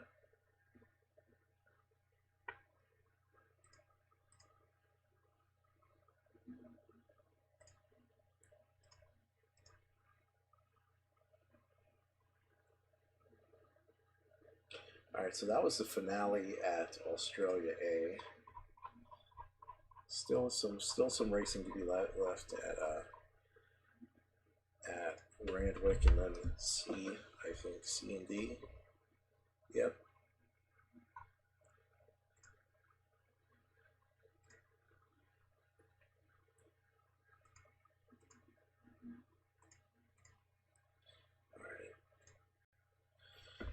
Okay, Australia B. Let's try Randwick again. See if we can do there. See if we can show up at the finale. The 11 won last race. The front end, the 14 was holding up pretty well. Oh yeah, they're getting to the outside part of the track. Horses that can get up onto the outside part of the track are looking pretty good. That can close and come up the outside part of the track.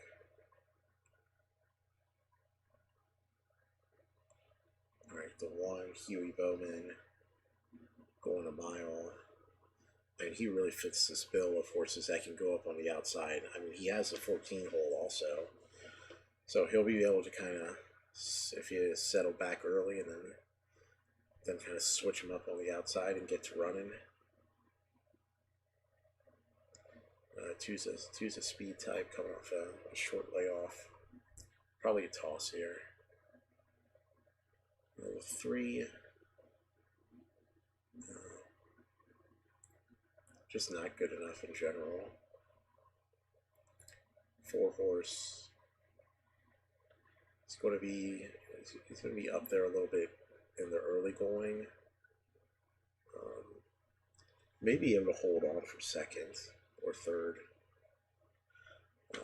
5 doesn't look like he's going to get there here. 5's coming off a 2-year layoff. 6, speed horse. We're looking for closers to get off, like come down the outside rail. 7 may fit that bill. 7 has a good good record on the soft track. 8 scratched. The 9. There's no soft track runner, was flying on outside on the Kensington track last time out. And it should be a good soft track record. This 9's really dangerous. Like, this horse can crack a closing kick.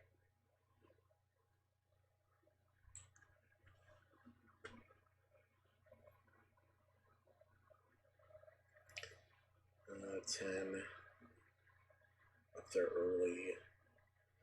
Doesn't look super great. It's going to be tight in on the rail. Not going to be one of the horses that's able to swing out too easy. 11. Probably going to need a race under his belt before we see his best.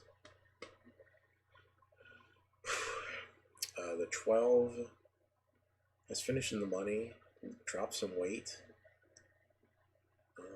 Should be able to put in a worthwhile effort here. 13, 14 are scratched. The 15. The 15's better on the soft track than has done all of his good racing on the soft track.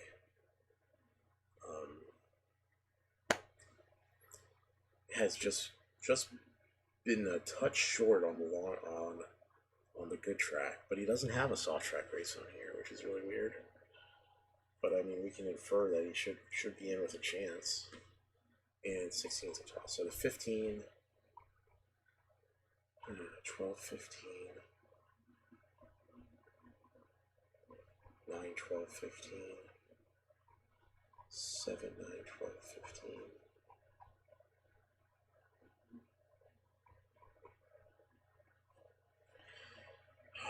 1,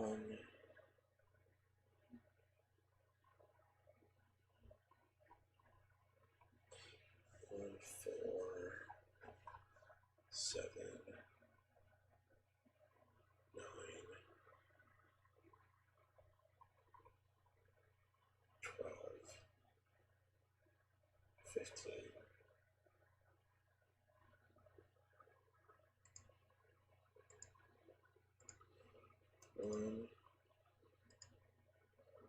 Key the 1 over the 4, 7, 9, 12, 15.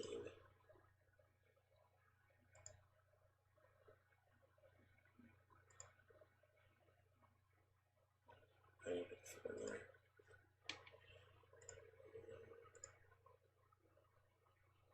Yeah, I like the 1. I mean, Huey Bowman.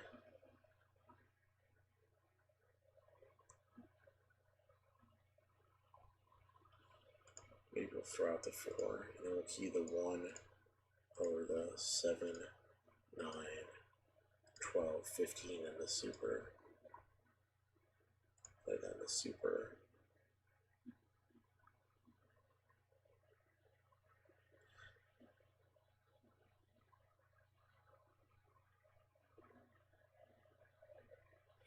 Then maybe play an exacta to cover 7, 9, 7, 9 to 7, 9, 12, 15.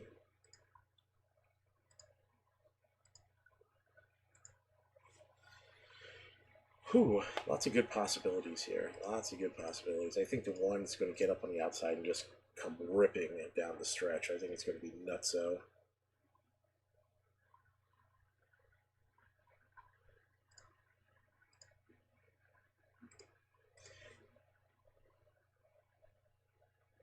No, I'm good on the old KBO.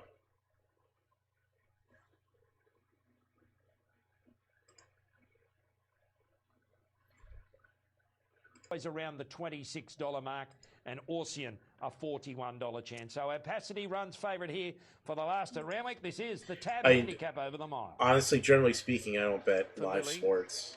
I mean, I don't bet sports. Lily in the Australian besides horse silks. racing. The mare goes forward. Well performed on rain-affected tracks. Now Opacity to move up with Picaro, Zork, Hey, and Bathroom Fun. Welcome to the Orsian. channel, man. So it's 4 out now. As Opacity moves in, doing well. We're having a good time here. Winner here last time over the 1500 metres, so up 100.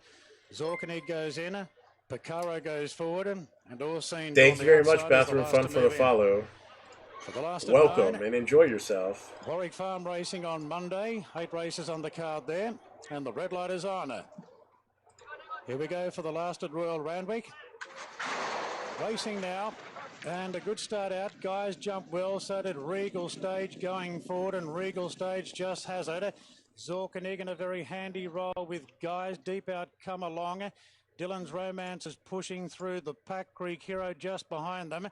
Well, they're tightly bunched in the early stages. Further back to It's Lily. Then came Pursuit of Honour back on the fence from Word for Word or Seen. Opacity just being eased out.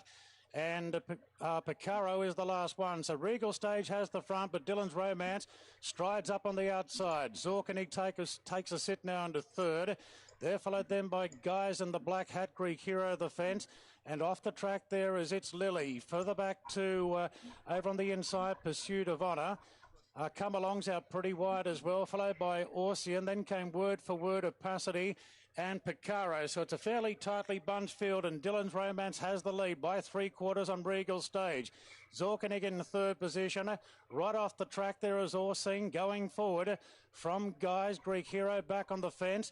They're followed wider out then by Word for Word from Picaro. It's Lily and the White Face staying closer to the inside. They spread right across the track as they turn for home. Greek Hero went up the inside at Dylan's Romance, Regal Stage, then Zorkanig.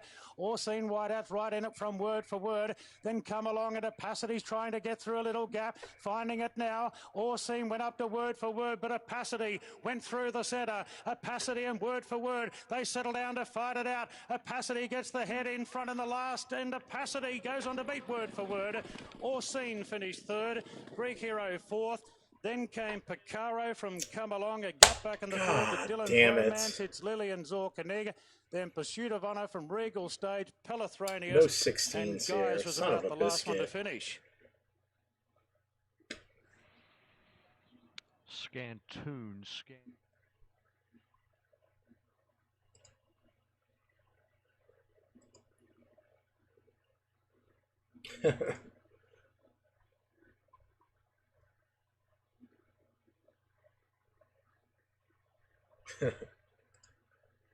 I can't even. Yeah, that 16 is just a killer.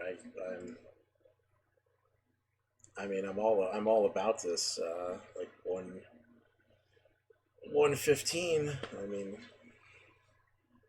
no 16s anywhere. And 16. I mean, 16 is the one who juices up that payout too. So that's what's the frustrating part.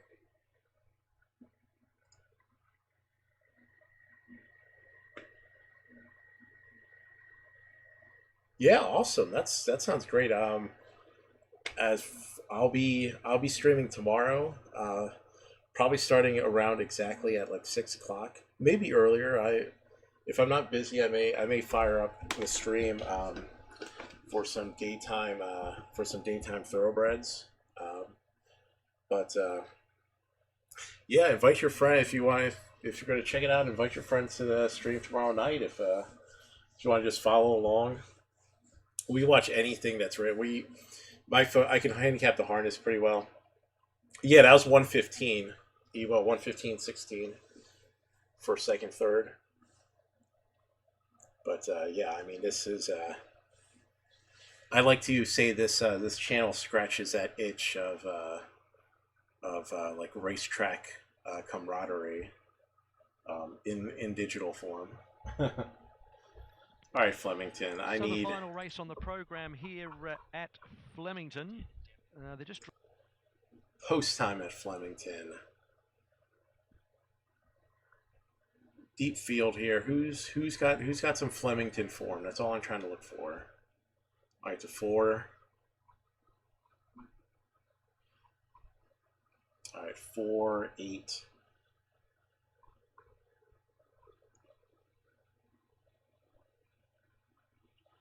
Just 4, 8. 4, 8, 14. Yep, there we go. 4, 8, 14 at Flemington here. Boxing that in the exact in the triple. 4, 8, 14. 4, 8, 14. These are the only horses that have gotten around a track previously at Flemington.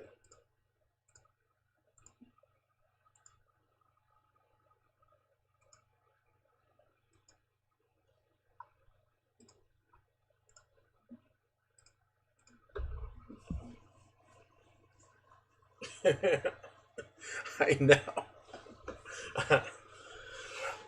No, I mean I'm not firing too good on the places. I mean, you're just picking them right. You got to give yourself credit, Ewa. I mean, you're the one who's picking these. You're the one who's making the picks.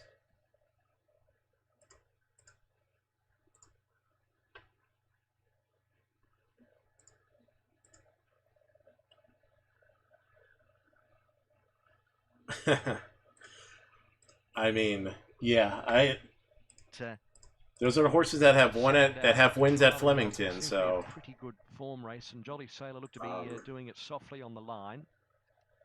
Well, Burke goes up riderless. Here's Merited, who set up on the. I mean, extra and dropped away.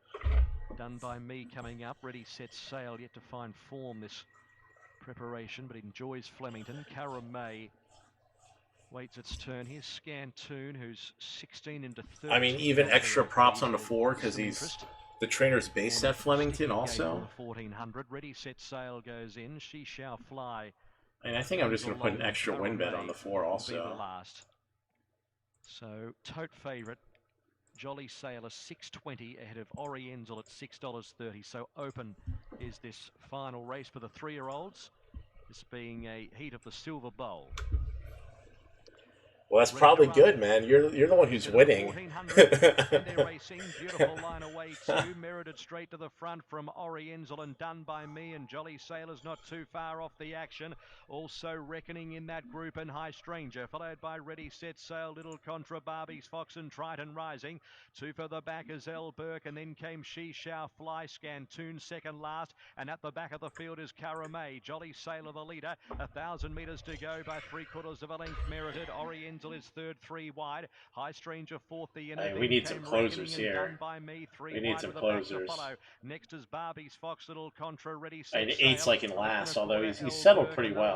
Next in the so he's not like. She Shall Fly, Triton Rising 2/3 down. 2 lengths to Scantoon, and Caramay is at the back. They approach the turn. 600 to go. It's Jolly Sailor pressured by Merited. Oriental the outside. Actually, the 8 looks really good. Then Done by Me and 8's going to come farthest out here. Then came Yeah. Little Contra. Elberg hunting the fence from She Shall Fly. Barbie's Fox and Triton Rising down the outer from Caramay. Jolly Sailor tries to go for home at the 300 metres by a length and a half. High Stranger Merited. Barbie's Fox down the outside runs on. Then Triton Rising, Caramay. Jolly Sailor had a kick at the clock tower. 2 lengths Barbie's Fox Merited. Elberg is flying home. Jolly Sailor still in front though. Sustained speed. This is a nice horse. Jolly Sailor. Oh, give me a break. Seconds. Give me a break. A length away, Reagan's Mistake and Wonder Brocky. 2 to Hell on Turf on the inside of Zulu Dancer. 2 lengths away, I Am Paid For around Buffalo Girl. Then Enterprise Moss, The Dark, The Carpenter, Fast Dealer and King Alfonso. 3 back at the tail of the field. Tainted Affair went through the first half and a slick 47.6. Claimed the rail, but has worked to get there. Led by a length and a half, Reagan's Mistake.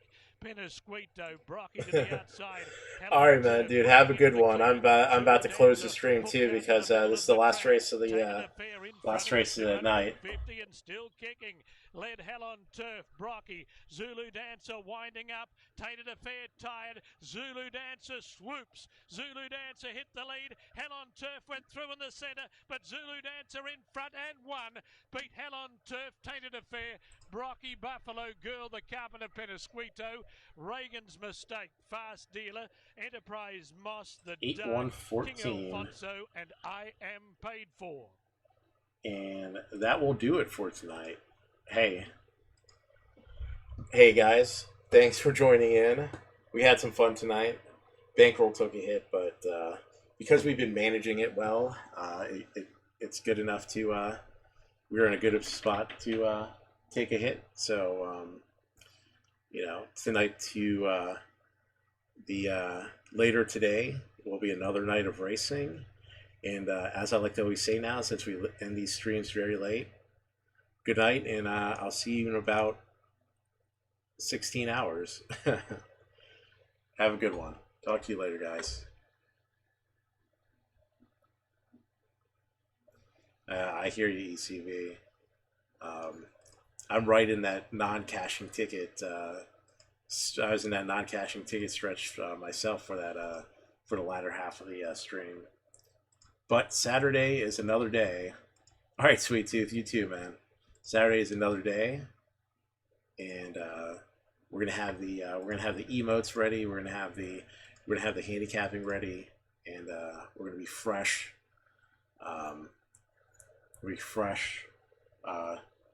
Eat a big dinner, have plenty of coffee, and be ready to go for tomorrow night. All right, guys. Catch you later. Peace out. Much love.